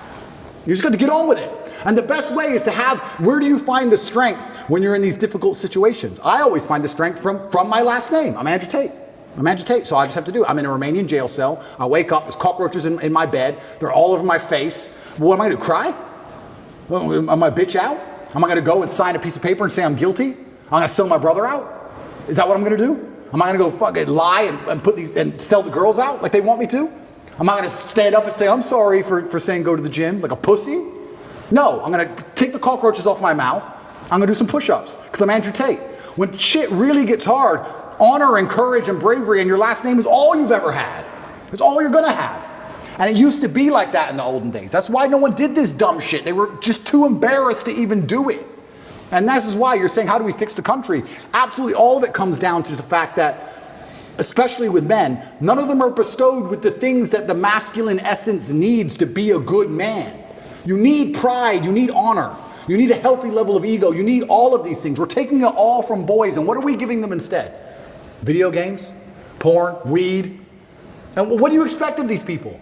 What do you expect of these shit versions of men besides trash output? You're going to get garbage all across the spectrum. Either they're going to do nothing or they're going to do something bad. They're certainly not going to do anything good when they don't try for anything in their lives. How are they going to do something good? The scary thing about all of this is that there still are two teams in the world. And there is a side of the world where they don't accept this crap. How long is America going to compete globally when you have countries like China and Russia and these other countries where they don't do this? I don't know if you saw, they did that survey to kids of what they want to be when they grow up. Did you ever see that? Yeah, it was crazy. Every American kid wanted to be a YouTuber. Yeah. Every Chinese kid wanted to be an engineer or an astronaut. Yeah. Who owns the future? Who owns the future? We're in so much trouble. We're in so much trouble as a society, and what are we arguing over? It's insane. And what do they show you on TikTok, though? Absolutely, exactly. But let's stay on this. You asked a very important question. Let's go back to it. We had the same amount of guns, 1950 per capita. Brandon, can you look at that per capita, how many guns we had in 1950 versus today? Yeah. But it's relatively the same. Gun laws haven't changed dramatically from 1950 till today. What's changed from then to today? We took out God out of school. Prozac was invented in 1987. Yep. The law to legalize advertising drugs, big pharma, in America was 1985. It's only 2 countries in the world that can advertise, us and New Zealand. Crazy. So you got God, you got Prozac, you got big pharma advertising, you got the LGBTQ movement that's taking place. You got all of that taking place to where we are today. So when you're talking about guns, what has changed? It's not the guns that's changed. Society has changed. Standards have changed. Completely. So how do you fix that? So if that is the biggest problem you're selling, number one, here's a problem. Let me sell you why this is the problem. Okay, the people are like, you're right, I'm buying it. Give us a solution. What's the solution? Yeah, I think the solution comes back down to family values, and that's a very difficult question to answer because it's across the entire spectrum, right? I do feel like it's almost a race to the bottom for men and women now in the modern society. I don't think women are being very good women. I don't think men are being very good men. And I think both of that is accelerating against each other, and it's a race to the bottom. How do you fix that? It's difficult. It's hard. And I still think one of the easiest ways to do that is God. I think if you bring back some degree of morality and some degree of standard to both sexes, I think things will start to get better. I can tell you right now, they talk about why does men not want to get married anymore. Men don't want to get married anymore. They come up with all these elaborate reasons. The main reason men don't want to get married anymore is because their girlfriend was with me for free. So why are they going to marry her? That's the bottom line of it. Why would you, a white dress means virgin. Marry who? A girl from the club who your friends have been with? Do you want to marry her? Like when you remove all of the morality from life, you just end up in a scenario where the only possible logical move is to act without morals. Game theory, right? We sit there and we analyze things logically. If you're going to be, if all the women you meet are immoral, how are you going to act? You act morally, you get wrecked. So how do you act? Immorally. It's a race to the bottom. We have to fix society as a whole, and it comes down to even the most basic things like female promiscuity, the most basic things like men sticking up for their last name, the most basic things like men having to be too honorable and too proud to be out of shape or be poor or not take care of a woman. I'm not just talking about women, I'm talking about men. Any woman who's with me, her life is fixed. That is my job. I'm Andrew Tate. I would be embarrassed to have a girl say, I'm Andrew Tate's girlfriend and have to work her job unless she wanted to. She can do anything she wants. She's my chick. You can have anything. You run the world now. You're with the top G. Anything you want is mine. I'll take care of you in every single way, but you must take care of me. I take care of you financially and physically. You must protect me spiritually. You must do your job. It's a race to the bottom on both sides. And when you have two genders racing to the bottom and then a child is born, what do we expect from this child? Who's raising the child? The school, the TV, the internet? You trust these people? Look what they're injecting into them. So another thing that's very interesting. You talk about the 1950s, another thing that was different. In the 1950s, parents raised their kids. Who raises kids nowadays? School, internet, Twitch. How much time do you spend talking to your child compared to the programming they get from the Matrix? You're losing in terms of pure minutes. You're losing. You can't even control what your child sees in school anymore. You don't even know. And when you find out they do what they did in California, they're like, what? Most people don't even know this. You have children 15 years old, I've seen it on YouTube, arguing with their own parents, disagreeing with their own parents. The whole point of having children is to instill your values in them. I want my sons to be Andrew Tate. They must think and act and be like me. And for someone, I've had people say to me, what if they're not? If they're not, they're not. That's fine. But the whole point of me having them was my lineage. That's the whole point of me suffering to raise them was my lineage. Why would I raise them to be anything other than what I believe I should be and they should be? That's the whole point of it, and I'm proud of that. I'm not going to sit and apologize for wanting my sons to be Tates. I'm not going to apologize for it. I don't care what the school wants them to believe. They believe what I want them to believe because they are mine. But all of that's gone. So then we also talk about what's different between the 1950s and today. These kids are being raised by people who aren't their parents, and whoever's raising them clearly ain't teaching them anything good. It's teaching them, if you feel, act how you feel. You can't tell men that. It's dangerous. You can't tell men to act how they feel. You can't tell men to not have emotional control. You can't tell men to cry anytime they want. Because men don't just cry sad, they cry angry. They cry very angry. You don't want that. You have to teach them stoicism. You have to teach them all of these things. And it's all gone. So, okay, so let's stay on this. This is actually a very interesting topic we're in, from 1950s till today. So you're saying, if somebody is a Tate, if somebody is my wife, if somebody is my son, you're going to be doing this. I'm not going to let a teacher X, Y, Z. Okay. Well, 90% of America doesn't have the money to be able to Correct. put them in a private school. Correct. Where right now is June. If you go on YouTube or Twitter and look at Pride Month, everywhere kids are coming to school. Parents, teachers got these Pride stuff going on all over the place. Parents are like, look, I'd love to put them in a private school, but even some private schools are doing it right now. In Florida, there is a private school. It's known one of the best private schools out there. You know which one I'm talking about? I won't mention it. Starts with the letter P. People should know what it is, but they already know what I'm talking about. We have a party at our house, okay? And baseball. My son, so he's got a baseball. All the players are their parents. I'm talking to the parents. So, hey, meet one of the girls. So, what school do you go to? Oh, well, I was going to such and such school, but now I'm going to such and such school. Oh, really? Tell me why. The dad's like, yeah, it's just, reasons. He gets uncomfortable. Yeah. I said, no, really, tell me why. I'm curious. Well, I don't really want to get into it. I said, are you uncomfortable because it's political reasons? Well, yes. I said, well, let's just say you're safe to say it here. Yeah. He says, am I fully safe? I said, what do I need to tell you for you to know you're fully safe? You're fully safe with us because you know my position. Yeah. He says, fair.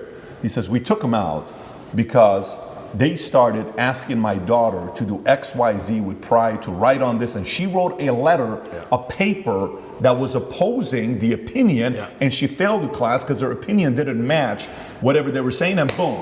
Now, I said, what's going on with that private school? That school's 50 grand a year per kid, the one that's grooming. 50 grand 50 grand a year per kid. Yep. There's an exodus from this school to go to other schools. So one, some parents don't have the option, Andrew, to say, you and I are not worried about it. I'm not worried about it, but the people I'm leading, they're worried about it. Absolutely. How do you fix it if you're that person without the resources you got? And that's another thing that's difficult, because I have two answers to this question. I have the arrogant answer, not the answer that I believe I think is I know helpful. the arrogant one, but give both of them. I'll give both. Yeah. The one I actually believe is helpful. This is where I think things like we discussed earlier, like the Klan comes into effect, right?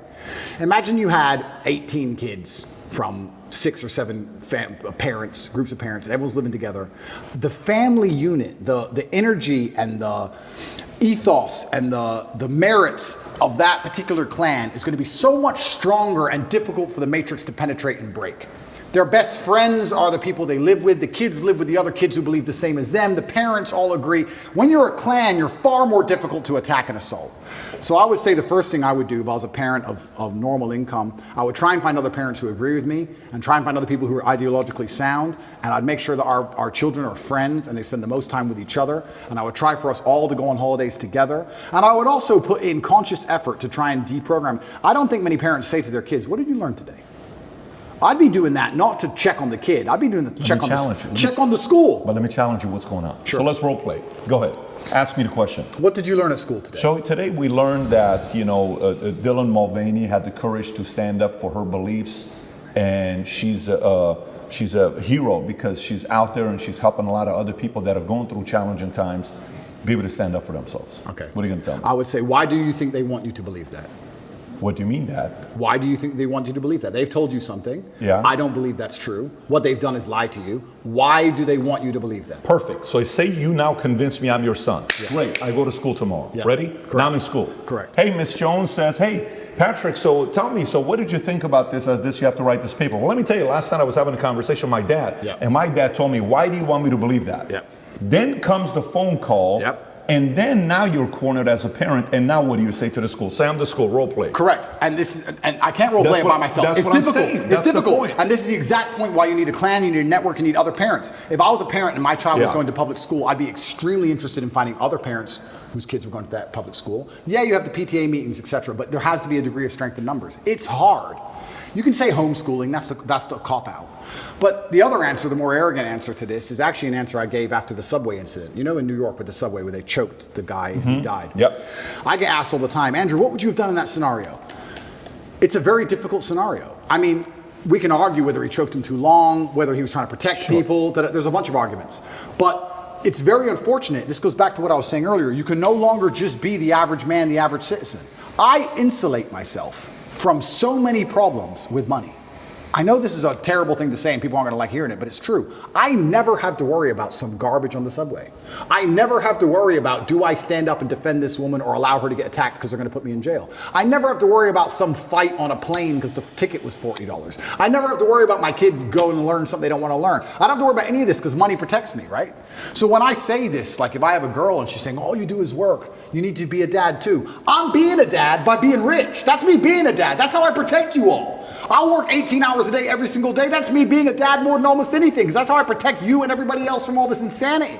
It's the only way to do it, because you need to be flexible. We're fully on the same page. I'm on the same page as you. I also went and made the money, so I get to pick and choose. Yeah. What I'm talking about is a message, because the reality is not everybody is going to go out there and make the Correct. 10 a month or Correct. whatever you make. It's just not going to happen. Correct. The market's not set up that way. Correct. Quite frankly, not everybody brings that kind of value to the market. Correct. To garner that kind of pay. You know that, I know that. Correct. Okay, how can you and I help the audience that is sitting there, great citizens, Yep. net positive. Yep. They take their kids to church on Sundays. Yep. They work their butts off. They're doing their best to keep their marriage together as hard as it is. Yep. They're paying the bills for the kids. They're making 80 grand, 120 household income. Yep. They can't talk like you and I. You're right. What do they do? You're right. Let's give them the solution. You're right. So if I was them, here's what I would do.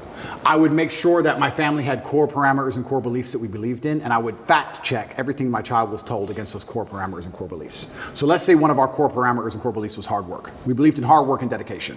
When they came home and told me something about body shaming or the fact that models can change, I'd say, does that agree with the beliefs and the merits that this family has decided we're going to operate under? Yes or no? I would have a framework, I would have a gate which ideas have to penetrate through. Every idea has to be fact checked against a gate, a parameters of set values that was stuck to my last name. Honor, courage, discipline, hard work, whatever those parameters are. And I'd say to my child every day, what did you learn in school? I'd listen to it and I'd say, does that align with our value on this? And also, I'd make this very clear, because this was done to me as a child. I'd make it very clear to my children that they're exceptional.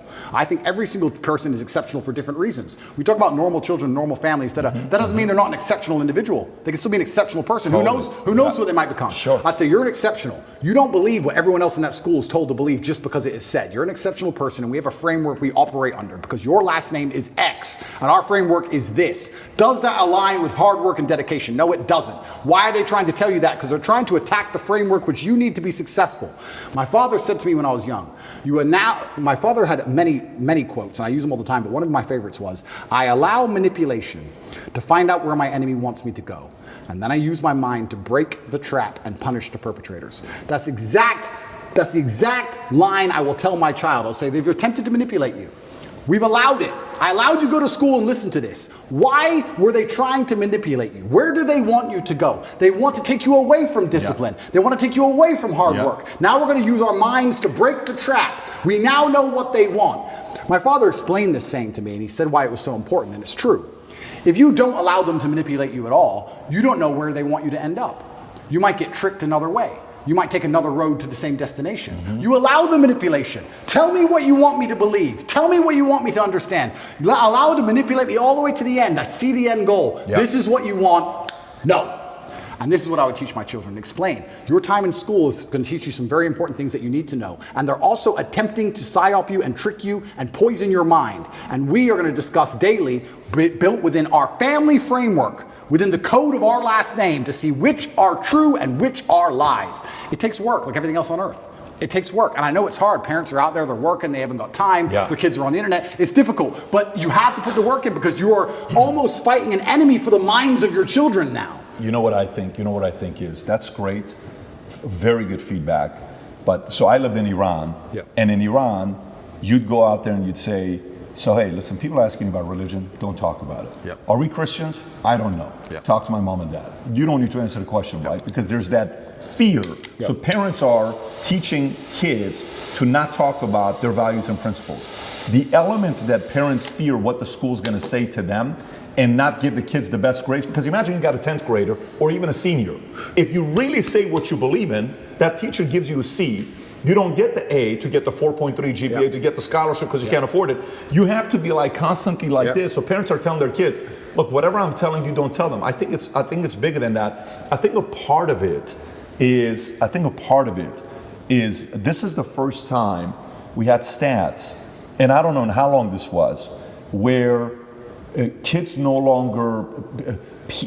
graduating high school are not valuing a four-year college as much as they did before, okay? That is a threat to the establishment because they can't be a control, right? Number two is there is an element, when I'm watching this video with these parents yesterday in Glendale, and this is where I grew up, this is my street. I grew up Broadway and Verdugo, right next to that post office. I'm 200 yards away from the high school is where I grew up, and I lived on Doran for a couple of years before I went to Wilson Junior High School. And I'm seeing these parents upset, like, how is this? This is common sense. Leave these kids alone. I think there's got to be an element of those parents coming together in a form of a strike, I believe, to say, if you want the tax-funded money that's being given to your school district, hey, we're not coming. We're going to decide to do schooling together, and we're going to use this place or this facility and that facility, because they have to feel the pain. They cannot do that to the kids. So my only messaging with what you're saying right now, number one rule is what? Go start a part-time income, make an additional $3,000 a month so you can send them to the private school that they're teaching right values. Okay, that's number one. Two, I can't afford to do that. 3, this is the other option that you got. Yeah, and you're right. And Trump said it in his book, The Art of the Deal. He said, if you're not prepared to walk away, you can't negotiate. And that's the same with absolutely everything. If there's never a bottom line in which you say enough, then you can't negotiate. You have no negotiating position. We talk about this when it comes to children in schools, but this is also very applicable for relationships. I've had girls who say to me, you know what, I was watching TV and they were saying that, I don't know, X, Y, Z. And I would say, listen, I take care of you. I love you very much. I'm going to make sure you have everything you've ever wanted. I'm going to make sure you're physically safe. That's why you're not going to go walking home alone drunk. It's not because I'm a misogynist. It's not because I dislike you. It's not because I'm controlling. It's not because I'm manipulative. It's because it's for your safety, and your safety to a degree is my responsibility. But I saw on the news X, Y, Z. If you believe the news over me, then go find another man. You have to be prepared to walk away, right? This is the bottom line of it. This is what I personally believe. These are my values. 100% with you. These are my values. Yep. And this is what I personally believe. Yep. If she says, well, no, I'm not listening to you, and I stay with her anyway, well, then it's over, isn't it? And then she's going to do whatever she wants. But not everybody can do that because you've earned the right. Of course. The proposition you're offering is so high that they have to sit there and say, I can't lose this guy. Completely. And this is where we go back to the original point about how difficult it is to be the average man now. It's becoming more and more difficult. We're in a position now where you have a racetrack and you have Ferraris and Nissans. And yeah, we can discuss how the Nissan might beat the Ferrari, but the truth is, it's hard. It's very, very hard. If I was a man and I was starting all over again, I would do the same things I did. I would wake up and say, okay, this game is extremely difficult. My best chance is to level up my character to a point where the game becomes easy. Because life does become easy at a certain point. Yes, now I'm in a very unique situation. But before this situation, I had only 3 problems in my life. My health, which I take care of, my woman, who I take care of, and money. That was it. If I made enough money, I had no other problems. If you're broke, you have lots of small problems. Yeah. The car doesn't start, the school fees are coming up, whatever. We need new clothes for the kids. I had one problem to fix. If I fix my one issue, everything else is fixed. You get to a point in life where someone goes, oh, we've got an issue. How much? Just tell me the number. I don't even want to know the ins and outs. Just do the transfer, make it go away.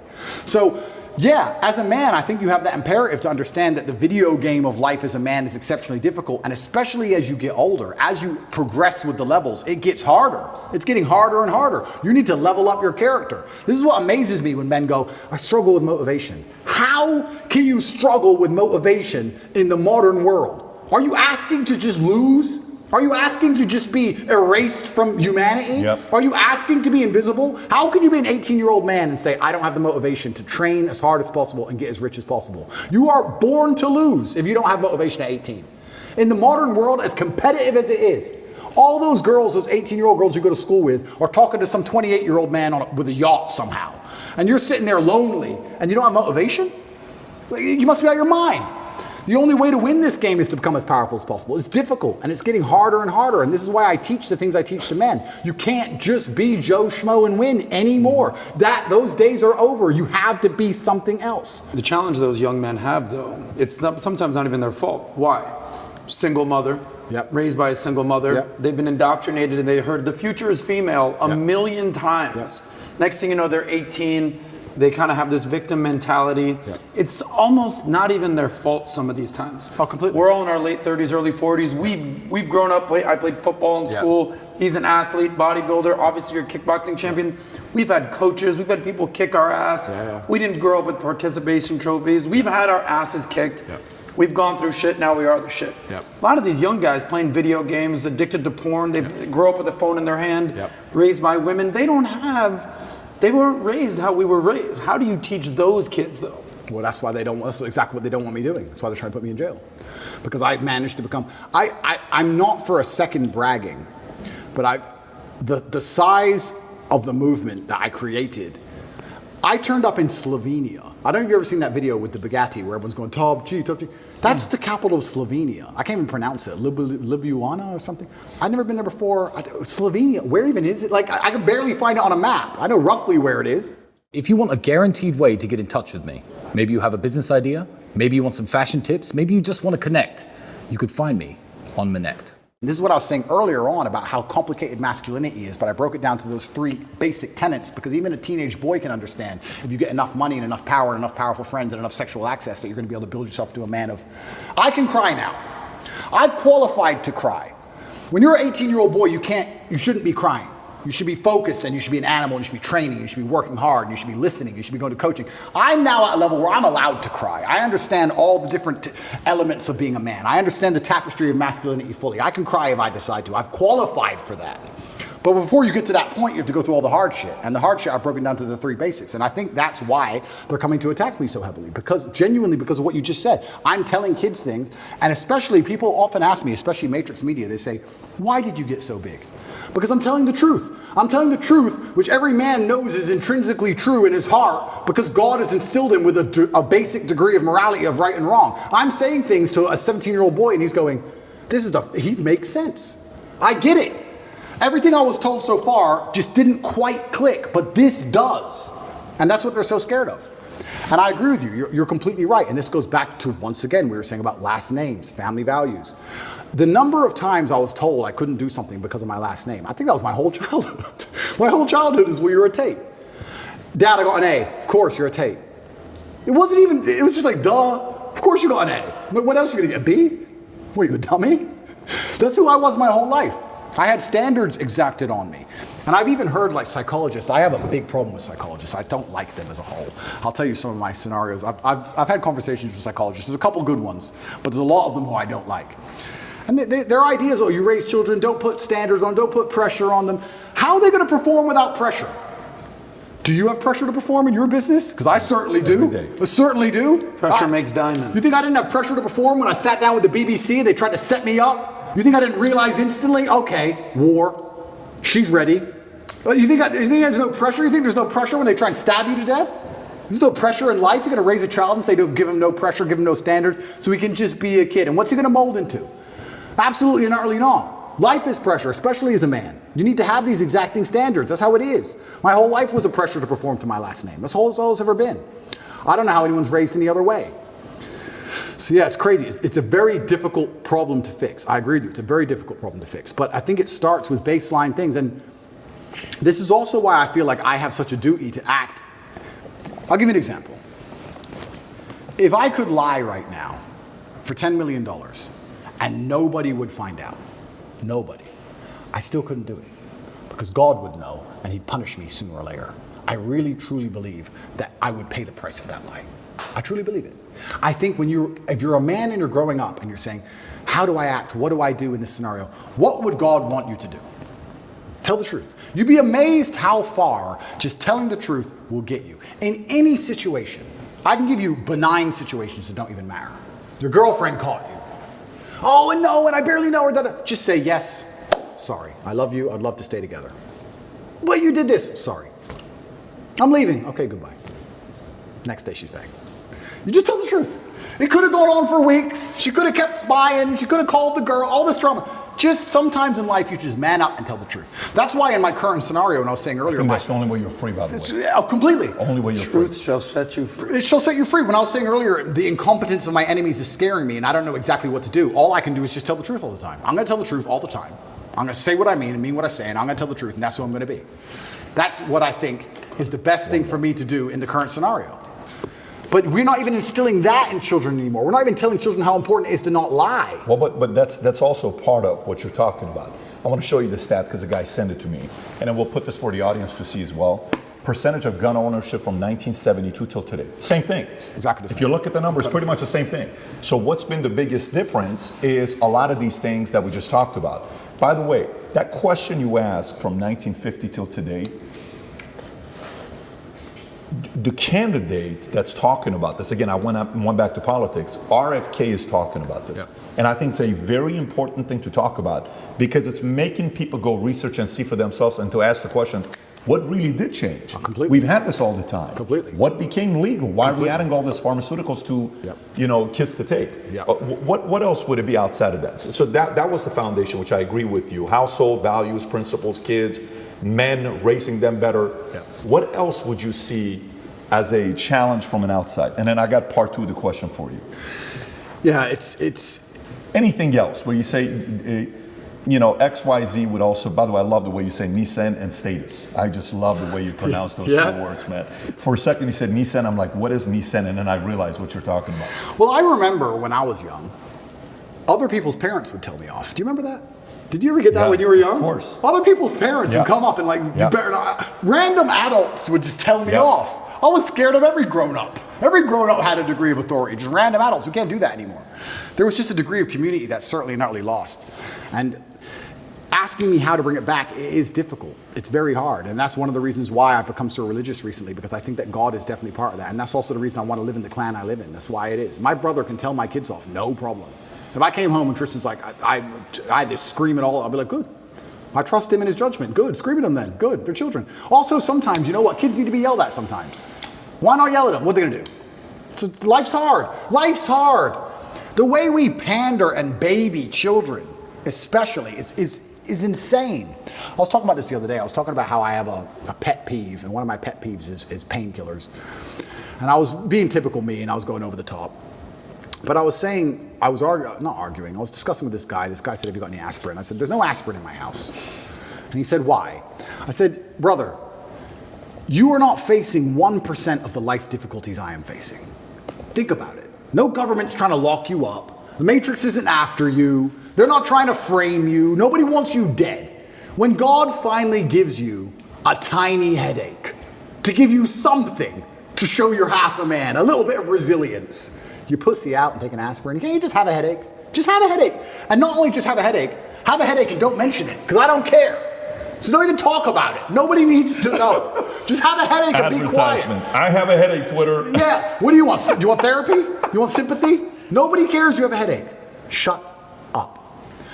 It kind of goes back into my original conversation when I was saying I don't like psychotherapists and all their garbage, because they're constantly, I don't believe in, I've had conversations with therapists a few times, and my biggest detractors and enemies say, you need to talk to a therapist. The last conversation I had with a therapist didn't go very well. I said I didn't believe in most of their field and that was garbage. And she said, why? And I said, because there are some boys who don't drink alcohol because their dad was an alcoholic, and there are some boys who are alcoholics because their dad was an alcoholic. You have the same scenario and different outcomes. So I don't believe in it.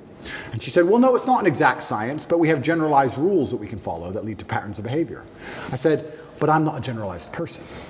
I'm an exceptional person. So everything you've learned and everyone you've ever spoken to and everything in your books does not apply to me, because I am exceptional and I'm smarter than you and I've done things you could never do, and I'm a world champion athlete and I'm richer than you'll ever be. So nothing you know can possibly apply to my mindset. So why are we sitting here talking? What was the reaction? She just wrote things down on a piece of paper. Probably called me an arrogant piece of shit. Probably said don't like this guy. Complete narcissist, Yeah, 100%, egomaniac, 100%. who knows what's going on But here. I'm right. Yeah. There's nothing you've learned in your You are book that exceptional. applies to people. It doesn't apply to me. It doesn't apply to me. So I don't want to hear it. Don't care. Don't care. And this whole idea, this goes back to the thing about painkillers. That's something I didn't just make up. That's from my dad. I remember being at my friend's house, and I remember him saying I need an aspirin, and he had an aspirin. I remember just being a child and coming home and saying I want an aspirin. I remember my dad going, for what? You're a kid.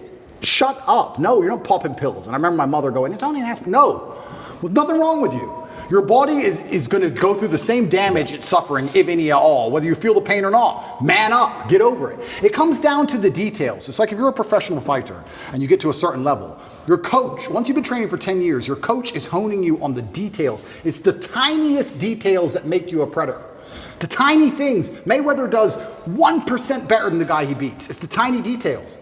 So simple things like denying a child a painkiller when you know there's nothing wrong with them. I'm not saying if he had surgery, you can't have painkillers. I'm saying if he walks in, there's nothing actually wrong with the kid, say no. It's all the tiny little things you need to do to instill pain. You need to instill that resilience inside of them. I was in jail, and I could just hear crying and sobbing from every cell but mine. Everyone's in there having a mental breakdown, but me. And the scariest thing about my position, and I think it's the position for most people who end up in jail in Romania, because of how the legal system works and the extensions, and you don't know how long you're in there for. You don't know. It could be a year, could be 5, could be 3 days. That's what messes with your brain. You're like, do I prepare for 6 months of this? Do I prepare for 5 years of this? What's going on? Nobody knows. Everyone's in there having mental breakdowns but me. Why did I not have a mental breakdown? Because I've had too much crap happen to me too many times and never took the painkiller, never took the easy way out, never asked for the therapist, never been a bitch about it. This is how life works. There's no way to the top besides the difficulty and the pain and the trauma. I say I'm really flabbergasted that there's men out here who still believe they're going to somehow become something of importance without it. Of course she broke your heart. Good. Good. I'm tired of people complaining and crying about it. That's the game. That's the life. So yeah, it comes down to tiny things, even down to painkillers, smallest things. Another thing my dad used to make me do, he used to just make me drink water. I remember being a kid and it would upset me. I'd be sitting there playing chess or whatever. He'd say, go drink 2 liters of water. And I'd go and I'd get some water and I'd start drinking it and say, I'm not thirsty, I don't want to drink the rest. And he'd stand there and make me drink all 2 liters. Now I understand it was just compliance. 2 liters of water is not going to hurt me. Not going to hurt me. Do I really need it? Who knows? I drank a liter. Why do I have to drink all 2? Because he said so. That was the household. If I tried to rebel, I really don't want it, I'm not thirsty, you're going to drink that water. That's it. And it's all these tiny things that instill discipline in you. Over a long enough time frame, drink water. Yes, sir. Bring that to compliance today, though. Bring that to compliance today. Say your dad is around today, Yep. and you're 12 years old, Yep. and you're living in Ohio, Yep. okay? And your dad is teaching you compliance. Yep. And your dad says, okay, so now teacher in school tells you what to do. He's right, he's this, he's that. What is the angle you're taking at that time? Yeah, and that's another thing that's difficult, because back then it was much easier to say you shouldn't get in trouble at school. Right. Much easier. Than Today it it's is now. kind of like a badge of honor almost. Almost. If you stand up. Almost. And it is hard. But my loyalty was always to my last name above anything else. This just depends where your loyalty lies. I think that everyone, when we talk about, we can link back into religion and talk about atheists. I don't think there is such thing as an atheist nowadays. I think everyone has a religion. If you're not religious to God, you're religious to either this woke agenda, or you're religious to a political party, Yep. or you're religious to some kind of perversion. Yep. Everyone's religious to something. You have to decide what is you're most loyal to above everything. You have to put these things in hierarchy or order. In our last talk, I said this. A lot of people hold beliefs and they don't know where they got them from or why they hold them. There's people walking around who believe things and they don't know where it came from or why they so strongly believe it. They don't even have any personal experience to link it to. You truly believe 2 + 2 is 5. Why? Oh, because it just is, and the news. No. What happened to you that made you believe? Nothing's even happened to you, and you believe this with your complete core. Yep. You've been psyoped. I know where my loyalties lie. I've had them in order. I know who I put above others. I absolutely not only know. And sometimes in the most harsh situations on earth, there's going to be scenarios in life which are completely and utterly, they're unexpected and they're exceptionally rare, where you have to make very difficult choices. But I know my hierarchy. I know if I was in a position, a hypothetical, where I had to choose between my brother or my girl, there wouldn't be a, oops, what do I do? I know the choice. It's never been the case between the two of you? It's never been the case between us yet. But if it happened, I know it would be. I've had girls say, I've had girls try and give me the line. I've had girls do it. I've had girls say, if you're gonna live with your brother, then it's gonna be weird. No, that's not what I'm asking. What I'm asking is, has a girl ever come in between you guys since you were kids? Never. Never. It's impossible. That's because of the value taught down. Completely. It's absolutely impossible. So the hierarchy of compliance and respect at that time, last name was first. Yep. Where would it be today? If you're raising kids today, Yep. what is number one? Is it God? It is God. Is it me second? Then who? No, it is God. It's God first, and then it's the last name and the legacy in my teachings. I think it has to be God first. I think it has to be God first because agree. God is the only thing that can resist this insanity. Yep. What is happening is truly evil. This is not some different worldview. No, it is evil because it is dishonest. Anything that is dishonest must be evil. It is a lie. All of it is a lie. It is constructed deliberately to be a lie. It's deliberately constructed to alter the minds of people to believe in lies. It is evil. So it has to be God first because God is truth. And I believe if I have children who put God first and then put respect for the last name and the things I've taught them second, it's very hard to corrupt them. How are you going to truly corrupt these people? It's going to be very difficult. And that's what I always try and do. And that's how I was raised. I was raised in a Christian family. I was actually raised religiously. Then I thought I was smart when I became atheistic. Because, yeah, there's a lot wrong with the world. And obviously, I've already apologized for that and understand I was completely wrong. But respect for my last name, even to this day, is still there. And that's why I say to my girlfriend, if we were walking down the street and 10 men approached with machetes, I'd just have to die. I can't be Andrew Tate ran away. I just can't. I can't be Andrew Tate ran away. I can't do it. That's the bottom line. If you're living in this clan, right? You're living here, your family, Yep. Tristan's family, Yep. you're raising your family, Yep. Muslim, Islam. Yep. Your brother's still Christian. Yep. How's that going to work? Well, there's one If God. God's first. There's one God. I truly believe there's different paths to God. I truly believe that. Like I said, I'm not a religious scholar, but it says in the Quran, people of the book. Even as a Muslim man, I'm allowed to marry a Christian woman. They are of the book.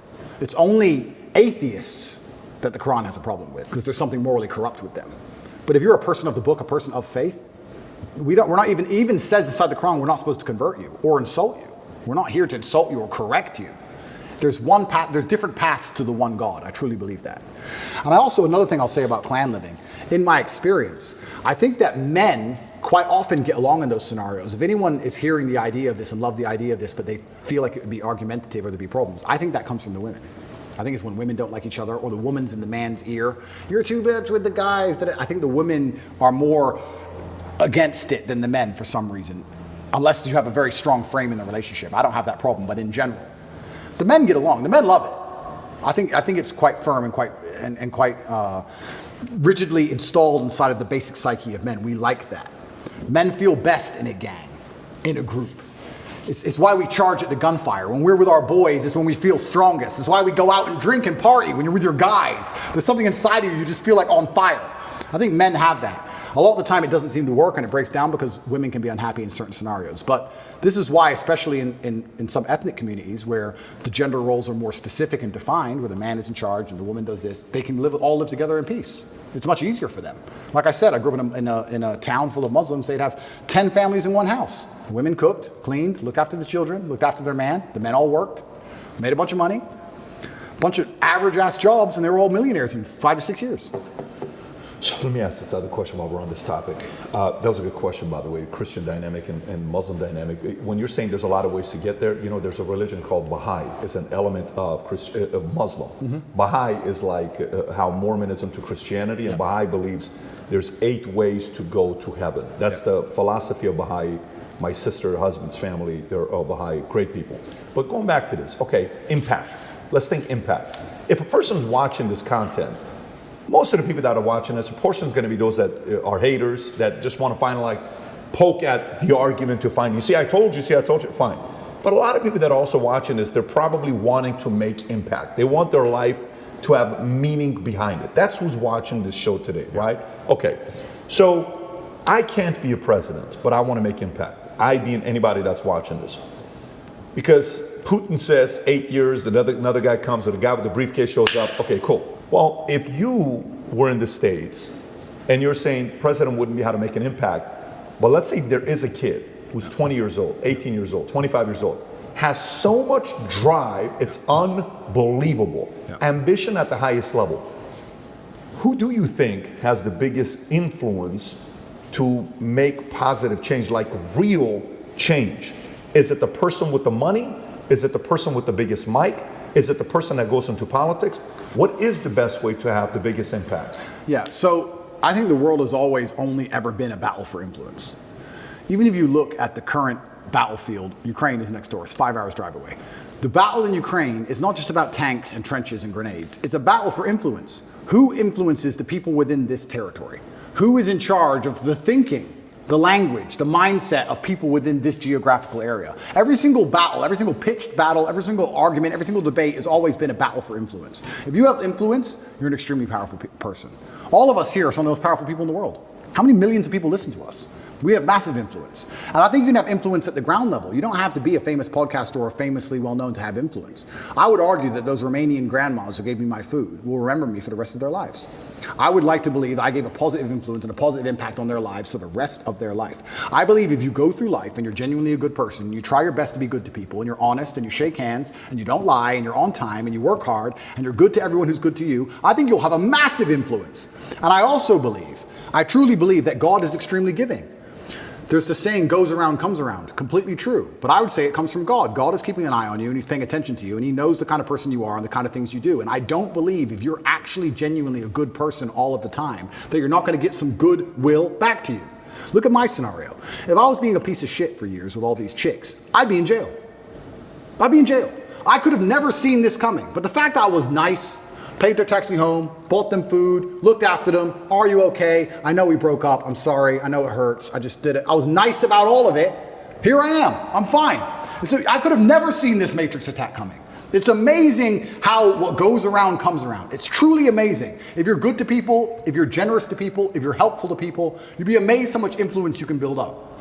I say this to people all the time. I don't think if you're a hardworking person who is honest, who shakes hands, who tries to learn, who does what they're supposed to do, who has a good heart, that you're truly, really not going to be able to get what you want. I think the universe is absolutely and utterly giving. When I see somebody who says they want something and they don't have it, I don't even think they truly even want it. You can have anything you want in the world. When a guy goes, I want a six-pack, then why ain't you got one? If you wanted it, you'd have it. You'd like it. There's a bunch of things I'd like that I don't have, but I don't want them. Everything I've ever wanted, I've got. I've never wanted something and not had it. We all know what we're talking about here. There's things we'd like. I'd like to be able to figure skate. Not enough to go learn to figure skate. It's a weird look if you figure, although that other guy dancing like the way you dance is doing a pretty good job. Bottom G. Bottom G, yeah. You've seen this guy? He can figure skate. That guy kills the dance moves, Yeah, by he's the good. way. But Your doppelganger. But if you truly want something, you're going to absolutely not have it. So when it comes down to influence, I think you start at the base level, at the grassroots level. What if this guy's got, like, you know, for example, like, you know how when you were 20, were you this driven? Oh, absolutely. Okay, so when you're 20, who did you look at and say, I can do it as good as him, if not better? My coach, because I wanted to fight, and he used to beat me badly. Everyone used to beat me up when I was young, and I wanted to be the best. So I used to go into the fight championship. Okay, how about communication? Who'd you look at? Were you always a good communicator? I can see you being a great communicator since you were 14 years old. Am I pretty? I was pretty good, yeah. Okay, who did you look at and say, that guy's good, but I think I can, you know, do it better? That's a good question.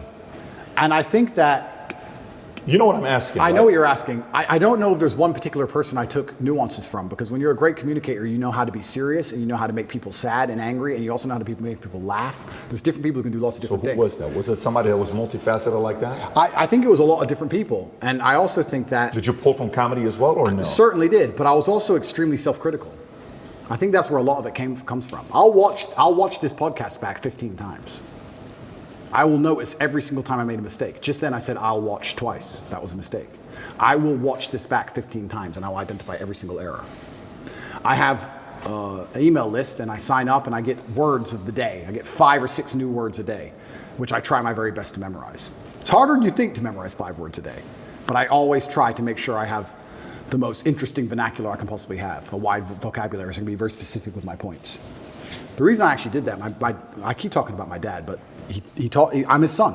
I have the same name, Emory Andrew Tate III. He was Emory Andrew Tate II. My father was a linguist for the CIA. He spoke Russian and German and Spanish and English. And I think I've told this before. Back then, when they needed someone who spoke Russian, they would take a Native American and teach them Russian. Nowadays, we have a bunch of Russian-speaking allies. You can go to Estonia, Latvia, Lithuania. They're all NATO and just get a Russian speaker.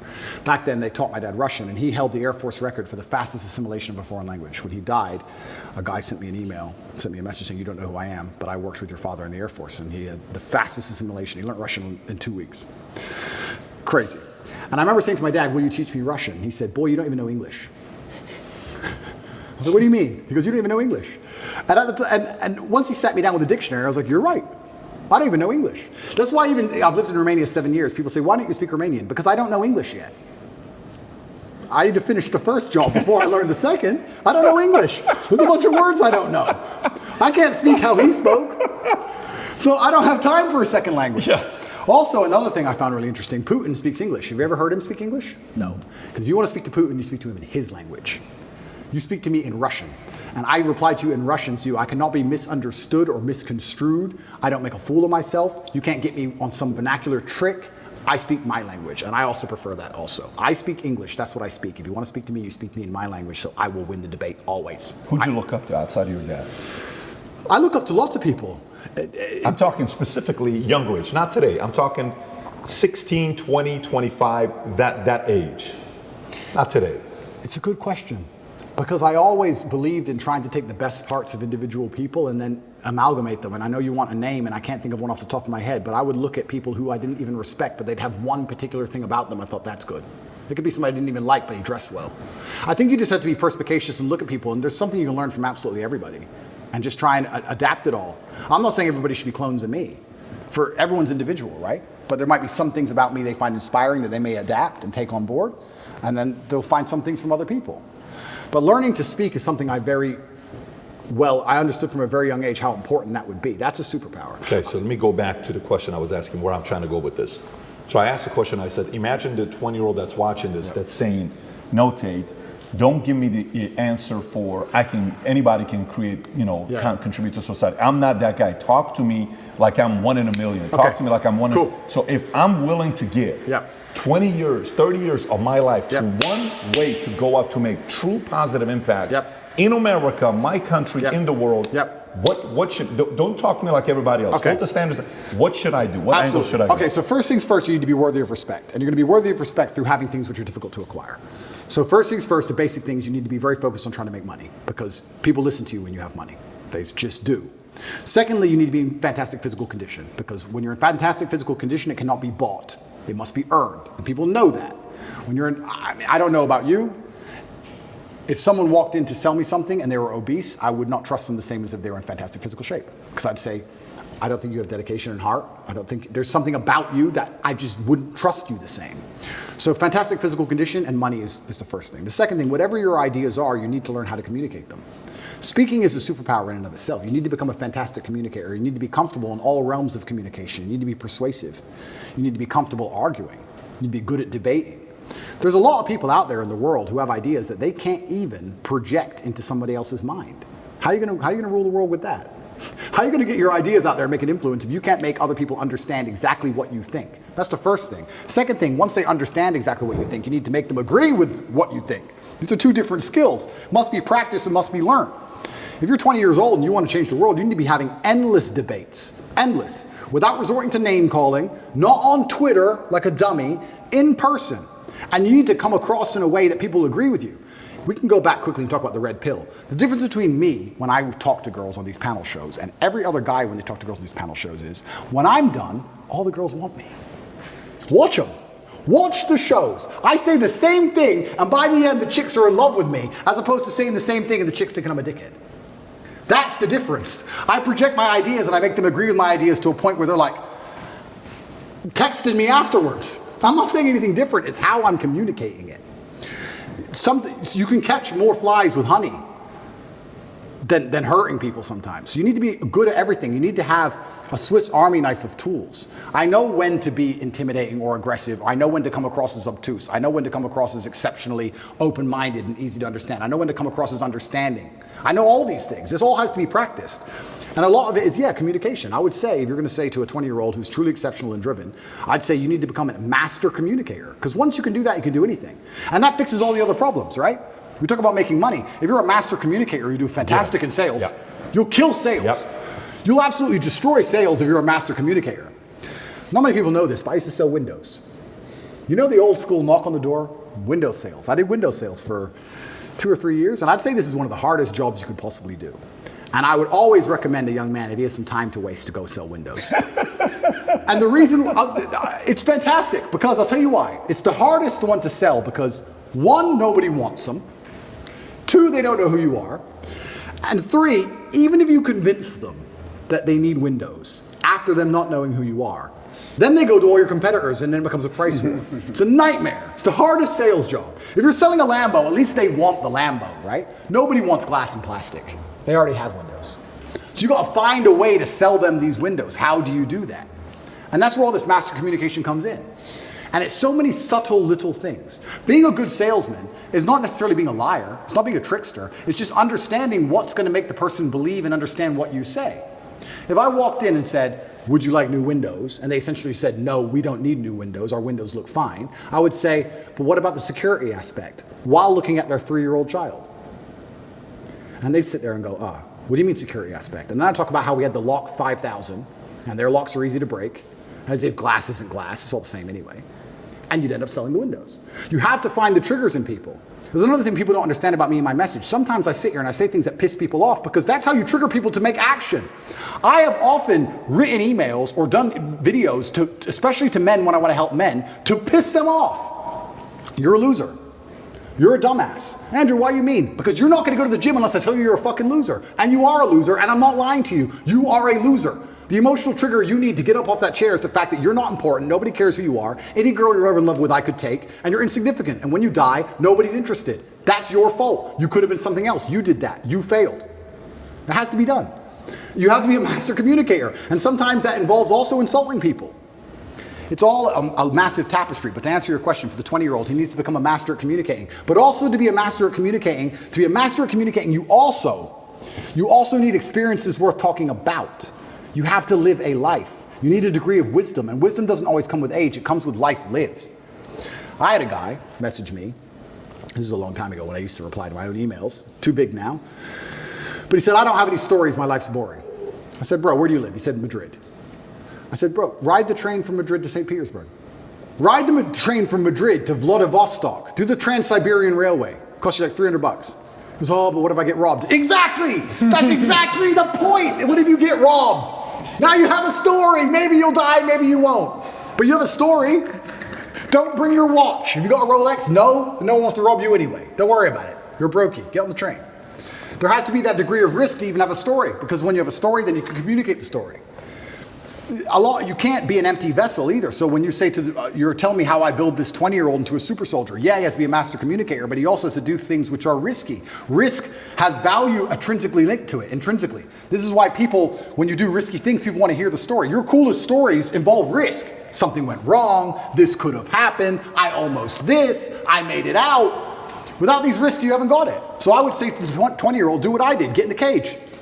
Get in the ring. Knock someone out, get knocked out, train hard. Fighting will teach you everything you need to know about life. You'll learn everything about who you truly are. You'll learn if you're a coward or not. You'll learn everything about perseverance and hard work and dedication, everything about being underappreciated. You learn everything about fear. You learn all of it. You learn everything about people. You win a fight, check your phone. Lose a fight, check your phone. You learn all about people. You learn all about them. You learn all about women. I learned so much about women through fighting. When I had a fight coming up and I was weight drained and I had barely eaten in weeks and I'd lost all this weight and I had a world title fight and I'm fighting a guy who might kill me and she's complaining about the toilet seat. I learned all about women. You learn a lot about life through these difficult processes and paths.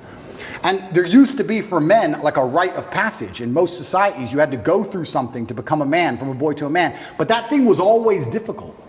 It's always been difficult. Now you have to self-induce it, self-inflict it. But if you're going to be a boy and never bring on that self-inflicted rite of passage, how are you going to ever become a man? It's great feedback. Let me ask a question about this. I love what you said, especially, number one, you're a wordsmith, you're a linguist, no doubt. I mean, I don't know English yet, bro. Yeah, I'm practicing. You're still working on your practicing. English. You know, you've got the kickboxing belts all up over here. I would argue, I've never seen you fight, but I would argue that your linguistic skills are better than your fighting skills. I'll let you judge that. I'll take that. I totally agree with you that the way that you speak to a man is way different than the way you talk to a woman. Yeah. You can tell a guy, you're a loser, get your fat ass in the gym, and a guy would be receptive to that. So I can't tell you how many men come up to Pat, dude, what was Andrew Tate like? What was Tate like? Tell me about Tate. Tell me a Tate story. Dude, that guy's so cool. He's such a badass. Connect is an application which allows you to take a minute to connect with influencers from all around the world. My name is Andrew Tate, and I'm available to speak directly to you on Connect. I'm no longer interested in just random chicks. I want a woman who I know would wait for me if I did 10 years. That's what I want. That's what I find interesting. That's what I'm in love with now. I can't be in love with a random chick. Also, once you get to a certain level of fame and influence, you're no longer winning the exchange. I feel like a lot of men like going out there and pulling girls because they feel like they won. Haha, look at this hot girl I got. Whereas if I go to the club and get a hot girl, oh, okay. Me, the famous millionaire, the most Googled man on earth, got a hot chick. Who really won here? Who pulled it off? She did. She'll brag, or rat, or kiss and tell, or ask for handbag. Like what did I win? Sex? Who cares? It's uninteresting to me. I don't want a child with her. I don't want a family with her. I don't want a future with her. So why do I even want her at all? I'm really beyond all of that stuff. So now, it's kind of funny. In jail, I got thousands of love letters from women. Thousands. I got thousands of love letters from women in jail. Did you read them all? I read every single one. Yeah, but you have time, but you went through all of them. All of them. Got it. Thousands of love letters. Craziest letter you got? What's the craziest letter you got? A lot of poems. One had drops of blood on it. She did a little cut. Lots and lots of love letters. Lots just saying that I'm the last man. They've been in love with me. They watch all my podcasts. And they were with, one of them said she was with her ex-boyfriend. He started watching me. Then she started watching me. Then she wanted me, not him, and got rid of him. And all this craziness. But I didn't trust any of it. Is it real? Is it an agent? Is it a psyop? Who's she? Is she crazy? What if I sleep with her and she says I did something to her? What if 13 years later she contacts the BBC? Garbage. That would never happen, I Andrew. don't talk to any new chicks. Same as I don't have any new friends. I don't talk to any new chicks. No new girls. That's what I thought. Zero. So let me ask you, the idea of going through a lot of girls when you're younger, do you think a man needs to go through that, or do you think that is a form of a weakness that holds you, that you're a slave to it? Right. So that's a good question, and there's a fine line because there's arguments on both sides. However, I think in all scenarios and life experience is always going to be valuable, no matter what it is. You need to have experience. If you're inexperienced to anything, whether it's hunting, figure skating, girls, you're going to suffer. You pointed at him. You're saying like insinuating. Sorry, I know. He told me figure skating, and we made fun of it earlier. But I was technically Patrick. oh, sorry. We're talking figure about the skating. You need experience, and experience is exceptionally important. Also, as a man, especially when you're young, you're going to get your heart broken a bunch of times. Some bigger, older, richer dude's going to take that chick, and you need to get used to that pain. So okay. You need to get through it. So I do think it's a necessary part of being a man, but you don't want to be led by it. There has to become a point where you go, you know what, I'm versed enough. And also, another thing I would like to say is the reason you need to but date lots of women when you're younger, so you have choices. Define the two. Yeah. Which is more important, date or sleep, in your eyes? I feel like you don't really, I think that sleeping with a woman, you learn more about them. It's a closer relationship. So I'd say probably sleep with X amount, not crazy amounts, but I would say that, okay, let me give an example. If I go to the supermarket and pick up an apple, and it's the only apple I've ever eaten, can I really say if it's a good apple or a bad apple? It's the only apple I've ever tasted. It might be sour, it might be terrible, I don't know. Whereas if I try 10 apples, I can tell the differences between apples. I say, what's a good apple, what's a bad apple? I think you need that degree of experience, because sometimes you'll be with a woman and go, yeah, she's great, but if you're not experienced enough, you realize she really isn't all that great, and she actually treats you like a dickhead. Whereas if you've been with enough women, you can always reference back to that girl who actually was really good to you. And you'll probably mess it up because you're young and you're dumb. We've all done it. All of us have that girl we had who was perfect when we were young, and we all ruined it because we're stupid. Who was that person for you? Can't say names. But no, not names. I'm not asking for names. But I have mine as well. Yeah. But I'm like, I feel like when I watch you and you're going through your for example, so I don't know what kind of movies you like, Yep. but there's movies where it's redemption or vengeance. Yep. Like, I don't know if you watch Gladiator, 43rd minute, he walks up to the house, sees his wife, sees his kids, it's like, oh my God, Yep. I'm gonna tear you Yep. apart, Yep. right? And you watch that over and over again, or Taken, or Man on Fire, or some of these movies that are just putting that energy in you, right? So, girl that breaks your heart, and to produce the energy to say, watch who I'm gonna be in life. For the rest of your life, you're gonna brag about the fact that you could have had me, right? Yep. And then comes to a point where you're like, okay, there's not much more I can do. She's already knows what she missed out on. Yep. Now what? But for me, go back to you. I'm curious. How bad of a breakup was it? How bad did she break your heart? Yeah, I know you're. Yeah, I think lots of men have gone through heartbreak. A lot of men have, and I wouldn't say that I've gone through any heartbreak which is particularly worse than any other guy. What I will say is that I think heartbreak is one of the most fantastic motivator on the planet. When a lot of men message me and say they're heartbroken, I think that is the most fantastic mindset to be in to achieve things, because there is that degree of revenge and there is that degree of vengeance, and that can only be achieved through being so successful, so monumentally important that she can't forgive you. And also, you cannot even sleep, you can't even concentrate, like your whole mind's a mess. That's the perfect time to train. I know what you're saying. I don't think I've been through a particularly bad heartbreak, but I'm saying that. Who did she leave you for? Did she leave you for somebody where? No, I don't think I've had a particularly bad heartbreak. I only mention heartbreak all the time because I know it's a path every single young man goes through. I also think you're not the type of guy that would ever give credit to that person, if there was one. So I don't see you saying that, because it is a form of a victory over Top G, which that's not going to happen. Well, that's part of it, but then let's analyze now, right? There's no girl who I've ever been with in my life who can now turn on the internet without seeing my face. Sure.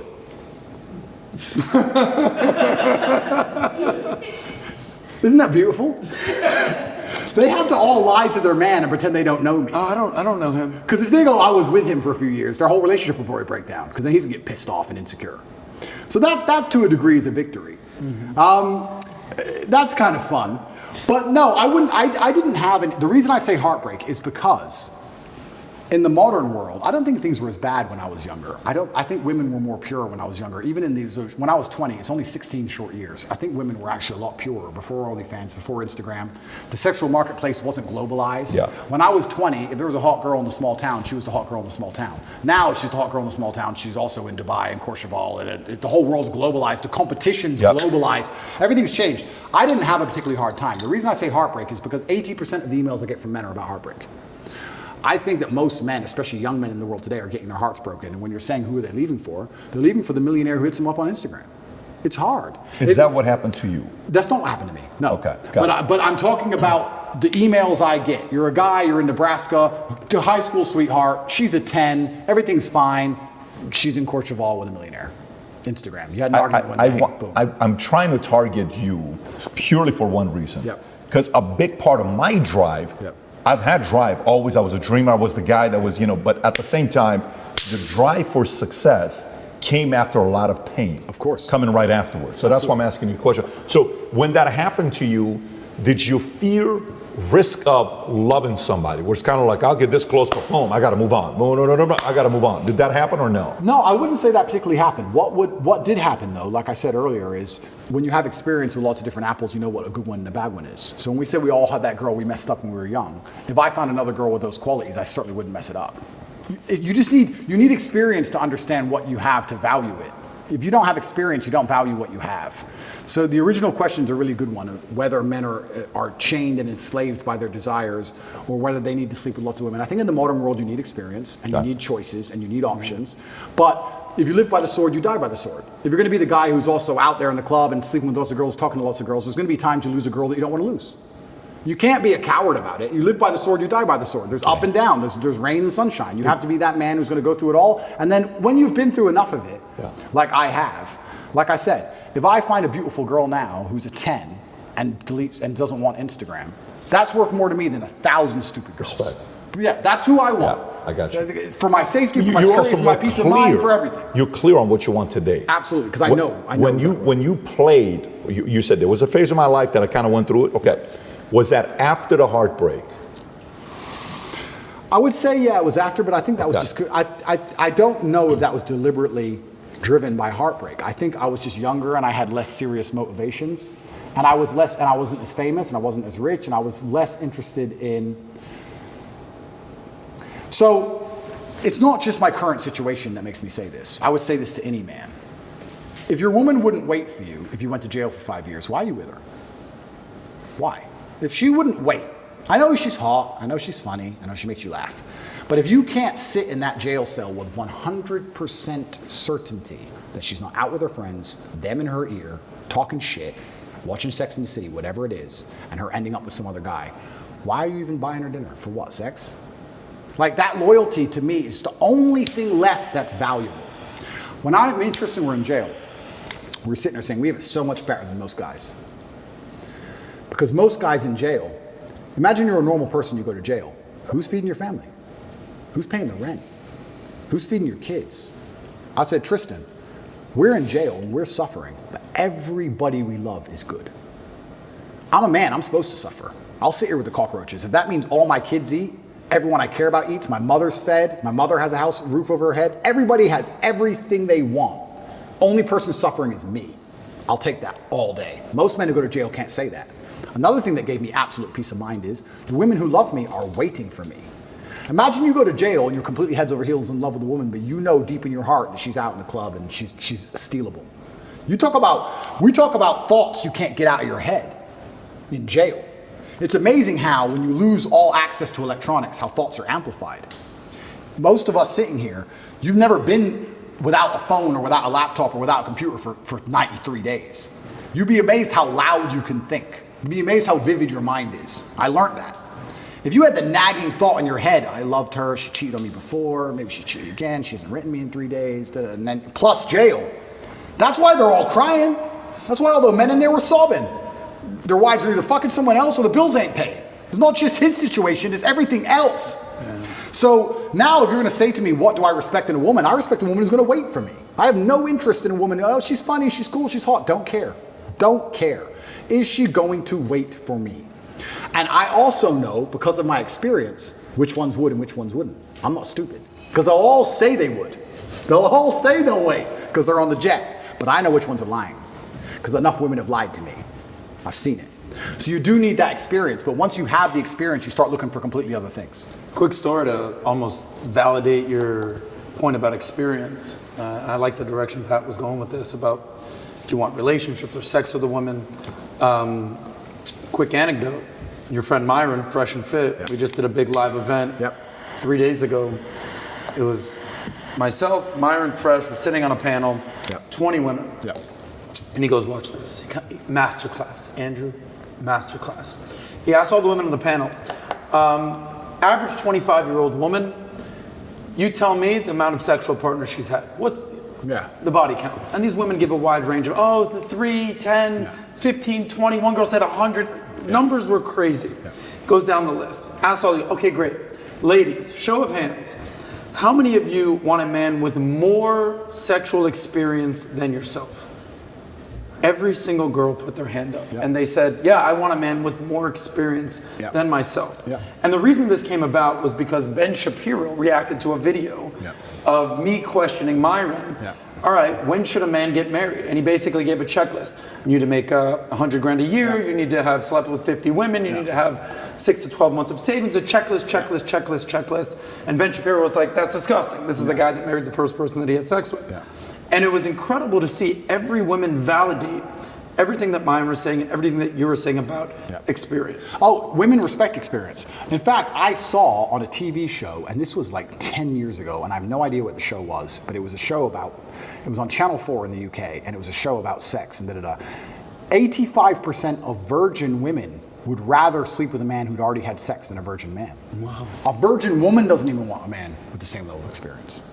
You're respected for your level of sexual experience. And women are naturally demonized for their level of sexual experience. And even the ones in the West who pretend that's not true, the ones who are fully psyoped, wait till they see a girl they don't like. What's the first thing they call her?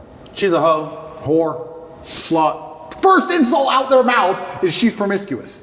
So they know deep in their heart promiscuity is bad because they call each other promiscuous when they want to insult each other. So yeah, you absolutely need that experience to make sure you don't get wrecked in psyop. But now, and just in my current dating life, and it's good that this is on this podcast, so the girls can still email me. It's nice to read, but sorry, I don't trust any of you. I don't trust any of you. I don't trust anybody new. I have no new friends, no new girlfriends. Absolutely no. I'm not interested in any of it because the things I value now are not the things I valued when I was younger.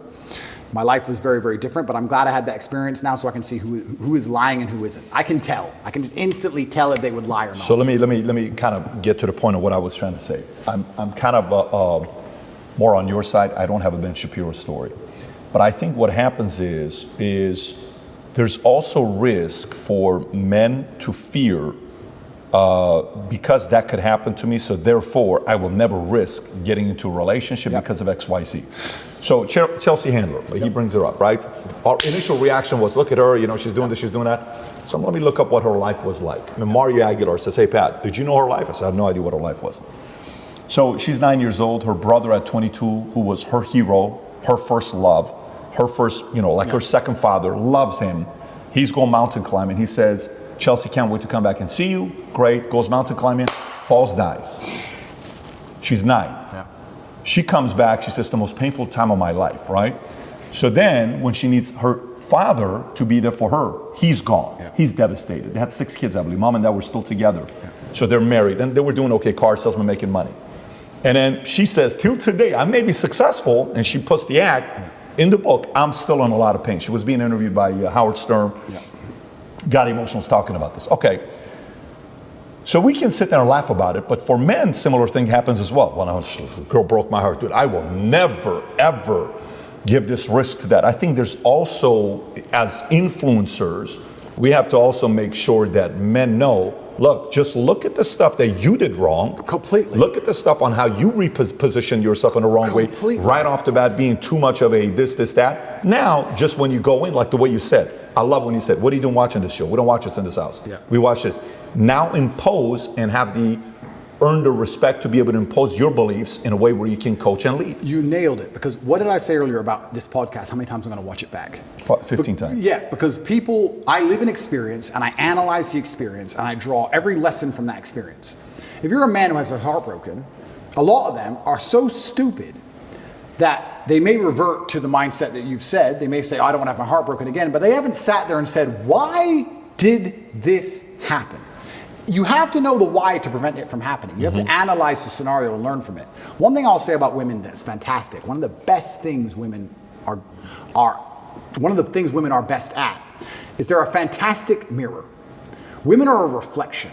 If you have any weakness inside of you, or if you have any downfalls as a person, a woman's gonna show you who they are. If you're too emotional, if you're too easy to get angry, she'll teach you that. She'll teach you that you can get angry too fast.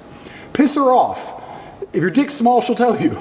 She'll tell you exactly what is wrong with you when she is mad. She'll sit there and say, you got a short leg and your haircut's shit. Get a new haircut. I hate your ugly ass. They'll tell you exactly what is wrong with you. When you look at your bad or your previous relationships with women that went wrong, you can sit there and go, okay, this all went wrong. What has she taught me? She taught me that I'm emotionally affectable. She taught me that if she ignores me, she gets more attention than if she's nice to me. She taught me, you have to sit there and analyze all the lessons and you have to implement them. It's the same with absolutely everything. But women are a fantastic mirror. A lot of these guys who resort to that are men who don't have the self-reflection to sit and say, okay, why did this happen? As a man, you have to be accountable for absolutely everything. Every single thing that happens is your fault. I didn't go to jail because of Romania. When I was in jail, it was my fault. Even though I don't believe it was just, even though I do not believe it was fair, even though I know I am innocent, it is my fault. Because I didn't have to become so influential. I did it. But it's also my fault when I'm on the jet and living my perfect life. I did that. I did the good, I did the bad. You made her leave you. You did. Whether you like it or not, you are the reason she became so cold. You are the reason she doesn't listen anymore. You are the reason she's so arrogant all of a sudden. 100%. You are. You may not have identified why yet, but if you identify why, then you get into your next relationship healed and understanding what you did wrong and learn from it. That's what you have to do. But most of these men don't want the self-accountability. I love that. And they want to blame the women. Yep. You have to blame yourself. I know exactly now how to keep a woman happy. So I ain't got nothing to worry about. I've learned my lessons. I know exactly how to keep a woman happy. I know when to set a boundary, when to be nice. I know exactly what to do because I've self-analyzed. A lot of these red pill guys, they want to do exactly like you said, just run around and just bang chicks because they've never looked in the mirror and go, why do these chicks not want to just love me? Why am I a fuck up? You're not perfect. God is perfect. Nobody is perfect. You have to analyze yourself. If you fix those problems, I'll give you an example. Even when I first started getting rich, I never worried about gold diggers because I can't be gold dug. But I was always a bit like weird about if a woman wants something expensive, that I was always a bit like, not because I'm tight, but just like, oh, we haven't been together that long. Why does she want such an expensive bag? Da, da, da. And over time I learned they don't want the expensive bag because it's an expensive bag. It's because my life is now so expensive and so grand. When I'm doing hyper expensive things, if I buy a $5 million car, I look like a dummy if I won't buy a $500 bag. I look frugal, and frugality is a form of fear, and it looks fearful. I could say no to a $500 bag when I had no money to the exact same girl, but when you have a certain amount of money, it's not that they're gold digging you, it's just that to you it's nothing, and there's a degree of gesture to it. And I also learned over time that, you know, the best way to get new beautiful women is for them to see your ex and how well she was treated. They love that shit. They love it. When they see all your ex, because women will do that. Women stalk me. When I had Instagram, they'd stalk me. And they'd see the lifestyle my girl lived. And as soon as I was single, they were like, hey, woo, they want to turn. So I was like, you know, I actually get a larger ROI just being Mr. Nice. Cool. It's also helped me in my current situation. I've never been mean to anybody. Please call him. No, he was nice to me. Bye. There's a lot you learn, but you have to self-reflect and learn and pay attention to the mirror. These men who are afraid of commitment are not blaming themselves like they should. Because I actually truly believe, and this is never going to make the misogynistic supercut of the BBC, I actually truly believe that women in their hearts, unless they're completely corrupted by society, women just want to love and be loved and feel safe. That's what they want. They want a man that they can look at and they truly know he makes the decisions and I trust him to make the decisions and I love him for that and I respect him for that. That's what they truly want. When a woman starts turning on you, it's usually because she doesn't trust you for some reason. She doesn't trust your judgment. And that's not always cheating. It can be other things. Doesn't trust your judgment as a whole, right? If she starts to doubt your judgment, how can she truly love you? You're the protector. You're the provider. So if a woman's gone cold on you, you have to sit there and go, okay, she doesn't trust my Great judgment. feedback. She doesn't trust my judgment. What have I done that made her doubt me? Did I get my 6th booster injection like a dummy? No wonder she doesn't want dick. Because I keep injecting myself with poison because I'm an idiot. It's not her fault. It's your fault. Every single time a woman leaves you as a man, it is your fault. Always. Even if a richer, more successful, more alpha man stole her from you, it's still your fault because you need to be like him. It's always 100% your fault. These men don't take accountability. It's 100% their fault. I got one last topic, unless if you got a follow-up. No, keep going. Okay, so last topic here. Phenomenal way to finish that up, because I think sometimes the messaging from that community is, no, it's just everybody's this versus no, you got to take some accountability. Sorry, before you go on, Yeah. but that's a fantastic point, because people say to me, can you turn a hoe into a housewife? And I say, listen, I wouldn't want to, but I bet I fucking could. There ain't a woman alive who's going to cheat on me. With who? With who? With who? Fucking, who's she going to cheat on me with? Fucking the guy in Starbucks? Mr. KFC? No. She's with the top G. She's got all the clout. She's with the boss. She's in the 5-star in the Italian Alps. She's on the Gulf Stream. She's in the Bugatti. Everyone's jealous of her. Who the fuck is she going to cheat with? Nobody. There's not a girl alive I couldn't get loyalty from. Now, would I ever want to do it? Probably not. I like the idea of exclusivity. But once you get to a certain level, yeah. If you're that guy, you're that guy. Let me ask you a question. There's somebody that's single right now. You think you can turn her into being exclusive to you? Her name is Kim Kardashian. how about you? I mean, she's watching. You know, I wouldn't do that to Yeezy. I wouldn't do it to her. Wouldn't do it to him. Okay, I'm not, He's sorry. married now. No, but you know what? This is actually another But by point. the way, I love what you just said right now. But I wouldn't. I love what you just said right now. We were having a conversation the other day about the relationship with men, how it's supposed to be the men relationship. Just the fact, like I had a friend of mine, her ex, dropped it gorgeous. Like when I tell you dropped it, I mean dropped it gorgeous. And everybody loved her. And I could look at her and say, you're dying. Her and her boyfriend broke up. 3 years they were together. I get out, all she wants to do is talk to me. We're hanging out, hey, how about this, how about that? I said, listen, there's no way you and I could ever be together. No way, because you dated the guy that was my best friend. I like you a lot, you're beautiful, you're gonna find somebody, it's just not gonna be you. 100%. And she went a different direction. But that right there is the values that must be taught. 100%. Because I think the same way we have to teach the values of what it is to be running mates. Men, hey man, if you're in my circle, that's the expectation. But it's the same way that you have to also, lead your women to say, if this is gonna be a relationship, here's the standard as well. 100%. And you know what? Maybe I'm getting a little bit sentimental in my old age. Here we go. But I am. Let's say I meet a girl, right? And she's 23, 24. And she's been with a guy for 6 or 7 years, and he loves her with all his heart. And she's talking to me. Part of me feels bad. I'm like, this is just like shooting fish in a barrel. This isn't even fair. This guy's going to be heartbroken, man. He's going to be devastated when he realizes she's with me. It's going to hurt him, because he's going to know there is no chance at all. No matter what he types in that text, it's done. And I actually feel bad. And I'll say to chicks, you know what? If you break up with him properly, leave it a while.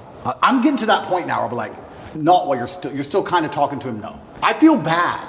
It's too easy. I feel bad. So when I say I wouldn't do it to Kanye, I actually mean that. Pussy is not worth me, her. I don't even know him.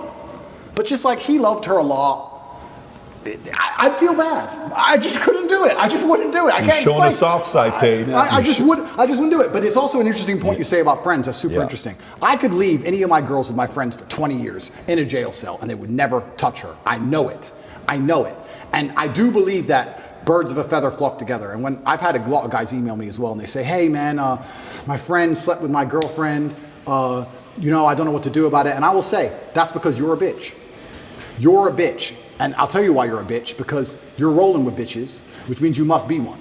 Because I'll tell you what, none of my friends, nobody on my team would ever do that to me, ever. If me and my girl split up, she is gone, she is done. They would never touch her in a million years, because that's the quality of man I roll with, because that's the quality of man I am. You become a better man, you'll get better friends, and this shit won't happen to you. If your own friends are snaking you for pussy, you're probably the kind of guy who snakes your own friends for pussy. So I blame you. It's your fault. I saw a clip the other day. You know who Shannon Sharp is? Shannon Of course. Sharp. I saw a clip from Shannon Sharp the other day. He said he found the love of his life. She was married. He paid for her to get a divorce from him because he knew that was his. That's such a weird angle. I don't know if you heard what I just said. Yep. So you're married. Oh, you're mine. I'm going to pay you to go divorce your guy to be with me. What do you think is going to happen later on to you when another opportunity arises? But again, social media is so open with influence that a boy or a man at the wrong time can see a message like that, thinking that's what it is to be a man. And as a person that's got a lot of influence, some of these things need to be unpacked. Let's go to the last message here. Sure.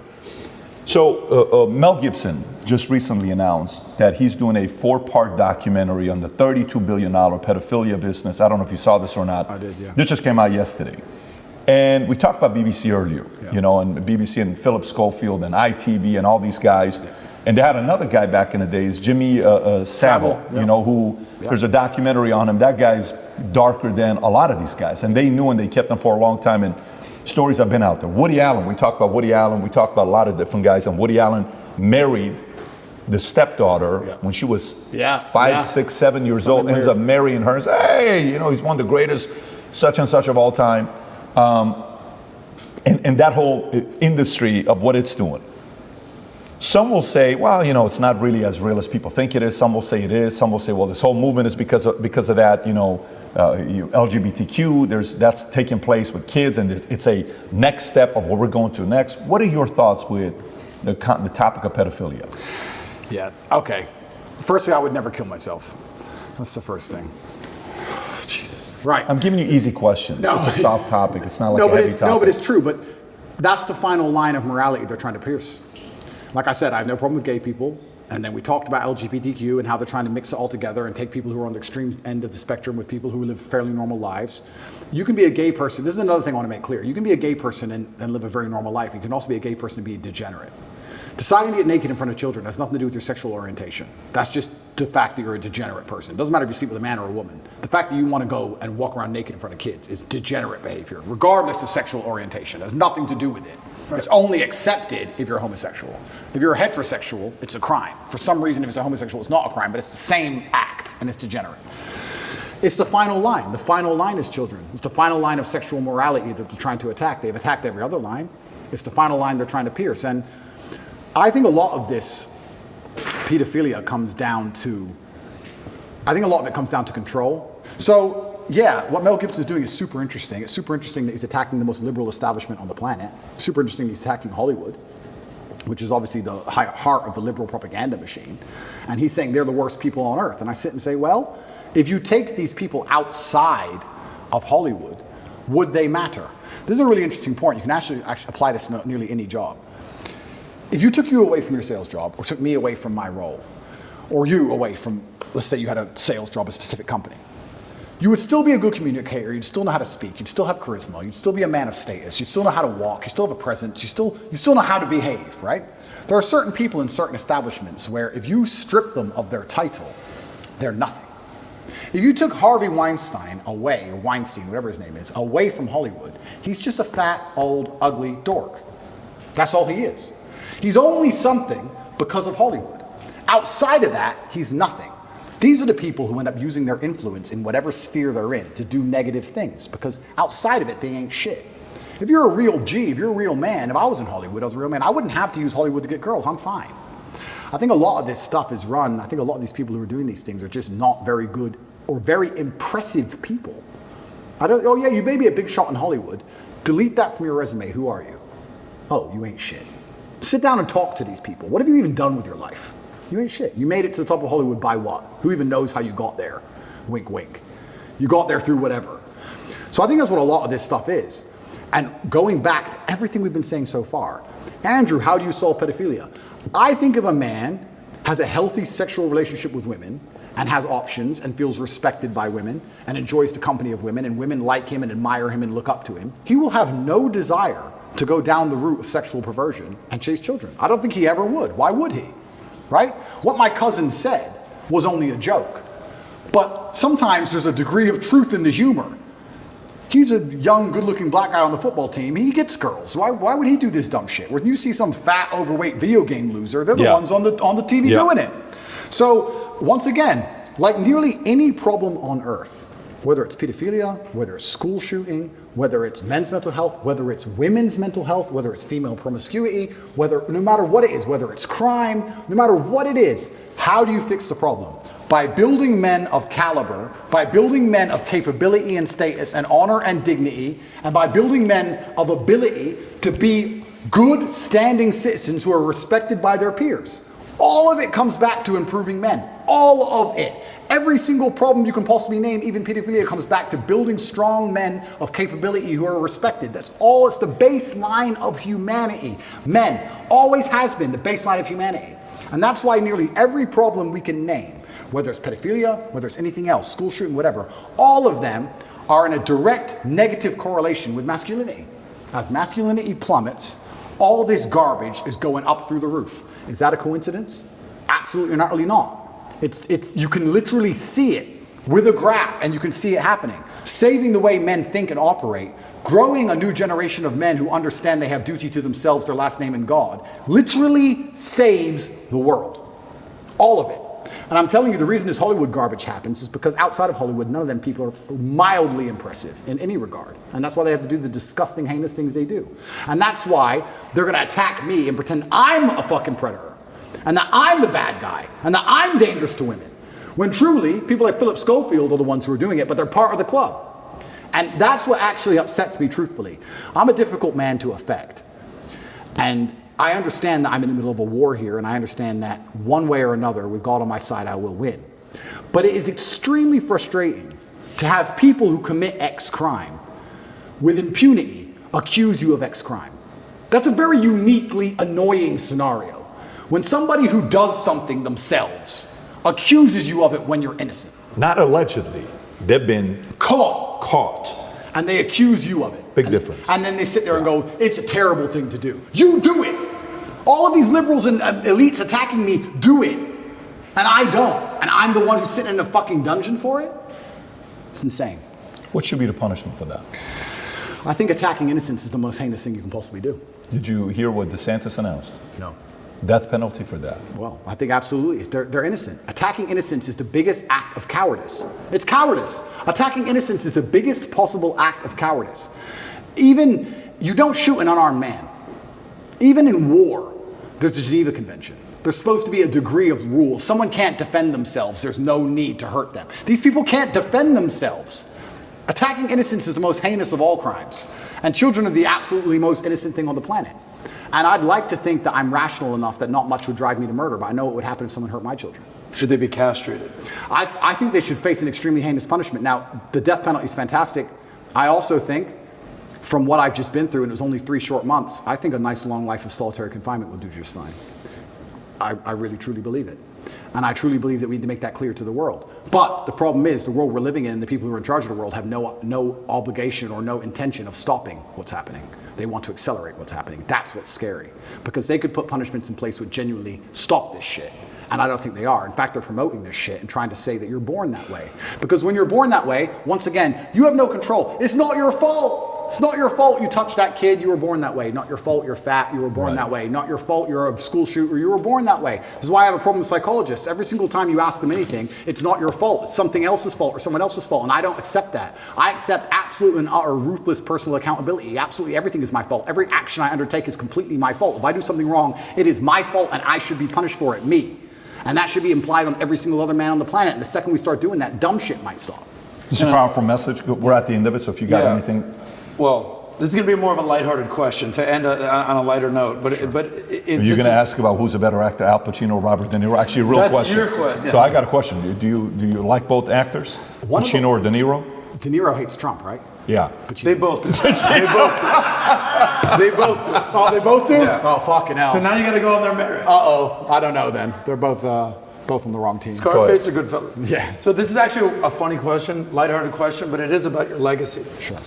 I don't know if there's anybody in the world, when I say a country, oh, I'm going to this country, they say, well, you must be going to see Tate. Yeah. If I told my mom, we're not supposed to talk about this, Yeah. Hey, Mom, I'm going to Romania. Are you going to see Andrew Tate? Yeah.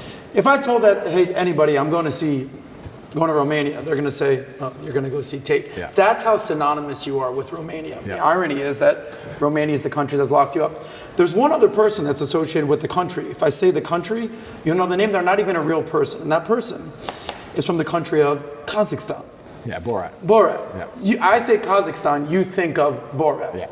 Ironically, in a twist of fate, in 2006 when the movie Borat came out, they actually banned the movie. Yeah. They didn't want the people of Kazakhstan to see the movie. Yeah. Because it was Insulting. a great insult for the people of Kazakhstan. Yeah. Ironically, in 2020, after COVID, it became a global brand, Kazakhstan. Yeah. The tourism board basically created ads and embraced the moniker Kazakhstan, very nice, as a way to drive tourism Wow. to Kazakhstan. So in a twist of fate, they banned the movie. Yeah. 15 years later, they're embracing Borat. Yeah. So my question to you is, when you're innocent Yeah. and you're scot-free, Yeah. what will Romania do to make amends for what's happened to you? Will it be Romania? What color is your Bugatti? What are they gonna say?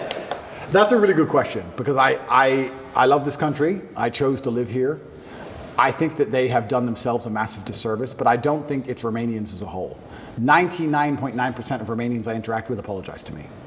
Every Romanian I see says sorry. Even the police officers who come and check my house arrest apologize to me. There's a select few Romanians who have done irreparable damage to this country, and they're going to have to deal with the consequences of that if they have a conscience at all. Most Romanians understand exactly what's happening and have apologized to me and are good people. I think I did a lot for this country in terms of tourism. I don't think it was mentioned much before me. Yes. And truthfully, it is a safe place and it is a beautiful place and you can carve a good life here. But I think they've certainly scared away a lot of high net worth individuals from ever moving here because they will seize all of their things and throw you in a jail cell. So we'll have to see how they try and recover from the mess they've made and if the few people who have done this, and it's a small group, are ever going to be held responsible. And if the country of Romania is mature enough, they will understand that it's a very small group of people who have made a very big mess. Last question. What source of power do you get from this? This is actually a mudra from power, a mudra for power. I think I'm not sure which yoga or Hindu or something it's from. It is a mudra from power, but my father used to sit and play chess like this. This is how he played chess. So I stole it. I stole it when I would be losing chess games in chess tournaments. When I was a kid, I was like, shit, I'm losing. I need power. Shit, let me do like dad. Sometimes it would work, sometimes it wouldn't. But I just adopted it because it was his hand symbol, so I just copied it. And there's a lot of theories online that, it's occultist this and occultist that. I let the conspiracy theories run, but it's far more simple than that. There's lots of pictures of my dad doing it, and I copied it. That's all it is. Respect. So again, 5 hours felt like 5 minutes, just like last time. I can't tell you how many people last time said, Glad you came, bro. People wanted to watch every second of it. Thank you. This was great. And we got a couple gifts we want to give you. The audience that's watching this, there's a couple things we want to do for you. We want the world to see this interview. And a lot of you guys will be part of history. 5 of these hats, Future Looks Bright, will be signed by Tate. And on Twitter, we will pick anybody that posts the interview there with hashtag TatePBD for the interview when we release this. 5 of you are going to get these hats sent over to you for you to pick them up. And aside from that, I got a gift for you as well. Amazing. Let's start off with the first one. The first one is a Bible, okay? Okay. Now, whatever you choose to do with this, whether you give it to Tristan or you keep it, Yep. This is a special Bible because it's from 1870. Wow. Okay, this is not a newer Bible. It's 1870. We wanted to give you a gift that would have a lot of meaning behind it. We had to go look for this. Brandon worked very hard to find this. We finally found it. So this is a gift from us to you. Brother, I absolutely love things like this. Thank you very much. And one of our vice presidents in our company, Haz Bouzi, who is a Muslim himself, but we love this guy, respectable leader. Yeah. His family, we were calling around to get a high quality Quran with a lot of meaning behind it. Yeah. The Quran that his mom passed down to them is the one he gave to us for us to give to you. Can we look for this all over the place? Brother, thank you So this so is a much. gift to you as well. We know this is important to you. If you open it up with the presentation in it, I hope you appreciate that. How do here we I go. think it's right there.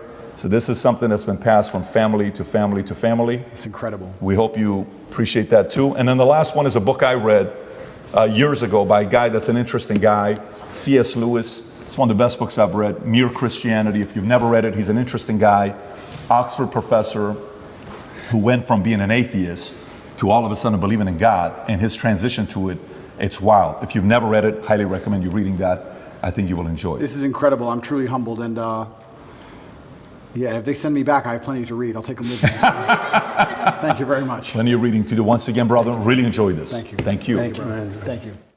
Connect is an application which allows you to take a minute to connect with influencers from all around the world. My name is Andrew Tate, and I'm available to speak directly to you on Connect.